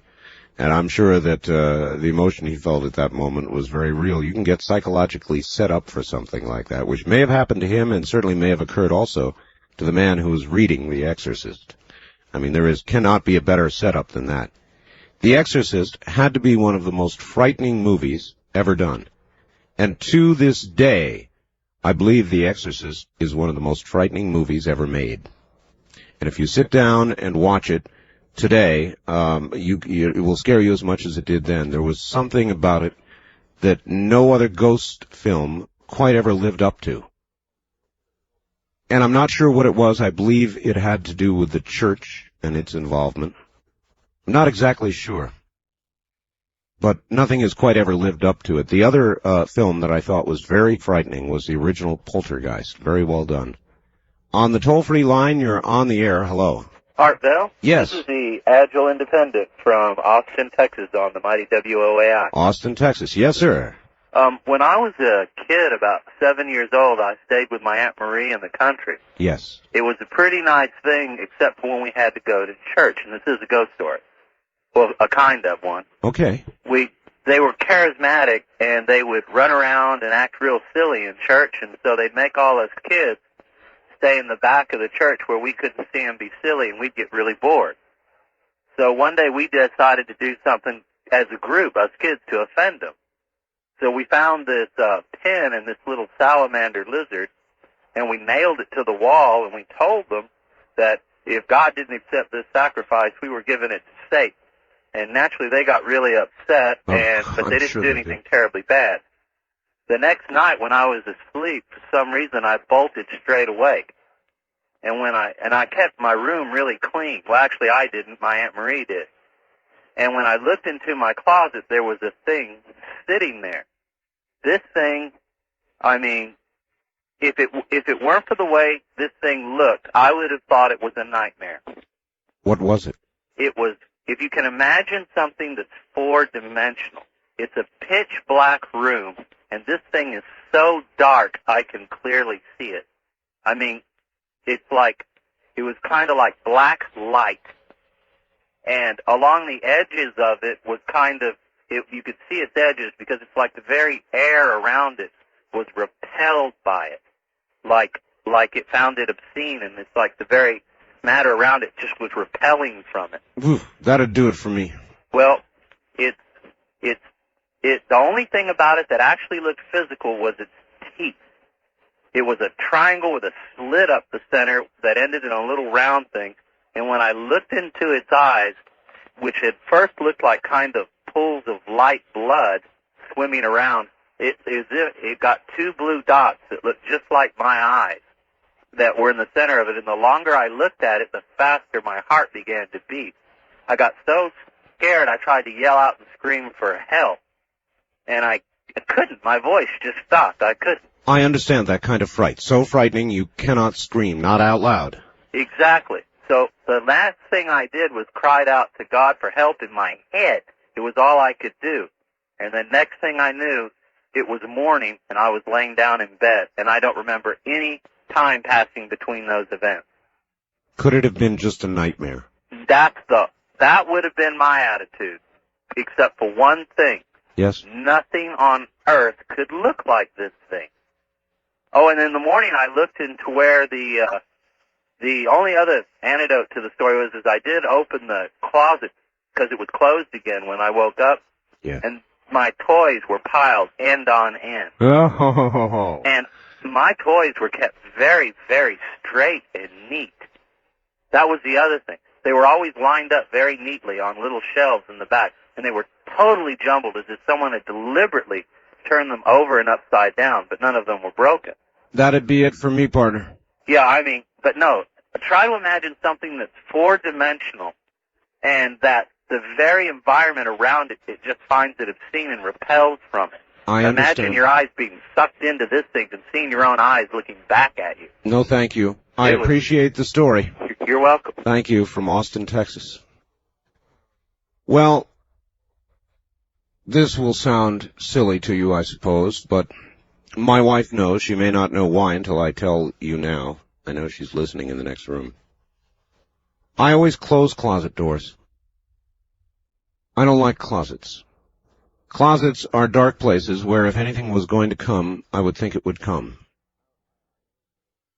And, I always close closets before I go to sleep. Now, what is it about closets? They're dark areas from which things come. Everybody knows that. It's just a habit.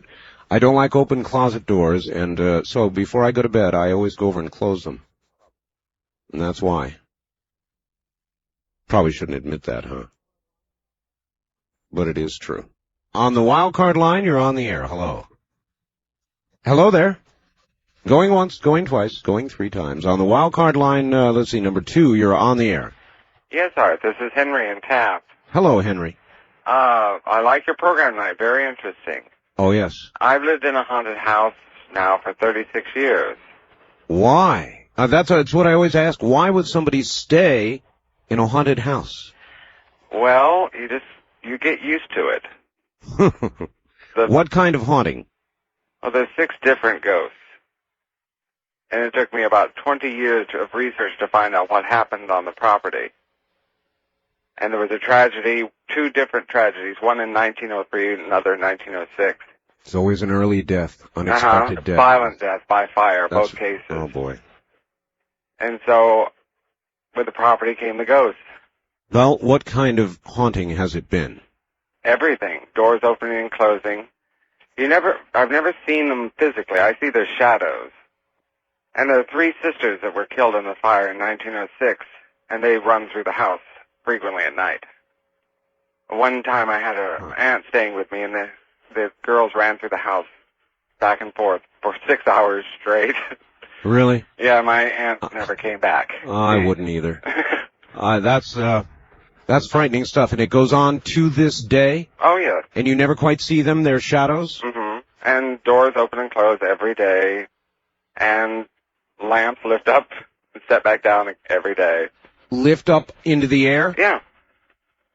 How do you handle that? I mean, how do you stand it? You believe it or not, you get used to it. I mean, you just take it as something that happens as a part of living. Haven't you ever thought of having a priest in to try and stop it? It's never been threatening enough to, in my opinion, to call a priest in. I have tried to communicate with them. No offense, but I don't know how you sleep at night. I mean, it may not have done anything yet, but if those spirits are there, well, of course, they're there, but they're not harmful. They're just they don't realize they're dead because of the way they died. Oh, I've often wondered about that. Whether spirits do realize they are dead. They don't. The worst part of the whole haunting is when one particular time, it's been about 15 years ago, I heard a man screaming, a terrible scream. It was in my bedroom. I could hear the screaming, and I ran outside, and it was quiet outside. There's no sound at all. And when I went back inside, the screaming was still going on. And it was later when I finally found a witness to the events that had happened. And she said, oh, that was the man, when they couldn't get to him, when he was dying, he was screaming. Oh, my God. All right, thank you very much for the story. See, that's a chilling one. I wouldn't stay in a home like that, would you? Well, look, because it's topical, I'll tell you, the best ghost photograph, no, the 2 best ghost photographs that I have ever seen, we put originally on computer services for those with computers to download them. Many have seen them, but most of you have not. These ghost photographs are in our new newsletter, and the premier edition of the newsletter is about to come out. And particularly the one by the stone mason is probably in my opinion, the best photograph of an entity that I've ever seen. As a matter of fact, let me take just a moment out and read you the letter that accompanied the photograph that appears in the newsletter. Dear Art, first let me thank you for your daily program and Dreamland. A week or so ago, I heard you talking about the Halloween show with a listener. I missed most of it, but if you're interested in ghosts, here is a photograph that might be one. A friend of mine who is a stone mason was working on an old home in L.A.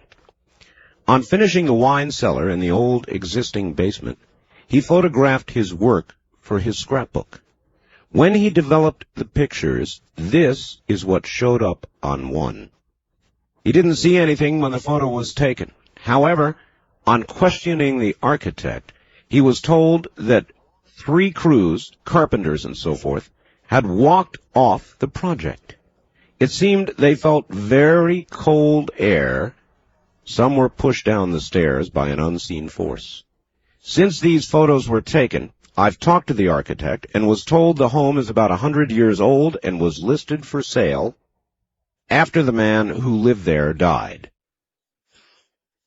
The architect also told me that a Chinese man was interested in buying the home, but when they brought their priests to okay the home, and the Chinese do that, and bless it, they left in a big hurry, screaming. Evidently the new owner, who's having it completely renovated, knows about the ghost, but does not know what has happened to the workmen, nor have they seen this photo. The friend of mine who took the photograph is a Muslim, a very religious man who does not have any interest or belief in ghosts. Just thought you'd like to see it. And he's got the negative. And I must tell you, you have never seen anything like it. I'm going to be very interested in your opinions when you get this newsletter. So it's in there, and in fact, a lot more is in our premier newsletter. There's a Dreamland report, for example, with a big story on Richard Hoagland, a big interview with Richard Hoagland. The key photographs of the moon from Richard Hoagland are also in there. There'll be a number of stories, one about the crime bill. There'll be a story from me, a story that I've written for the newsletter that I think is pretty hard-hitting. It's pretty rough stuff. I hope you enjoy it. There's Behind the Scenes by Alan Corbett, the president of our network. There will be a complete listing of radio stations for Coast to Coast and Dreamland. There will be article after article after article, and already it is growing. It will begin at 16 pages or more. And you can get it now by ordering right now or any time. Our brand new newsletter entitled After Dark. It's going to be a real downtown production. You can order right now. It's just $29.95. It'll come to you every single month, and that will get you an entire year. If you have Visa or MasterCharge, you can call in fact, you can call right now, and I recommend before this premiere edition is exhausted, you get in on this. 1-800-917-4278. That's 1-800-917-4278 if you have Visa or MasterCard. If not, send $29.95 in a check or money order to Chancellor Broadcasting, 744 East Pine, Central Point, Oregon, 97502. $29.95 to Chancellor Broadcasting, 744 East Pine, like pine tree, Central Point, Oregon, 97502. Now, those of you who just joined us at 1 a.m. Pacific Time will not yet have had enough of a chance. You've heard a couple of stories. But cumulatively, since 11 p.m. Pacific Time, I don't see how you could listen to this. And these people, many of them very articulate, very serious, and very honest, and not begin to believe that there is something that follows this life for some, if not all.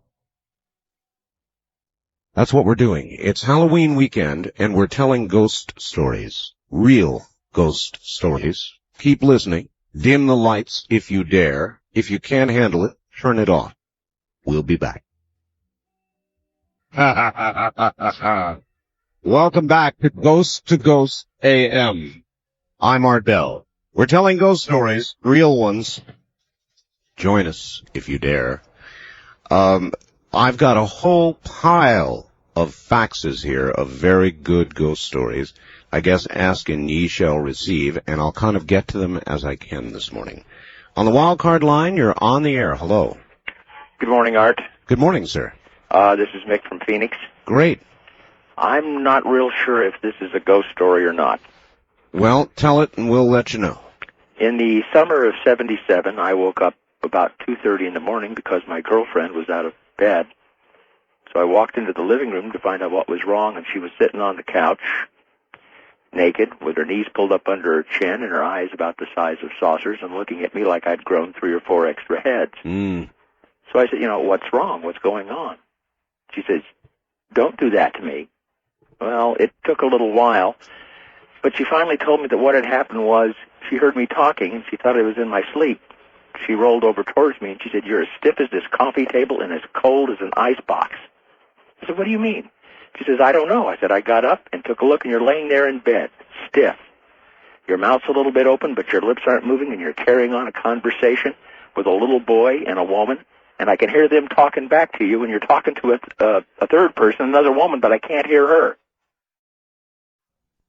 Oh, boy. I guess I'd have done the same thing. I'd be up and out. Well, I guess so. Anyway, apparently I sat and carried on this conversation with a little boy and a woman, with my mouth not moving, being as stiff as a board and as cold as a freezer, for about 5 or 10 minutes, and she sat there and listened to a little bit of it, and then went out in the living room, and she could hear all of us talking. And it definitely spooked her, and it affected our relationship considerably. Most of the conversation concerned whether or not the woman that she could hear, where she had left her glasses, why she wasn't wearing them. And what it all hinged from was 6 months earlier, my wife, our son, and her mother were all killed in a car accident. Oh, my gosh. And no one could tell me exactly what happened. So I knew a private investigator, and I asked him, how can I find out what happens? And he laid out all the rules and where I went and what I had to go and who I had to see and what kind of papers I had to get. Right. And I went off and spent about a month doing that, and I found out exactly what happened to them and why. Except I could never figure out why I couldn't find her glasses anywhere in around the car or the accident scene. And so I don't know if it was my brain working with a problem who finally said, look, I'm going to give it an answer so you'll stop working on it, or if something supernatural actually happened. Well, we'll let people decide for themselves, but I think I'd be opting for the latter. The only reason I lean to it is because apparently the way I felt to her scared her more than the voices. She thought I was dead. Thank you for the call, sir. That was a good story. I don't know. You tell me, folks. What happened to that man?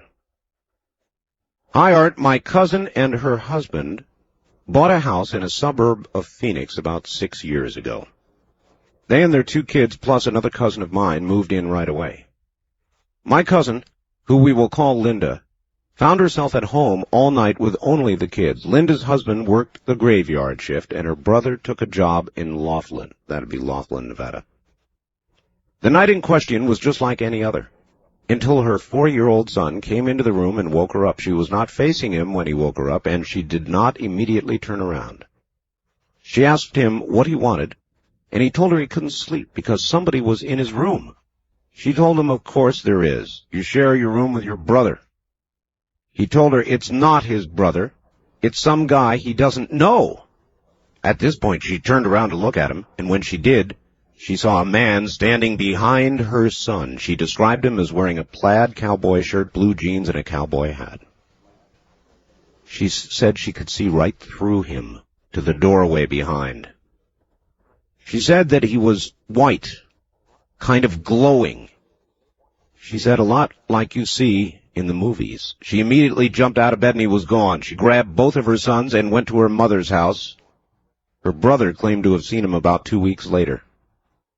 Much more than I can tell here.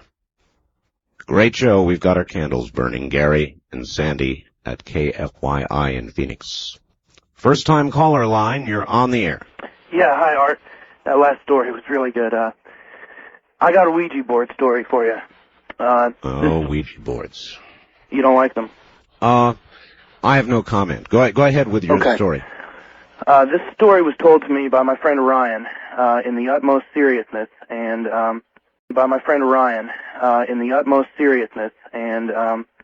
it literally made my heart skip a beat. It was told to me about when he was 16, and he has an older brother who was about 21 at the time, and their parents were gone for the weekend. And so his older brother had a couple friends come over, and they decided they were going to do the Ouija board thing. So they put a Ouija board down, and they played with it a little bit, and they decided that they were going to let people do it alone. Okay, one person do it at a time.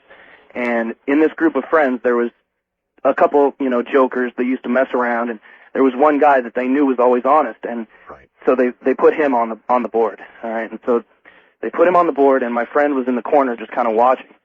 Now, a couple years earlier, about 2 or 3 years earlier, their grandfather had been in a terrible car accident. His name was Barry, okay? Now, he had been in a car accident and was in a coma, and he had been in a coma since. And they didn't predict that he was going to come out of this coma anytime soon. And you know how those kind of comas are, and it just keeps going and going and going. Sure. So his older brother decides to call and see if he can find Barry. And his friend, who had never met Barry, was on the Ouija board alone, and it was not moving. And he starts saying, "Barry, Grandpa Barry, are you around? Are you with us? Grandpa Barry, are you around? Are you with us?"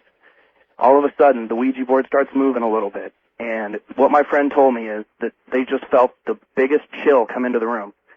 And a real slight little wind was kind of blowing through the room, very slight. And everyone was just getting goosebumps and looking at each other like they knew something was going on. Something was there. Yeah. And so it starts spelling out things. They say, "Are you Grandpa Barry?" And it says, "Yes." And the guy has his eyes shut, who's alone on the Ouija board. All right, his eyes are shut.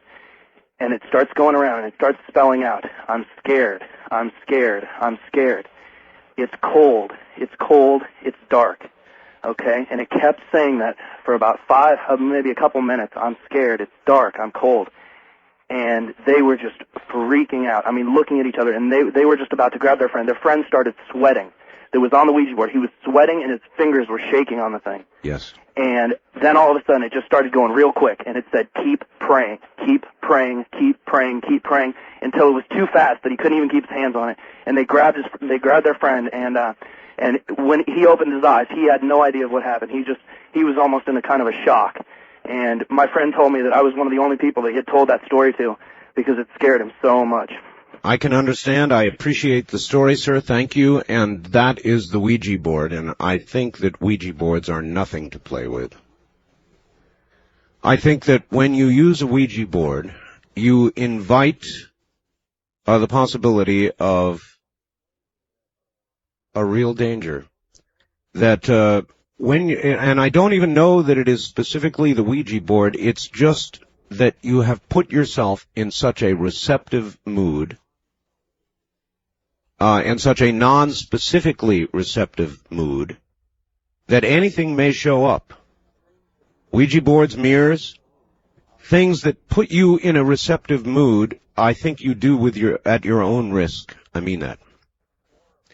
Hi, Art. The following is more a premonition than a ghost story, but very strange and very true.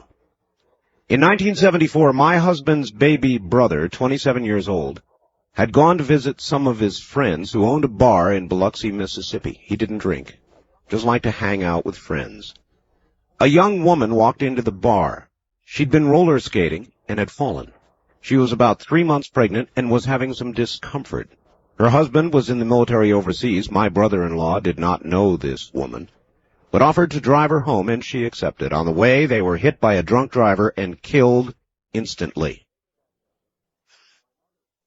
Later that day, My mother-in-law walked into his bedroom. Lying on his dresser in plain sight were his life insurance papers, instructions explaining how to distribute his personal effects, detailed instructions explaining how he wanted to be buried, and a list of people to contact in case of death. Art, I realize it sounds strange, but it's the truth. Linda in Mediary, Louisiana. On the toll-free line, you're on the air. Hello. Hi, Art. This is Farrell. I'm calling from Columbia, Missouri. Yes, sir. When I was probably 15, this is about your ghost story things, obviously. My parents built a brand new house in southeast Missouri in a town called Dexter, and it was a completely brand new house, landscaping from the top to bottom. And after the house was built, we proceeded to do the landscaping. And as we were digging in the backyard for rose gardens and flower gardens and things of that nature, we kept digging up all these horseshoes and all these bits and pieces of machinery. So my father asked some people in town, exactly if they knew what the history of the area that we lived in was. And we discovered that the home site that our house was built upon was previously an old farmhouse, circa 1890, 1900, something to that effect. Mm-hmm. So one day we were back there helping my father dig some rose gardens, and I unearthed a piece of it actually was the handle of what appeared to be a teacup, and I didn't think much of it. So I threw it over to the side, and I kept digging, and I kept digging up all these different pieces. So eventually, I discovered that I had a multitude of these pieces. So I put them all together and washed them off, and I virtually had an entire teacup. And I washed them off, glued them together, and it was a very fine piece of porcelain china. Had a nice floral pattern, etc. So I took it in the house. I thought, well, this is kind of neat, as kind of an artifact, or so to speak. Sure. That night, my parents went into town to pick up some lighting fixtures, and I stayed at home, and I heard voices upstairs for the first time. We'd probably been in the house for probably 3 or 4 months. I heard voices upstairs, and they weren't in any way intimidating, but it was as if, people were conversing about the events of the day or what have you, and, laughing, as people would do, kind of, it was just very, very, nonchalant. And I thought my parents were home, so I hollered upstairs, hey, is anybody home? And the voices stopped. And I immediately thought, well, my goodness, my mind must be playing tricks on me. So, just went on with whatever I was doing, and I kept hearing the voices. And this went on several times during the night, and I just was, after a while, I was terrified. I finally got my dad's shotgun out, and I was literally screaming upstairs, thinking that we had intruders in the house. And my parents eventually got home, and of course there was nobody in the house. This went on for weeks and weeks and weeks, and finally, for some reason, I'm 35 now. It's been so long ago, I don't know how I finally deduced that it had any correlation with the teacup. But I finally took that teacup and I threw it away because I thought that it had something to do with those voices, and never again did I hear the voices ever. All right, I appreciate the story. It is interesting that sometimes things are haunted. Places or things. And you must be careful about what you bring into your home. I had a real experience with a Ouija board, and I'm not really going to go into it right now because it actually scared me. But I do tell you, be careful what you bring into your home. On our wildcard line, you're on the air. Good morning. Hello, Art. This is Aaron in Edmonds, Washington. Edmonds, Washington. Yes, sir. Country. I got a couple of what could be ghost stories. I remember one time when me and my brother, we were just little kids, and we shared a room, and it was on the second floor of our house back in Minnesota, and we had to go to bed early, and we didn't like going to bed early, so we used to sit up on our windowsill and, you know, just look outside. Sure. Well, one night when we were up there sitting on our windowsill, we both got a spanking, and we turned around, and there was nobody there. Nobody at all. Wait a minute. You both got a spanking? Yeah. From an unseen force? Nothing was there. The door was shut to the room, and we both looked at each other and went to bed. And, you know, I still remember it like it was yesterday. Well, I mean, what happened? Did somebody turn you over and spank you, or No, since, you know, our backs were toward the wall. You know, I mean, you know, we were looking out the window and all. And since we were pretty little, you know, we were able to kneel on the windowsill. Uh-huh. And we both got one swat apiece, you know, and we both could hear it, and we both turned around, you know, almost instantly, and there was nothing there. Nothing at all. Well, if there was more discipline like that or any other, I guess America would be a better place today, huh? Okay, I got one more too. Yes, sir. And this is my sister. She lived on the second floor. She lived across the hall from us on the second floor. One night she woke up and she was crying, and my mom went in there, and my sister was telling my mom that there was somebody looking at her through the window. Well, my mom went outside, and there was no ladders there or anything. There's no trees for anyone to climb up on or anything like that. But my sister swears there was somebody looking at her through her window on the second floor. I appreciate the story, sir. Again, a presence. How many of you have ever felt a presence that you could not explain? Maybe not a full ghost story, maybe not some of the poltergeists and things that you've heard about so far this morning, things moving through the air, that sort of thing. But a presence. How many times in your life have you felt a presence, yet there was none? You dismiss it, don't you? As a bit of undigested baloney or something else, and you dismiss it. It's easier to dismiss because the alternative is a little frightening. Well, I believe that sometimes, even many times, those feelings of a presence are real. On the toll-free line, you're on the air. Good morning. Where are you calling from, please? Good morning, Art. This is Joni in Denver. Denver, yes. I'm on WOAI this evening. Okay, glad you made it. And I have two stories for you. One is ongoing, and one happened 6 years ago. All right. 6 years ago, my grandmother passed away, and we took her back to her hometown. And after her funeral, we went to the farm that my uncle takes care of now, and has been his for many years. And I kind of wanted to get away from everybody for a while. Sure. So I started walking down the country road that I walked on for years and years and years. And I had harnessed my guide dog and took him with me. And I realized I had gone further than I normally did. And so I started following the edge of the road so I could make sure I made the right turn to go back down the driveway. Otherwise you pass it and you never know where you're going to end up. That's right. So I started following the road back, and I felt that I had gone off the road because I hit a dip. And I started to send my dog back to the left to go, back onto the other part of the road. Right, correct. And I could feel it felt like something warm and light next to my dog on the other side. He would not go back that way. Not good. And he kept easing me around the corner. I wasn't threatened by it, but it did shake me up. And as I turned the corner, I could hear kind of this thing of something like, and you always told me you weren't afraid of the dark.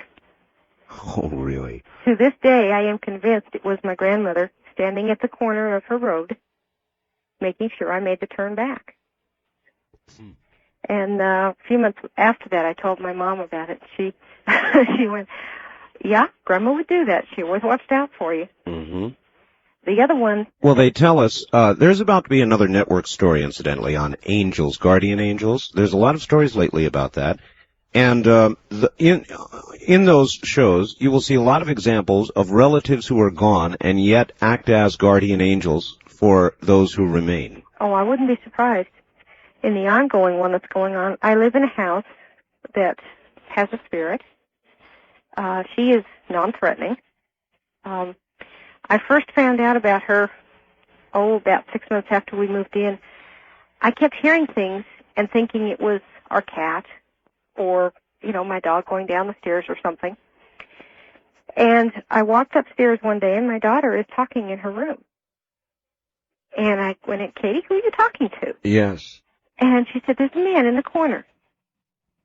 And she described my grandfather, which would have been her great-grandfather. We found that out when I put up a picture of him and my grandmother in the front room, and she said, that's the man I talk to every day. So that would fit into your guardian angel. But the lady who lives here in this house built it. And I used to think with all these people walking up and down the stairs that it was just me hearing things. And I asked my brother about it because he had had the house before me, and he said, you're lucky, that's all you find. I used to see the doors move. I wouldn't like that. She's never threatened me. Every evening at 10 o'clock, she comes in the front door, and every morning about... You mean the door opens? It makes a noise that I cannot get it to make, and the keys turn in the lock, but the door itself does not move. I couldn't handle that. I don't think I'd handle that well at all. Now maybe it is something you get used to, and you're about the second or third person I've talked to this morning who said, well, look, it's ongoing and I'm used to it and it doesn't bother me now, but I don't think I could be that way. But you see, she's given me the impression that as long as we don't harm her house, she means no harm to me. And she did protect us from, we had someone try and break in here as I was trying to come in the front door one night, and she refused to let me get the door open until the people had gotten them out of the back. That's quite a story. Thank you. That is those are several, actually, guardian angel type stories. And there are a number of programs of that sort yet to air. There's been a series of them. Relatives who, I guess, are able to return or who are here, who are watching out for their loved ones. Unreasonable? If there's an afterlife? I don't think so. In fact, entirely reasonable, really, when you think about it. A little frightening, but certainly reasonable. We'll be back. Call Art Bell. In the Kingdom of Nye, toll free at 1-800-618-8255. 1-800-618-TALK. First time callers 702-727-1222. 702-727-1222. Or use the wildcard line at 702-727-1295. This is Coast to Coast AM on the CBC Radio Network. If you need proof, you may not find it here. On the other hand, collectively, as you listen, to deny the intelligent, articulate stories that you're hearing seems silly. Dear Art, my grandmother Lucy used to come to my family on certain days and tell us that she had seen the lady dressed in black. That day, somebody in the family would die. She was frighteningly right. For when she saw this woman, someone in the family always died on the same day. Lucy was the only one that could see the lady in black. That's Ryan from Kogo Land. On the wildcard line, you're on the air. Good morning. Hi, Art. This is Therese from Seattle. Well, welcome to the program. Thank you. Thank you. Are we on the air now? I sure hope so. Oh, okay. I just turned off my radio. Okay. I have a couple to tell you about. Go right ahead. The first one, I was about 16 years old, and I had just moved up to Seattle to live with my dad. I had been living with my mother, and my grandmother had been living in the home. And when I left, we had been close pretty much all my life, but my teenage years, you know how kids are. Sure. And we kind of had our little disagreements and whatever. And one night, I heard someone call my name, and I woke up, and I thought I was hearing things, and I looked at the clock, and it was 2 o'clock in the morning, and I laid back down, and I heard it again, and I looked up, and there was my grandma. And it was like she was coming down out of the ceiling. Yes. But I couldn't see anything except from the waist up, and her arms were outstretched toward me, and she said my name 2 or 3 times. And Was she solid in appearance? you know, she was like a kind of an opaque. I wouldn't say translucent, but, it was kind of like she was eerie, if that makes any sense. It does. Oh, yes, it does. Okay. And after she said my name 2 or 3 times, she just kind of vanished. And I felt at peace. I wasn't afraid. And I didn't really even think anything more about it than getting up to get a drink of water. It just seemed totally natural to me. And later on that morning, when everybody was up about 9 o'clock, my mother called. And when the phone rang, I said to my brother and to my dad, "That's Mom. Grandma died last night." And they looked at me like I was nuts. And my brother said, "Yeah, sure." And he picked up the phone, and it was my mother saying my grandmother had died in New Mexico at 3 o'clock in the morning. Well, with the time change, it was the exact same time I heard my name being called. Wow. And I've always felt that was her way of making peace. And I never felt any guilt. I just felt like she understood. And it was just kind of a neat experience. And the next one kind of has to do with an angel. Yes. Although I never saw the angels. We had a big inaugural day storm here a couple years ago, and trees were blown down. And I live in an area where there's a lot of really old-growth trees and stuff, really big firs, and they don't have much of a root system, and many went down. And about 3 weeks after that, we had another bad windstorm, and I was so frightened. My heart was pounding and everything.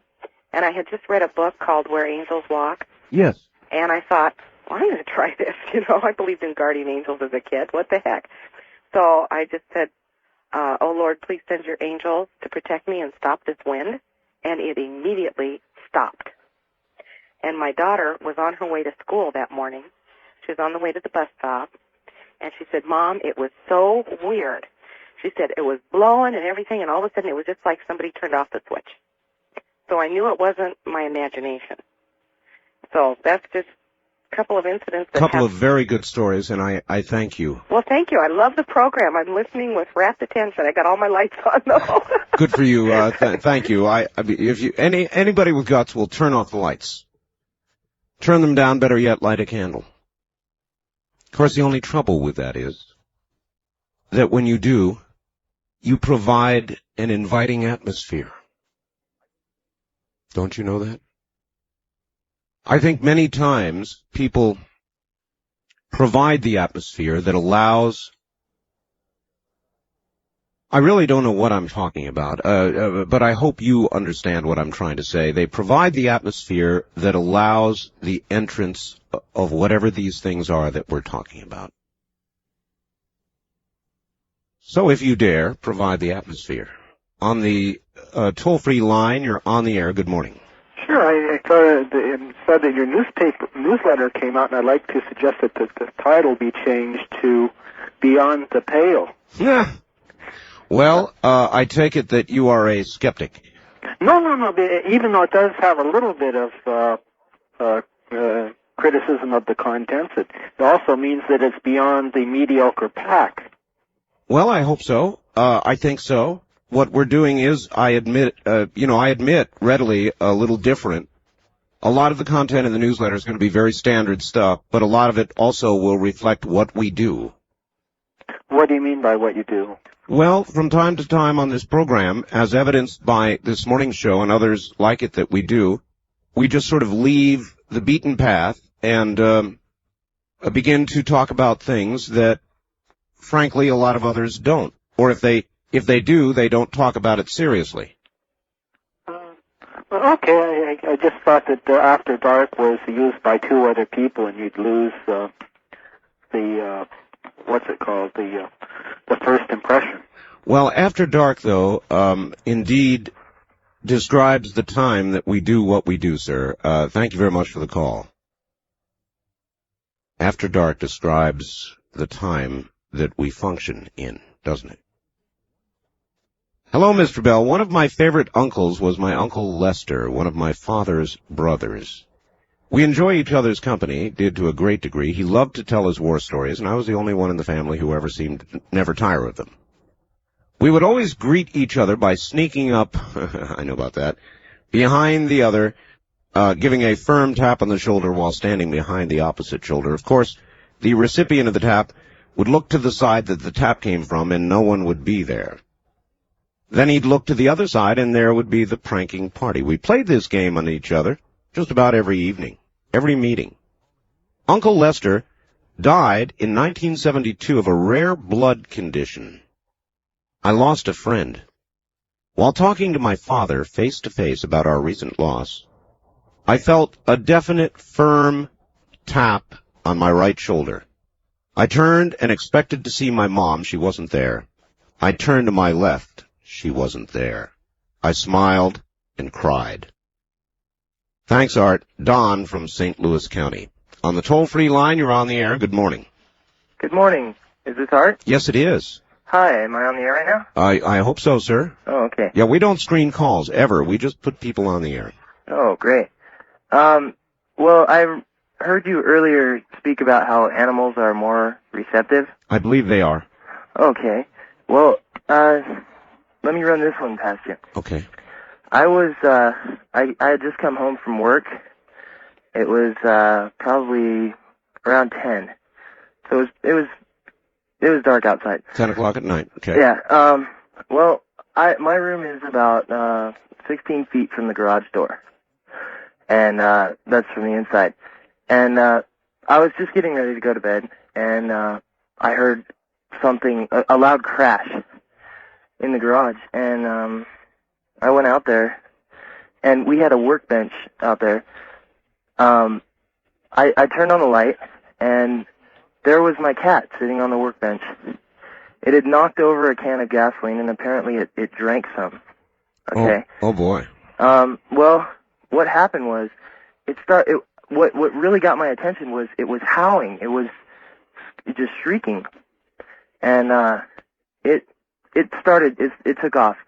It was on a odd course. It was making circles, I'd say, around the floor. This is a joke. No. No? No. The cat was, screaming at the top of its lungs. And, the next thing I know, it heads straight for me. And, I had no alternative. I shut the door. So the next thing I hear is, like a scraping along the door, and then I hear a smack. Okay, a smack on the roof, and then I heard a loud crash on the floor. And that was about it. It really, I wasn't quite sure what happened until I went out later and found my cat.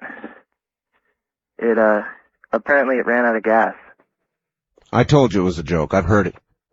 Thanks for the call. On the first-time caller line, you're on the air. Hi. Hi, Art. This is Bill calling from the Seattle neighborhood of Capitol Hill. Hi, Bill. Hi. I've heard a lot of really crazy, fantastic tales tonight, but That's mine's right. kind of pretty much down-to-earth thing that maybe a first-timer might understand. When I lived in Lawrence, Kansas, I lived in a house that was said to have been haunted, and my roommate told me about, kind of strange poltergeist-type episodes and things. Mm-hmm. And one night I was sitting in this large room with a bunch of friends of mine, and one of my friends, my roommate's been without studying, and I thought he came home, and I saw him walk past the door, and I was going to, play a trick on him, kind of pat him on the back or jump on him or something. Sure. And he wasn't there. And then there's a bathroom at the end of the hall, and I thought he turned the corner in the bathroom, went in his room, and he wasn't there. And after I moved out of the house, people reported, I knew people that lived there, and they reported some really strange... Uh-oh. He just got cut off. Sorry about that, sir. We didn't do it on this end. It was on your end. Wildcard line, you're on the air. Good morning, Art. This is Ray in Sacramento. Hello, Ray. I have a short one for you. It's rather interesting. Sure. It happened to my wife. Before we got married, she was living in Massachusetts and I was in Florida. And she was living in the YWCA. Right. And she walked into, I believe it was either the library or the sitting room, a quiet sitting room in there. And she heard what sounded like a rocking chair going back and forth. The creaking rocking chair. And she's blind, and she had her guide dog with her. And she reached out. She finally got up enough nerve. She was listening to this for quite a little while, and she got up enough nerve to reach out to touch to see if the chair was really there. And the minute she reached out, it stopped, and it was gone. How weird. It was extremely weird. She told me this 6 years ago, and I still remember it. Well, these are things that stick with you, aren't they? Yeah, they are. They are. I appreciate your call, sir. Thank you. These things stick with you many times for life. You don't forget them. Why? Because they suggest the possibility or even the probability collectively of an afterlife. All right, listen, turning away for a moment from the ghosts. On the wildcard line, you're on the air. Hi. Well, good morning, Art. This is Rick, a rebellious cab driver calling from Portland, 1190 KEX. You betcha. I'll relate a quick tale. I mean, it's not a tale, Art. It happened. On June 11th, 1970, I was attending an international drama conference in Bloomington, Indiana, at Indiana University. It was about 10:30 that night. It was a Thursday. There was a full moon rising. I was walking back with another member, a delegate of the Oregon delegation to the convention. We had just attended the last play for that night. We were walking along some shrubbery. I remember there was a hedge and trees off to my right, and I'm talking with my friend. I look over to my right, and I stopped cold in my tracks. There was a woman in the woods staring at me. She was absolutely out of place, Art. She was wearing white clothing, reminiscent of clothing that I would see in 1930s movie, right down to her hairstyle. Yes. I couldn't see her eyes. I glanced at her for a moment. Like I said, I stopped cold. I looked at my friend. I said, Jeff, and I turned my head back to the right, and she was gone. I couldn't figure out where she could have gone to. There was enough of a hedge there. I couldn't get over it. I felt compelled to follow this hedge around off the sidewalk, probably about 30 yards, 40 yards off away from the sidewalk. My friend was with me. We rounded another corner. At that moment, the bushes to the right began to shake violently. There was no wind that night, Art. My friend took off running. I would too. I found myself standing in front of a stone wall that was about 2 feet high. What I was looking into was an old cemetery that was hidden by the hedge and the shrubbery, which is actually on the campus at Indiana University. Oh, wow. Okay, I stepped over it. I walked, I don't know, Art, maybe 30 feet into the cemetery. I stopped and I looked down the moonlight or the street light or whatever was illuminating it. I stopped and looked down at a headstone. I remember the woman's name was Mary. The date of death was 1936. And I looked at it and I realized that the headstone was shattered. I looked up while I was trying to, gather what this all meant. And I saw her again, probably about 20 to 25 yards away from me, moving across the cemetery from the right to the left. And this time she just faded away. And that was about the time, I started looking around and I realized that all of the headstones were smashed. All of them vandalized. I was consumed with this incredible fear, panic. Yes. Anyway, other members of the Oregon delegation saw me running. There's a wooded area, nearby. It was probably about a half a mile away. I mean, I don't know where I was running to, Art, but I was leaving. I was gone. They ran, they caught up to me, they stopped me. No one had reported the vandalism. I believe to this very day that the woman wanted someone to see what had happened in there. Wow, what a story. And you swear this is a true story? Art, I can see her looking at me. That first glance to this very day, it's a snapshot that is in my mind forever. I cannot imagine that that would not change your life in some way. Many ways, maybe. Yeah, of course it did, Art. I mean, there was immediate, tangible evidence that I saw that life exists. I understand, sir. I've got to go. I'm at a break. Thank you very much for the call. There's another one. We continue with your calls to the Kingdom of Nye and Coast to Coast AM with Art Bell. Now here again is Art. Good morning. It's a dark night out there. This is the annual Halloween program, and it's a good one. Boy, there have been some good stories. If you want a copy of this program, we can make it available to you.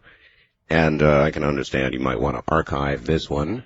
You can get a copy of this program by calling 1-800-9 800-917-4278.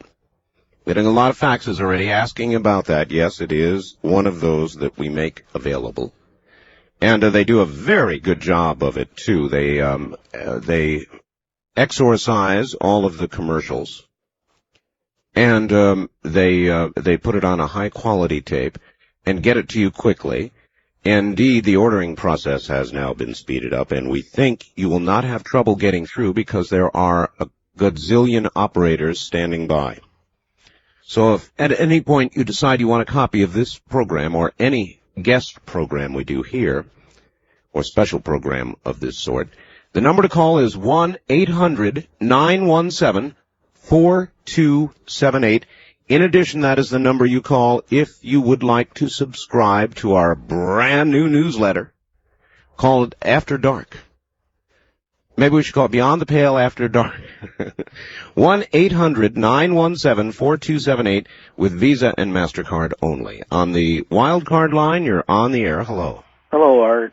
This is Greg in Linwood, Washington. Hi, Greg. And I got a pretty unique story. Good. That happened to me when I was living in the vicinity of Oakland, California. Yes. I don't know. I had two really bad things happen to me that week. I lost a real good union job. A day later, a transmission went out on my truck. And Boy, isn't it the way when it rains it pours? Yeah. And there's, no expect, they just shouldn't have happened, but they did. And then, I hired this old black man to help me, tear down a chimney and rebuild it. Yes. And this house was located, probably one of the oldest houses in Berkeley. And it was kind of a creepy old house to begin with. The landlord said he could never keep a tenant in there for more than a few months. Mm-hmm. And I didn't think much of it. I worked on it once before, and anyway, I spent all morning. We built a scaffold. We were very careful. With taking all the precautions and just lowering bricks down to him in a bucket. Sure. And I had a brush pushed up against the bottom of my the base of the chimney, right close to where the roof meets the chimney. Right. And it's one of these brushes off a push broom. So it was a large wooden brush, back, like a horsehair brush. Yes. And just out of the blue, just before 12 o'clock noon, that brush took off on its own, started, sliding down the roof. It went over the gutter, and it fell 18 or more feet, and it hit my helper in the top of the head. He wasn't wearing any hat or anything. And I went down there, and I was really upset because that was the third and the worst thing to happen to me all week long. Sure. And later on, we worked a little bit longer, and I went home, and I was the only one that in my family down there, and I decided I hadn't talked to my dad for about a month or so, and I called him, out of just to hear a familiar voice. Yes. And he's up here in Seattle, and I says, well, I hope your week is going better than mine. And he says, my wife died today. And I go, what time? And he says, around noon. And I go, well, I'll be up there, in about a day or two. I'll see you when I get up there. And I found out when I got up there that she had actually died, just about that same time that my friend got hit in the head. And that a few, not long after she died, my stepbrother's wife gave birth to a baby girl just a few minutes after she died, about, one or two floors above her in the same hospital. Mm-hmm. And, and then I was the one that called my father, and I don't know. To me, it was just kind of a strange time. Very strange. Thank you for the call, sir. Well, I don't know if that's exactly a ghost story, but I've heard similar things from other people, and that is, there are certain times in our life when, without explanation, there is one dramatic event that follows another.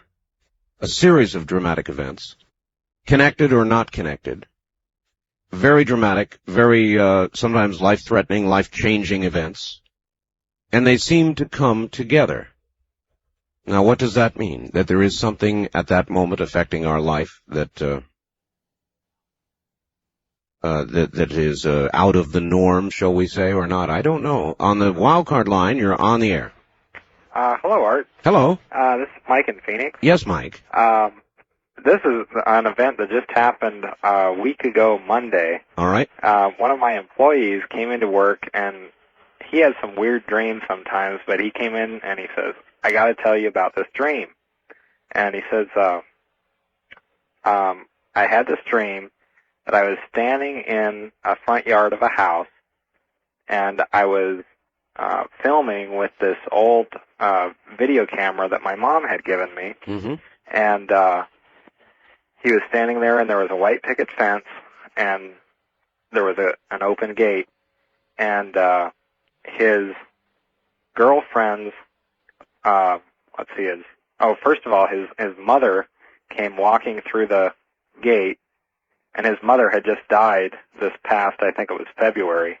Oh. And then following her was his girlfriend's grandfather. This is all in the dream. Yes, in the dream. Yes, all right. And he had just died this past year also. And then following behind him was his girlfriend's grandmother. Kind of a March of the Dead. Yes, and he described, actually he didn't know who the last lady was because he had never seen her. Yes. And he described her to his girlfriend, and she said that that was her grandmother, and she was wearing a pink dress with a bow on it, and she said that's what my grandmother, that's her favorite dress that she wants to be buried in. Hmm. And so he told me about this dream. This was a week ago Monday. And 2 days later, on Wednesday, he came into work late, and he says, oh, I'm sorry that I'm late. My girlfriend's grandmother just died. Wow. Yeah, it was really weird. Really weird. Yes, thank you very much. I wasn't sure where the video was fitting in all. I guess I was just in the dream. On the toll-free line, you're on the air. Good morning, Art. Rusty in Kansas City. What's up? Hello, Rusty. Well, how's the stories going tonight so far? Well, if you've been listening, Rusty... I haven't. I just got in. I see. Do you have one for us? I most certainly do. Go ahead. I'm 23 now, but at the time I was about 12 years old, and my family and I moved into a house at a residential lake here in Missouri. The houses there at this lake are pretty old. In our basement, I don't know if this is totally relevant, but there was a lot of natural rock. I don't know if you go through the woods, you see like ridges and stuff. Yes. Of rock. Well, that was how our basement was full of that. And there was actually, if you were small enough, you could get back and like go into caves and stuff in our house, in the basement. Wow. That was just the creepy part. We had a lot of harmless incidences happen as far as leading to the basement. A door, they cut the door out of the natural wood walls. I mean, the wooden walls, they cut the door out. It was made out of the wall with just hinges. I've got you. And a lot of times, it just had a little latch, and a lot of times, out of nowhere, this little latch would just flip up, and the door would open, and then minutes later, it would close, and the latch would go back. Yeah. Now, this happened several times, and we lived there for about 2 years, and it got to the point where we're actually used to it. There were a lot of other smaller incidents. That's what a lot of people have said this morning, Rusty, that people live in haunted houses or houses where these things are occurring, and it finally gets to the point where it doesn't scare them. Yeah, it doesn't even really bother them. You just get used to it, and you live with it, and it's part of what you live with. Exactly. At the time, though, I was 12 years old, and 2 bedrooms were upstairs. 1 bedroom was downstairs. That was my room by itself. Okay, thank you very much for the call, Rusty. There's another case, and isn't that interesting? Something that would scare me and turn me different colors, I'm sure, pale white, very pale white. Other people just learn to live with after a while. My cat Polo and I are enjoying being frightened by your Halloween tales. Here in Hawaii, we don't have goblins, but we do have menahunis, little people who accomplish strange things in the night. Aloha, Malia. On the first-time caller line, you're on the air. Hi. Yes, Art, how you doing? Just this fine. Is Kevin in New Orleans. Yes, Kevin. Yes, I have 2 quick ghost stories to tell you about.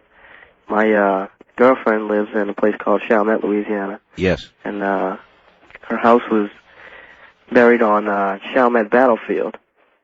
And her mother and father would always tell me about these ghost stories that they was happening in the house and everything. And I never really believed it too much, you know.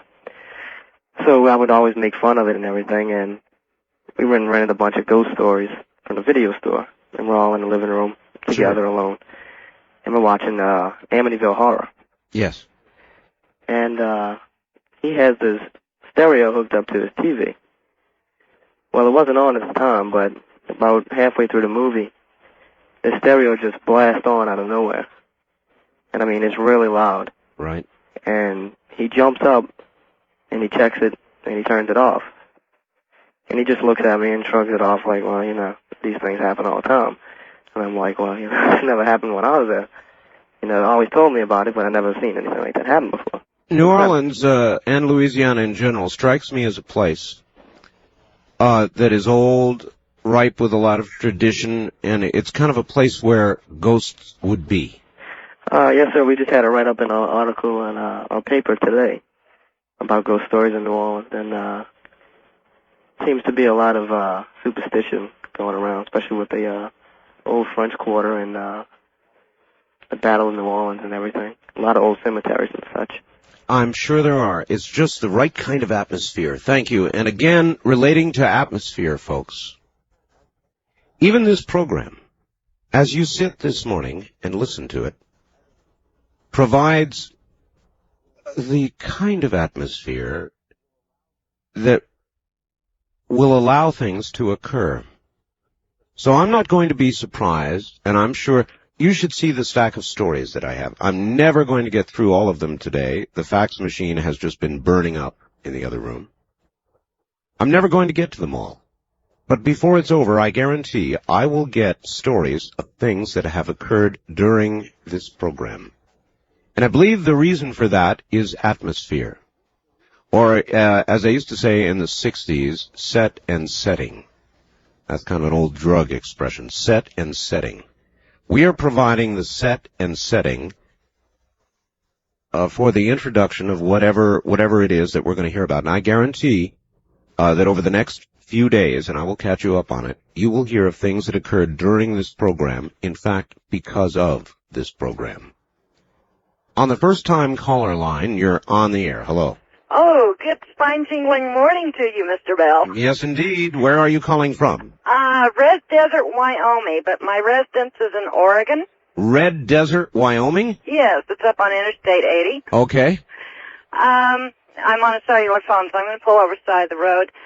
I had 2 incidents happen to me in my life, and but they're both very long details, so I'll only give you one. All right. We moved into a house about 13 years ago. It's a mobile home. And a couple after we moved in, strange things started happening, but they'd never happened when my husband was around. My jewelry had come up missing. Important telephone numbers, I'd leave by the telephone. If I left the room, like overnight or had gone to work, they would come up missing. All kinds of strange things started happening, and I talked to my husband about it, and he thought I was flipping my wig. And he really thought, you know, I had really lost it. Had this really bad feeling of foreboding coming over me constantly, you know, almost like a depression type thing. I know about those, yes. And I called some people in the church, and they came out, and they would not do an exercise on the house, but they did give it a blessing. And that did not seem to help. In fact, after the blessing, things seemed to get exaggeratedly worse. And one day my son came home from school, and I was at work, and stood there and talked to my husband for several minutes, went to his room, came back out, and my husband was gone. Yes. And that night, when I came home from work, he says, "Mom, where's Dad?" And I said, "Well, I suppose he's at work. He's a long-haul truck driver." And I hadn't expected him home until the weekend. And he said, "Mom, Dad was here. I talked to Dad." And the first thing that came over to my mind was, oh, my God, he's been killed in a wreck, because Yes. you've heard stories of, family coming back. All night long. And so I immediately called his work, and no, he hadn't been in an accident. They hadn't heard from him, and everything seemed to be fine. Good. So that night, I was just on pins and needles. That night, my husband called home, and I was just relieved, you're okay. And I told him what happened, and he said, well, both of you are losing it. Well, we had gone over to our neighbor's house, and things were really weird going on in the house. I'd be standing at the stove and watch people walk through my living room. I'd be standing at the kitchen sink, and I'd watch people walk through my living room. What kind of people? Solid? No, apparitions. Apparitions. Yeah, just, very faint, very light people walking through. Yes. And things, like I said, things continue to disappear, things we've never been able to find since either. So we talked to my neighbors, and they'd lived there, many more years than we had. And they said, well, this is the old Barlow Trail, which, where we live. And I said, well, yes, I understand, which is the shortcut off of the Oregon Trail going to Salem, Oregon, instead of taking the Oregon Trail on into Oregon City. Yes. And I said, yeah, I realize that. And they said, well, you do realize that when a group of settlers would stop and camp, there was a group that stopped here, where we are. Mm-hmm. And I said, no, I didn't know this. And a renegade band of Indians had come in and massacred the people. Oh, there we go. And I said, oh, well, this is wonderful. Why didn't we know about this before we moved in? And so our neighbors continued to tell us that in their back bedroom, where her daughter used to stay when she was living at home, sometimes during the night, they could hear this moaning, crying sound. And one night, Richard was up. He'd come home from work, and he was up and had gone back. He heard the moaning and the crying, and the girl was trying to open the door, and he was on the outside trying to open the door. And as long as the moaning was going on, they couldn't get the door open. Wow. But when the moaning quit, the door just opened, almost through both of them, through the wall, because it just opened so fast. And so we got to, really, my husband didn't believe all this, so they told him again what their experience had been. This happened several times. Okay, we've got to hurry here. Okay. So one night, my husband was home on the weekend, and we'd gone to bed. And I used to pry the doors shut so they wouldn't open, because I'd come home and find doors open, kitchen cabinets open, refrigerator open, dishwasher running. And we went to bed, turned out the light, and just, bam, the back door flew open. And we got up, got our guns, got up, went to the back door. Nothing there. Never had any problems with them since. Weird story. Well, thank you. Thank you for relating that and calling us. Thank you very much for taking it. Take care. One of the photographs in the newsletter, not the one I told you about earlier, taken by the stonemason, but the second ghost photograph that's being published in the newsletter, I hope it comes out well. It is one that was taken in Louisiana. It was taken near a farm in Louisiana. And there are, it's hard to count, but perhaps as many as 10 apparitions that are in various stages of visibility. Some of them you can see right through them. Some of them are almost completely solid. And they are dressed in what appears to be period costume, perhaps from the 1800s, and this has impressed me for a long time as well, so this is also published in the newsletter. You tell me what you make of it. On the toll-free line, you're on the air. Hello, Art. How you doing? Just fine, sir. Yeah, there were two ghost stories I wanted to tell, and one concerns my mother, and the other concerns my Aunt Rita. All right. Now, Aunt Rita is my aunt that died 27 hours after birth. And what happened was my mother had died, and I received a telegram in the mail. And I called home and finally found out that she had passed away. Mm-hmm. So what happened was that this is kind of strange, though it's really a ghost story. What happened was my sister Nancy, she is a practical nurse, And when I called and found out my mother had passed away, my sister told me that the priest and the doctor that examined the body pronounced her dead and signed a death certificate, a blessed death.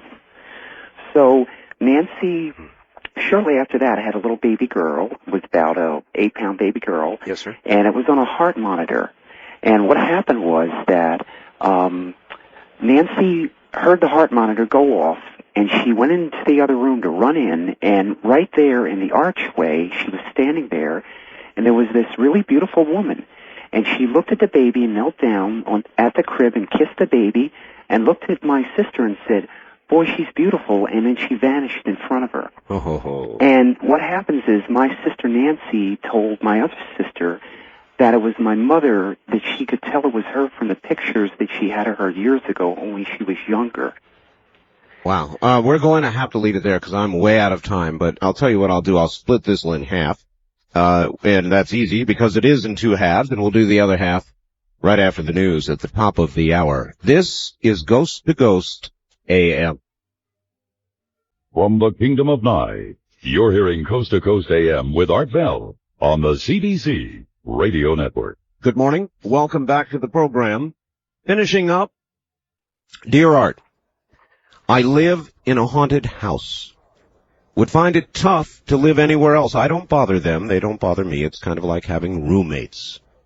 The worst thing about them is they scare the bejesus out of anybody that encounters them for the first time. It's kind of laughable. You can tell any number of people about these entities or things, but until they run into them face to face, I find they have very little to talk about. It's much more interesting to ask someone in and let them work on their own versions of their story. Needless to say, the conversation livens. Cold spots are entities. As I understand it, they take the energy at hand, heat, light, EMF, and use it to create themselves or whatever, and that is the drawing that creates the coldness. Some of the other effects that people perceive, I've been told, that basically fear is a rush of energy and can move things to other levels, not always desirable. Some entities feed upon those fears like an addiction, taking more and more. Draw your own conclusions. Mike in Sioux Falls, South Dakota. Wildcard line, you're on the air. Hello. Oh, good morning, Mr. Art. Hello. Yeah, this is Ruthie from Renton.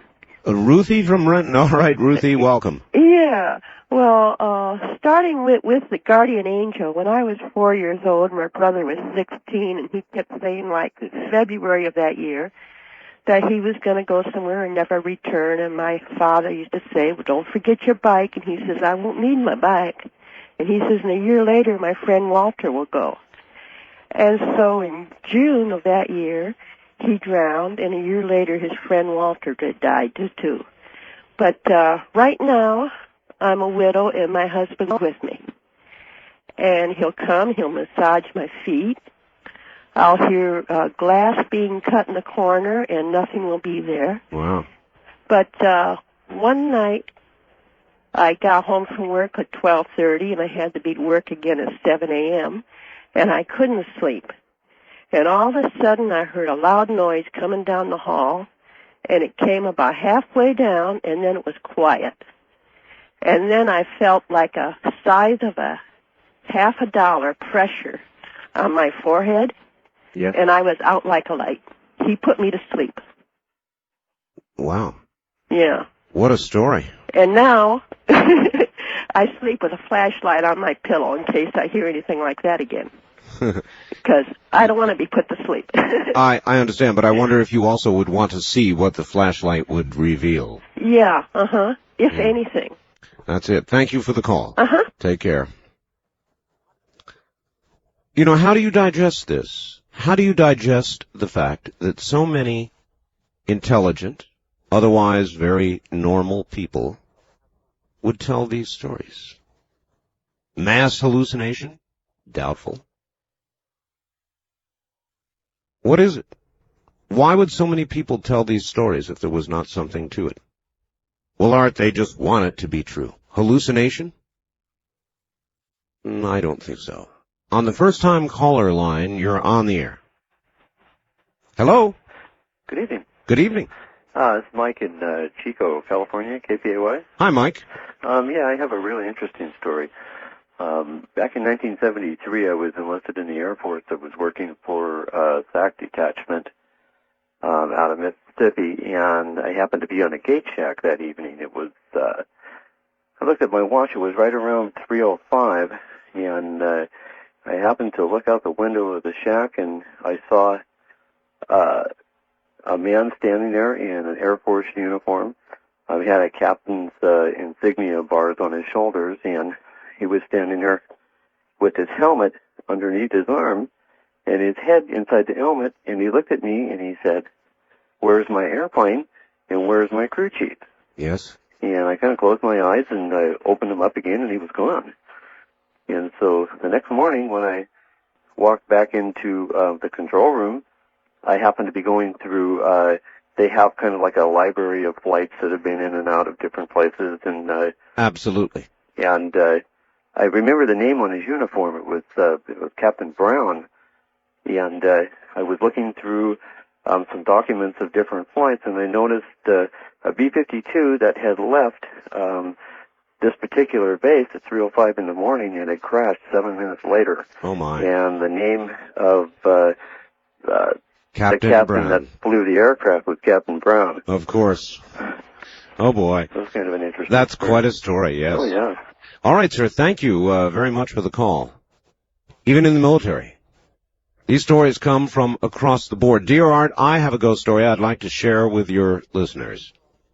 My grandmother had lived with my family for over 10 years. At age 84, was very much in control of her mental faculties.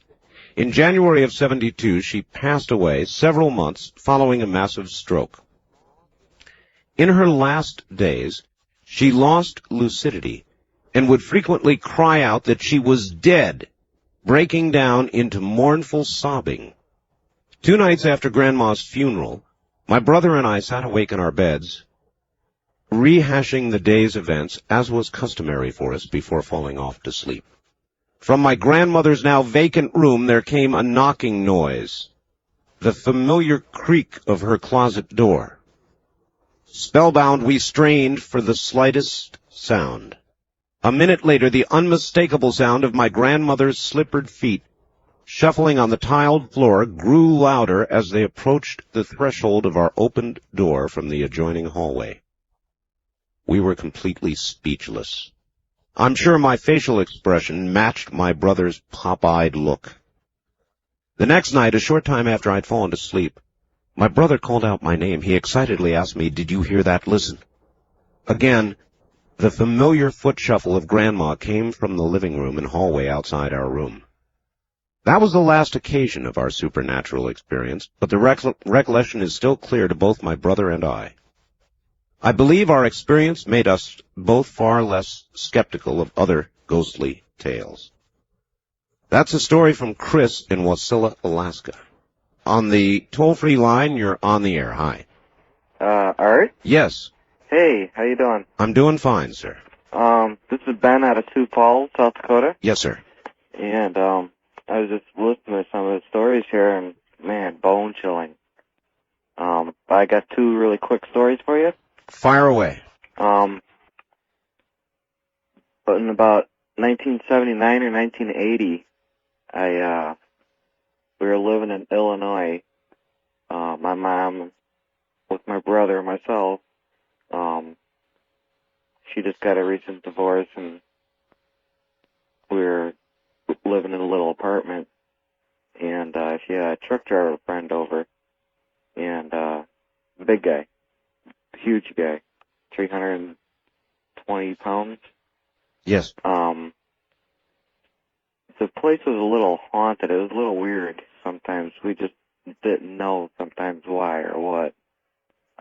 My brother and myself left the apartment. It was early evening, and my mom and this guy was in the living room just with the... Okay, we've got to hurry along here. All right, with a candle, and they heard someone running in the hallway, trip and fall down, and this guy jumped up and he says, "Hey, you okay?" And the there's no one there. Weird. No one there at all. We don't know anything about that, you know? Weird, sir. Yeah. Yep. Another time. Well, okay, we'll have to hold it there. We're out of time. I'm sorry. And I've got to move on. We're so short on time. On the wild card line, you're on the air. Hi, Art. This is John from San Diego. Hi, John. Yeah, I got a story for you. I used to work at a custodian at a movie theater where they show 6 movie in one building. Yes. Well, one day one of our projection guy passed away, had a heart attack, you know. Mm-hmm. And, well, a couple of days later, all the employees were talking about some strange things happening in the theaters, like lights flickering off and on, doors slamming, ice machine falling apart or something like that. And, within that week, we were working, and assistant manager came up to us, and he was asking us if we called him, and we said no. We didn't call him at all. And he said he heard someone calling his name, and we said it wasn't us because we were too busy working in one of the theaters, cleaning up theater. Right. And, even within that week still, 5 of us decided to find out what was going on, so we brought a tape recorder and set it in one of the theaters and left that theater and shut the light off. Right. And we went in the other theater to clean for a while, and took us about an hour to clean, and went back to that theater to pick up the tape recorder, went outside and listened to it, and we heard the chair go down and spring right back up by itself. Huh. And that was strange. And when we went back inside the theater, we heard this faint music, real faint music, and we looked all over the room and the building, and we came to the projection doorway. We could hear the music faintly. Yes. And we thought it was somebody with a timer radio that was that turned on by itself. Yes. Mm-hmm. And we checked with the projection guy, and he said they didn't have no radio like that in the projection room. That was the strangest part, because a lot of other things happened in there. Well, I'll tell you, sir. Thank you. What I get out of that, or what I guess I would like to ask the audience about, and I don't understand a lot about entities or why things are haunted, but people seem to stay in the rough same physical location that they die in. And I'm trying to figure out what that tells us. Does that mean that a spirit or entity trapped on Earth is trapped in, or maybe even trapped is not even the right word, but is present in the exact physical location where it lost its life? I mean, it's such a recurring theme that you've got to wonder about that. Art, at one time, I lived in a very old apartment building in Bothell, Washington. One day it became apparent to me that a dog was sharing the apartment with my roommate, Joe, and I. The sound of little toenails in the kitchen, panting, scratching, signs of lapdog accidents, like plants being knocked over and little puddles appearing mysteriously. They happened at regular intervals. The one big problem is that we don't have a dog, you see. I eventually brought this up with Joe over a beer after work. Joe shot up and said, yeah, a little white one.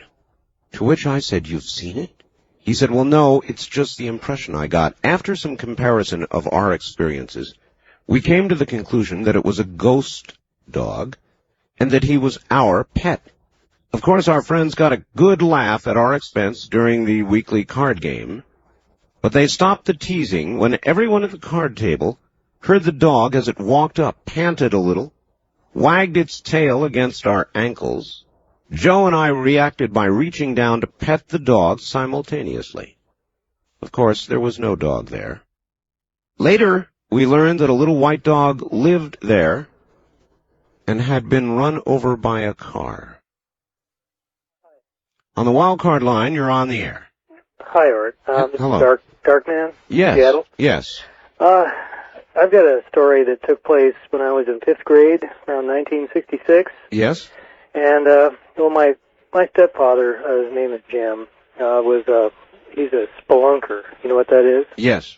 Okay, well, he decided he wanted to take me around investigating caves one weekend, and I've never liked caves since then. The Oregon caves that was kind of nice, but what ended up happening was every cave he went into, he wanted to go as far back as he could go.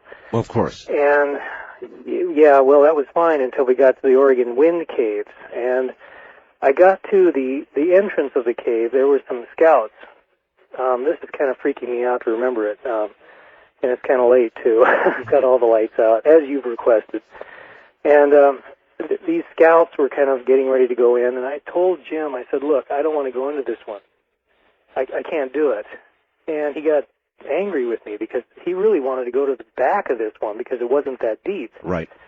Take about an hour and a half or something like that to get to the back of it. It was about 3 o'clock in the afternoon, and he figured that we could get in and get out before it got too dark. Well, I said, no, I'm not going to do it. I can't do it. This is too scary for me. He says, well, fine. Then let's go up here. There's this hole. I want you to take a picture of me down looking up at you from, the top of this hole. This is where the wind blows up, and this is how the caves get their name. Sure.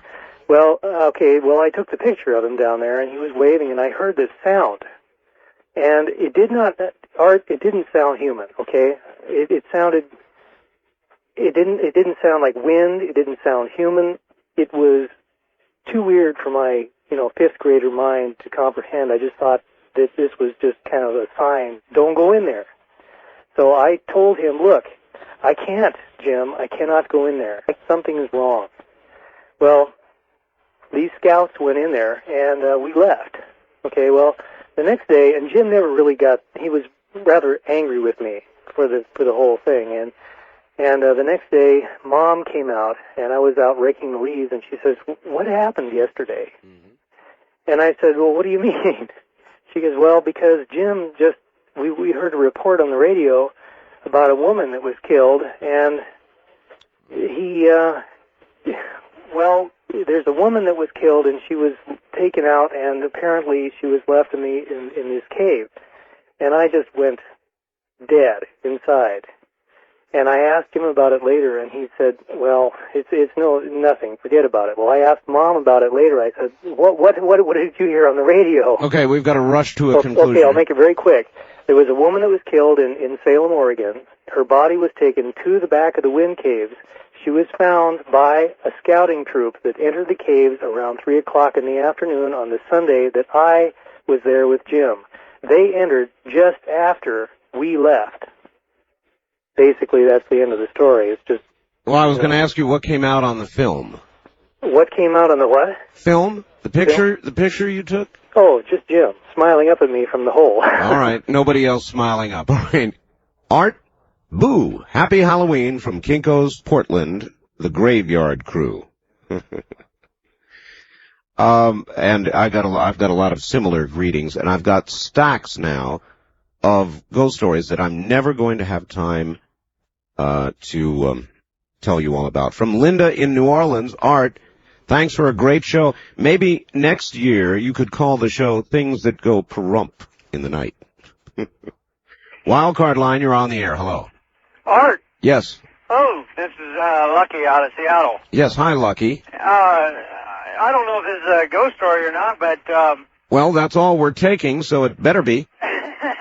Well, what it is here is my father left when I was about 2 years old, and I'd never known his whereabouts, and up until about a year ago, I'd never known. Well, anyway, I'd had a phone number. I'm a descendant from an Indian family, and I'd had a phone number on how to get a hold of him. Right. And well, what we did was I had this phone number probably for 2 years.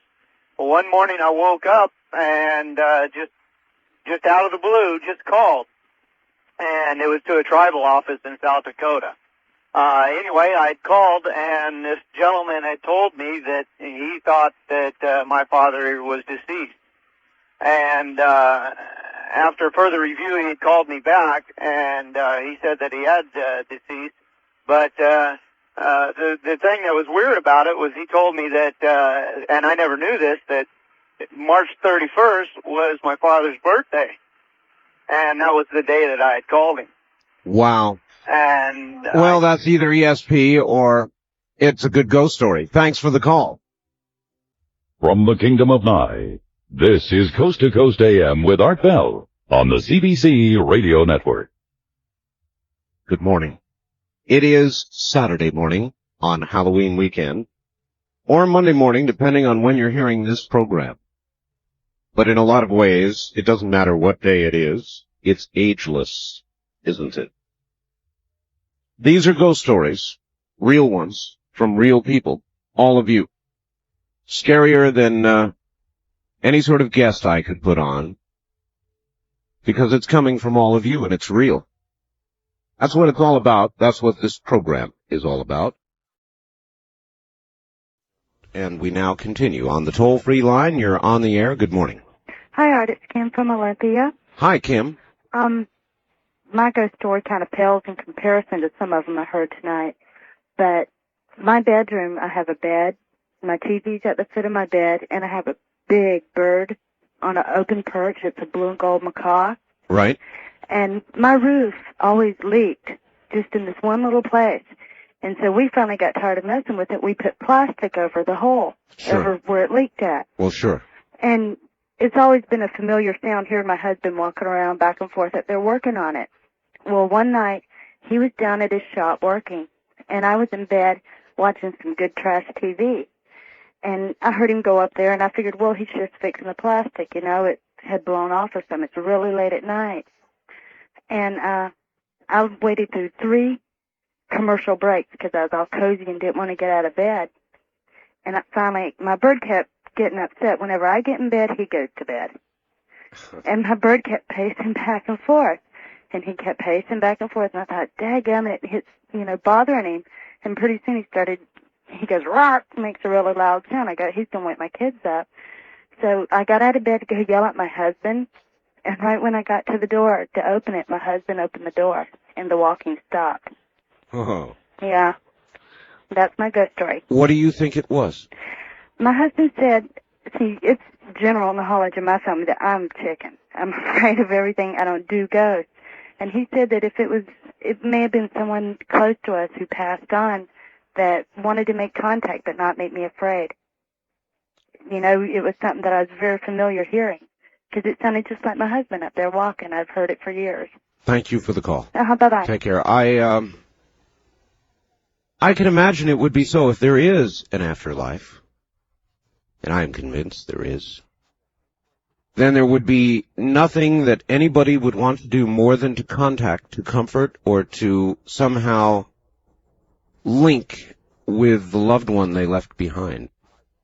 So I don't find it strange that we get these sorts of stories. I would be surprised if they were any other sort of story. It's always it seems a link to somebody that has known the person who was alive, or many times it appears to be a guardian angel kind of story. And occasionally the story of a spirit that has died under very troubling conditions, a very violent, unexpected death, that sort of thing. Toll-free line, you're on the air. Hi. Good morning. Excuse me. This happened to me, or when I was in Europe about 10 years ago, and both my parents are archaeologists, and they had been digging at a Gallo-Roman dig on the Luxembourg-Belgian border for about 3 years. Mm-hmm. And we always stayed at a house that was sort of on a low, bald mountain, forested. 2 villages were nearby, Pétange on the Luxembourg side and Rodingen on the Belgian side, and the dig was nearby, the Tilburg. And we always had a crew of student diggers that would dig with us. And one year we were having a dinner. It was nearing the end of the season, the summer season when we were digging there. And we had a dinner, and all the students were there and stuff, and it was kind of a drizzly, semi-foggy night. Sure. And it was getting sort of late in the evening, and we were getting ready to go to bed, my brother and I, because we were pretty young. We were, 10 or so. And one of the girls that was a student digger went out on the porch, and she was out there for about 5 minutes, and she came back in. And I remember because we were just getting ready to go to bed, and she really looked just horribly scared and was like trembling and so forth. And she said that she had seen some kind of weird hippie guy across the road just at the tree line going south from again, where we were staying. And it kind of freaked everybody out, but, we thought, oh, it's just some weird guy that had wandered up from Pétange, which was maybe like 1.5 miles, 2 miles away down this small mountain. Anyway, we didn't think that much about it, but, we still addressed the issue in the town later on. We asked, the grocer and stuff, why would someone be up there? And there weren't any people in this town. This was in like the early 70s and in kind of a rural area there. There weren't any people that really would likely fit that kind of description, because she said it was like this really wild-looking hippie guy that was just standing there staring at her. And then we heard the story that during World War II, when the Nazis had occupied this area, that there was a guy who had lost his wife in the occupation and had gone crazy and had run off to live in the woods. And he had, lived roughly and stuff, and he'd become hirsute and so forth. And anyway, he had been hunted down and killed by the Nazis, for whatever reason. They didn't want this kind of thing going on or something. And no one, at least admittedly, had heard this story before this time. And this, really scared us. And this guy was called the Red Man of Rodingen, and he was from the Belgian town that was, some 8-10 miles away, actually, on the other side. But this girl, and it freaked us all out, and we were like, oh God, my brother and I, of course, it's haunted, the whole area. And this girl got so freaked out by it that I remember she ended up going home early. And to this day, I can just remember this mood that was after this happened. This mood that was on the dig, and there was only 2 weeks left in that season. But she went home like that week because it had freaked her out so bad. Well, those are kind of freaky circumstances anyway. I mean, any dig, anything old like that in such an exotic location, to have that happen, I could understand it would go to work on your mind. Yeah. It was quite an experience. I remember it to this day. Appreciate the story, sir. Thank you. Good night. There's one from Europe. That's another thing. These stories that you're hearing are not confined at all to this country. Our program is, and Canada and Mexico, I guess. And so those are the ones we're hearing. But I guarantee you that with a serious, we're not going to laugh at you kind of approach, you could put this program on in Europe, any nation, any language, and you could get the same kind of responses. Toll-free line, you're on the air. Good morning. Hi, Art. This is Kirk in Medford, Oregon. Hello, Kirk. What do you have for us? Well, I've had some strange things happen to me in the mid-'50s. We lived in a house in California on Garden Grove Avenue. Mm-hmm. And I was a kid of maybe about 10, 11. And I had trouble, going in the bedroom. It seems that things happened, and I was uncomfortable, and I just was afraid to go in this bedroom we had in this house. I didn't like it. And one night, my grandparents came over. We had dinner and such, and just as they were leaving, I just happened to walk by my bedroom. I was getting ready to go to bed, and I saw the curtain move. And just out of the corner of my eye, and I had a bad feeling, and I looked over, and I could hardly believe my eyes. And I didn't want to go in the bedroom, but it turned out it was time to go to bed, so we did. And when I went in there, no sooner had I been on the bed for more than 2 or 3 minutes, it seemed unreasonably dark, and I started to panic. And I noticed my window being open, a slight breeze coming in, and it was unreasonably cold. And with no warning, this unusual ghost-like being floated through the window. And I got the impression that it was female. I don't know why. It had white hair that almost looked like straw. And I tried so hard to scream, and it's an odd sensation. I know I was awake. I wasn't dreaming because, I was aware of... Let me guess, the scream wouldn't come. Well, it did slightly. It did slightly, but I just couldn't get it out, and this being floated toward me, and it grabbed my hand, and as I was starting to scream, and actually, I was making sounds, it tied something around my finger, and then I was completely immobile. It then kind of floated me up out of bed and by the window, and I actually floated out the window, and I got the sensation when I was floating that I was like on a magic carpet. And I remember being floated toward a light, and I remember being poked and prodded, and I got the weirdest sensation, like almost like a tickling sensation. I noticed a buzzing sound, and then I don't remember much after that. I remember being back in bed. You know what I would say to you, sir? What's that? And I don't know if it'd be right or not, but I would say if you ever have the opportunity, get a hypnotist to regress you. What you may have experienced may not have been so much a ghost story as it is an abduction story. And that's what kind of scares me because I'll tell you something. Several months after that, I was back in my bedroom, and talk about closets. I was laying in bed. My little brother used to hop in bed with me. I was used to that. He'd hop in bed. He got scared a few times. Sure. But one night, my little brother was not in the bedroom, and it turns out that I felt something next to me, touching me all over, and it felt like claws. And it was the weirdest, most awful thing. And it pushed me in the closet, inside the closet, and the door went shut. And that time I did manage to scream. My mother came in and turned the light on and found me in there, and I was shaking hysterical. All right. I appreciate the call, sir. There it is, another closet story. I suggest to you all, and you need not do it, it's your business, but if you have an open closet now, close it. I want to remind you all that our new newsletter, the inaugural edition of our newsletter, is just coming out. And if you would like to get it, a subscription to the newsletter, it'll be 16 pages long, is just $29.95. In it, you will find 2 of the more convincing ghost photographs, along with a lot more, that I've ever seen. To order our newsletter, and of course I'm only discussing this aspect of it this morning, it's really very comprehensive, with a lot of inside stuff about this program and the network and talk radio in general. The number to call, $29.95 with your credit card, 1-800-917-4278. 1-800-917-4278. Tell them you want After Dark.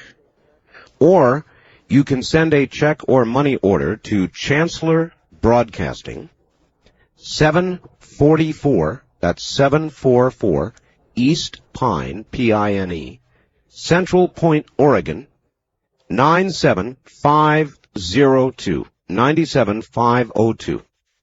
So if you want to do it that way, it's fine. You don't need to call. Just send a check or money order. That'll get you a full year. To Chancellor Broadcasting, 744 East Pine, as in pine tree, Central Point, Oregon, zip code 97502. On the wild card line, you're on the air. Good morning. Hi, this is David from Sacramento. Hi, David. And this isn't a story. This is a true account, I swear to God. Well, that's fine. In 1976, I was on a National Outdoor Leadership Mountaineering School in the Wind River Range in Laramie, Wyoming. Yes, sir. And it's an ancient range, and Indians have lived there for thousands of years. After about 25 days on this trip in these remote areas, me and my camp partner had just finished dinner. We needed some water for our tea. It was really dark, and we set off for the river, and it was only about 30 feet away. We started down the small trail and could hear the babbling sounds coming from the river just a few feet away. Suddenly, it just grew pitch black, and the forest seemed to close in all around us. We could just make out vague shapes and dark apparitions, and the sounds of the water were replaced by a whooshing sound. Mm-hmm. Everything seemed to spiral around us, and like water going down a drain. It scares me now just to think about it. All my energy seemed to drain away from my body, and I remember falling over forest branches, and everything seemed to have an oozy, formless, and kind of black quality. Boy, that is frightening. Yeah, we were screaming for our lives and couldn't understand why no one else could hear us. The next thing I remember is my knees were getting weak, and I had this kind of sinking feeling. Yeah. I was about to collapse, and then I felt a rough, rocky surface, and my friend was inching along with me just a few feet behind me. Mm-hmm. And suddenly I found a flat spot, and I collapsed into it. I just sat there exhausted and told my friend to wait there until the morning. All night long I waited there, and just staring into this utter blackness, and I was seeing like these electrical charges. They were a bluish-white streak. Yes. And finally, just at the light of dawn, I could see from the new sun the river not more than 50 feet away. Wow. Yeah, we were on the other side of this river, and although our shoes weren't wet, I could see these camps where our parties were. Yes. And I still don't know how they didn't hear us screaming. But the strangest thing is that we were 25 feet off the ground on a cliff, and I was just sitting there in a cubby hole. It was shaped like a perfect chair with a back and a seat, and the armrests were there too. And we were experienced rock climbers, and we had difficulty getting down the sheer face. Later, I looked up, and you'd never see that chair unless you'd actually sat there before. We told our guide who was taking us on the trip, and he said that we were in a Shoshone Indian burial ground. Oh. And had experienced a Wind River turnaround. He said it's a real common experience of many people in that area. But for the rest of that trip, it lasted 35 days. The forest just seemed somehow darker and more sinister. And I noticed the trees were black and the scary mosses hanging down everywhere. It's what you were looking for. Well, it was something else. Thank you, my friend. That's a good story. Take care. Burial grounds. Why? Why do spirits stay in the area where they left? Or in the area of their physical bodies? Or in homes? Or connected to material objects? Why? These are questions we may not answer in this life. On the toll-free line, you're on the air. Hi. Hey, how you doing? Just fine. I have a real quick story. All right, where are you? Omaha, Nebraska. Welcome to the program. Go ahead. Oh, thanks. When I was about 17 years old, I lived in Louisiana with my mom and my stepdad and my sister. Yes. We lived out in the country. And I don't know if you've ever been to Louisiana on a hot July night when it's kind of foggy. It's kind of spooky anyway. It's a kind of a spooky state in a lot of ways, isn't it? Yeah, it is a real spooky state. And this story, no one believes it. It doesn't matter if you believe it or not. It's just the truth. That's all right. I drove out to the country one night and drove out to our house. We had a long gravel road, and our house was about 200 yards back from the main road. We actually lived at the end of a cul-de-sac, and we were the only house out there. And I got home, and I pulled into the driveway, and we were all sitting around the living room, my sister, my mom, and I. And the dogs started barking. We had 2 Labrador retrievers, and they were barking at the front door. And I opened the front door, thinking it might be a deer they were barking at, or another wild dog or something. Of course. And they ran straight like a rabbit across our yard and then across the cul-de-sac into the lot across from us. It was an all-wooded area. And they were back in the woods for maybe 10, 20 seconds, and they started hightailing it back to the house.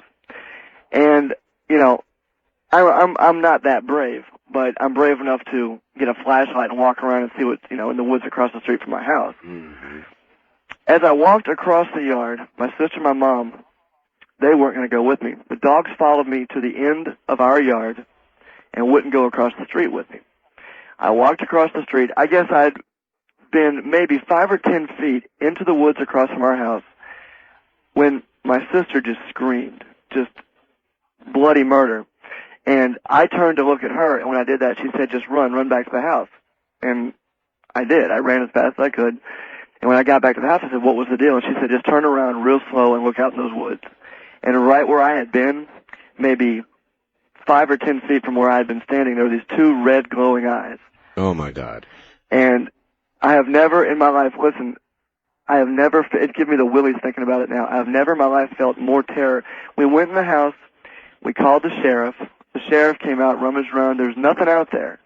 Absolutely nothing. But for the rest of the time, the rest of my life in the country, in that Louisiana town, at any given night, unearthly screams and weird stuff in those woods, and as soon as I could, I moved out. The creepiest thing, I can't explain those eyes were just the weirdest. I would, too. I'd be gone. Red eyes in the woods? Oh, no. Yeah, so I don't know if that's a ghost or not, but it was one of the creepiest things I've ever seen. Well, it definitely qualifies, sir, and I take it nothing like it has ever happened to you since. Well, I've had other odd things happen in my life. If I can tell you one more, this is very quick. Very quick. Again, in Louisiana, when I lived in New Orleans, I have a story I like to call the skeleton story. When I was a small child, I must have been 4 or 5, I have the remembrance of waking up in my bed on 2 occasions and a blue pale light coming from outside my window. I open up, I just pull the curtain aside, and there's like 2 skeleton faces outside my window, and it scared the crap out of me. Then, on another occasion, I saw another blue light in my hallway, and the skeleton figure walked right down the hallway into my sister's room, and that's all I remember. That'll do. I appreciate your call, sir. Thanks a lot. Thank you. I appreciate all of your calls. This has been a pleasure. You have just heard the 1994 edition of our annual Halloween show. I thank you. It's been a good week of talk radio. This program will repeat Sunday night, Monday morning on Halloween. We will be here with a Dreamland on Sunday evening. And we will resume the syndicated program next week. Don't forget to get a copy of this program, and I can imagine you might want one, or to get our new newsletter with Visa or MasterCard. Call 1-800-917-4278. 1-800-917-4278. Thank you all, those who sent faxes. I didn't get to all of them. I'm sorry. I've got a whole stack here. It's been a wonderful night of talk radio. We could use hours more, but don't have them. Take care. Good night.